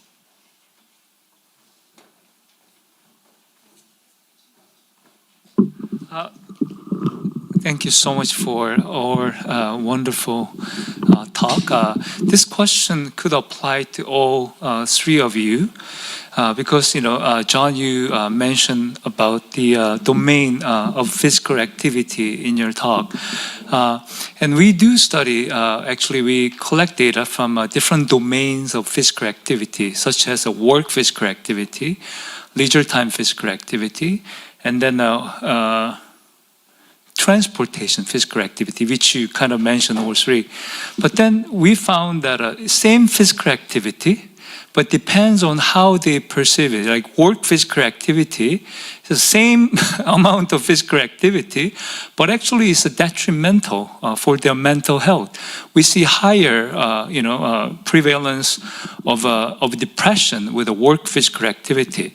So, but then, some people, if they enjoy their work, then they're not stressed. So their work physical activity actually could be beneficial for their physical and mental health. So what I see now is actually it's not just the domain, it's how they perceive it. Then it actually goes back to the theme that we've been talking about today. It goes to the emotion. So even with the ChatGPT, like when you use it, you may have You're using up all my time. Yeah, sorry. So okay. So this question to all could be all 3 of you. Like, what's the context and how does it interact with the emotion in your, data?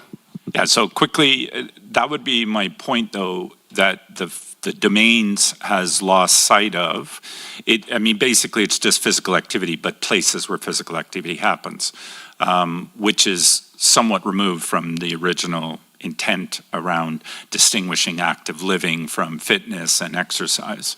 And you've touched upon, too, something called the physical activity paradox, where, energy expenditure is not energy expenditure is not energy expenditure in terms of its mental health benefits and so forth, because somebody laboring in a field may not benefit the same as somebody that's made a choice to go out for a run, for instance. So yeah, that's what you've touched on.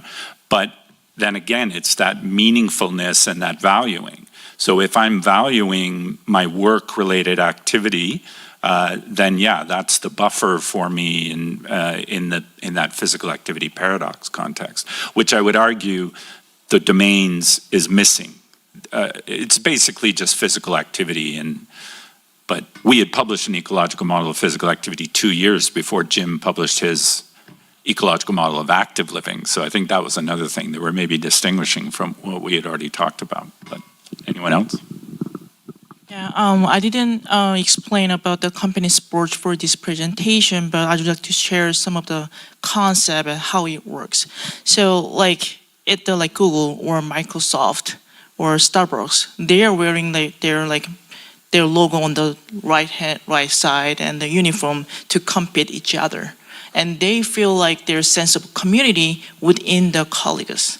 But think about like, for example, like graduate students here, you wanna play golf with your advisor on the weekend, maybe not. So the context is who you're gonna play with and when is gonna be play the company sports with your colleagues. So by playing outside of the company, but we're gonna expect that, okay, they're gonna bring the team cohesion with that, the network within the company size. So that is another example of how we're gonna see physical activity or sports participation within the workplaces.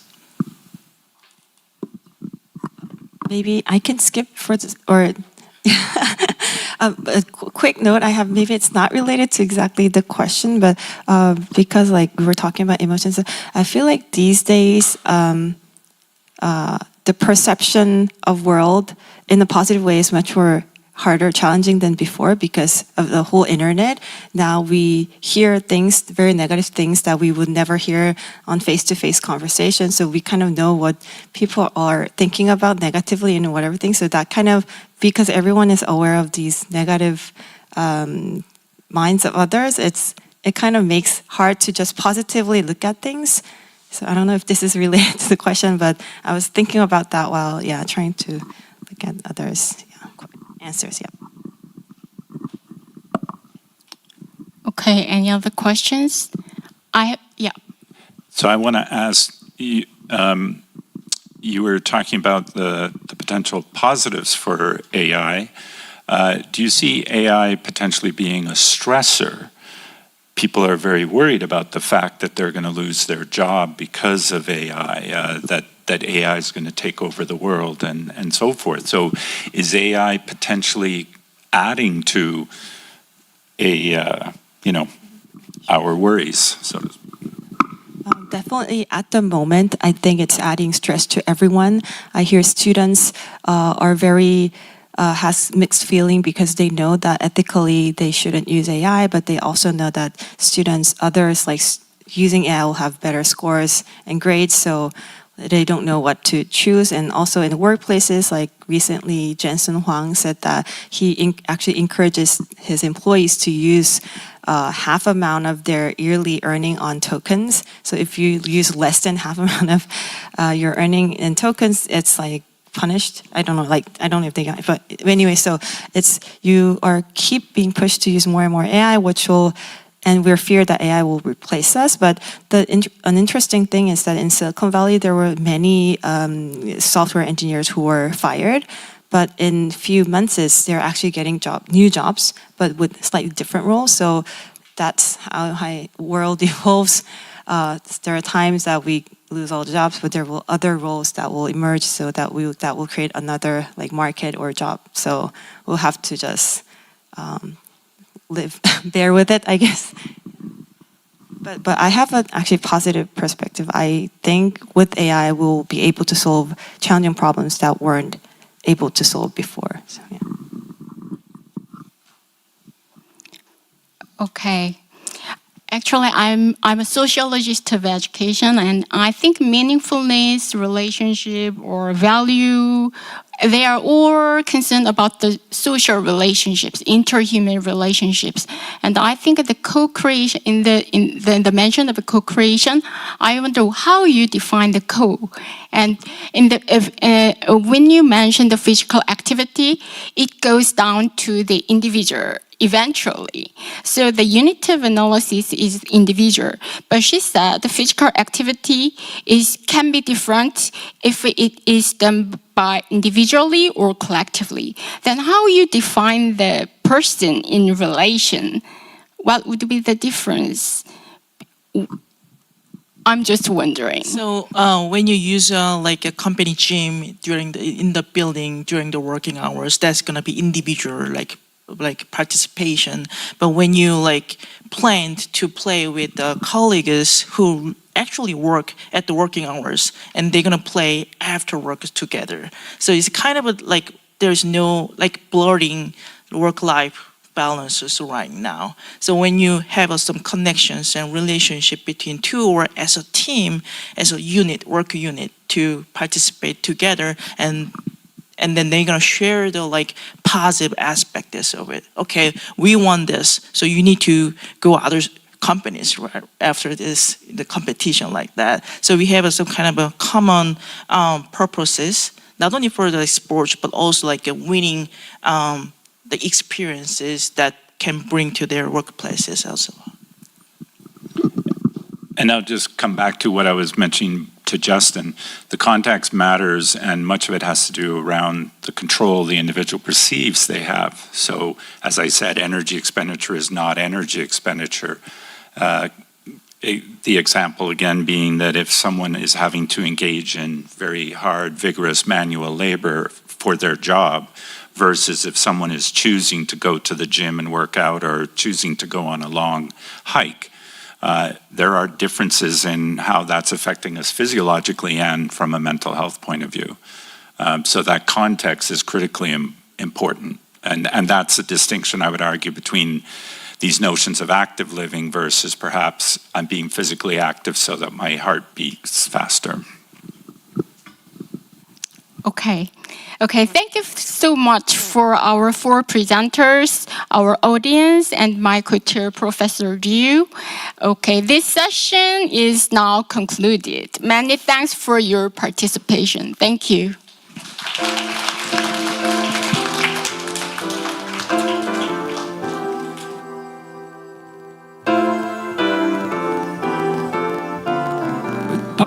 박사님, 그거 좀 띄워줄래요? Okay, so very important announcement. Today's session and tomorrow's session is actually air YouTube live. But then I don't think we properly introduced to you. So we have the QR code coming. But then if you have your phone, can you take out your phone?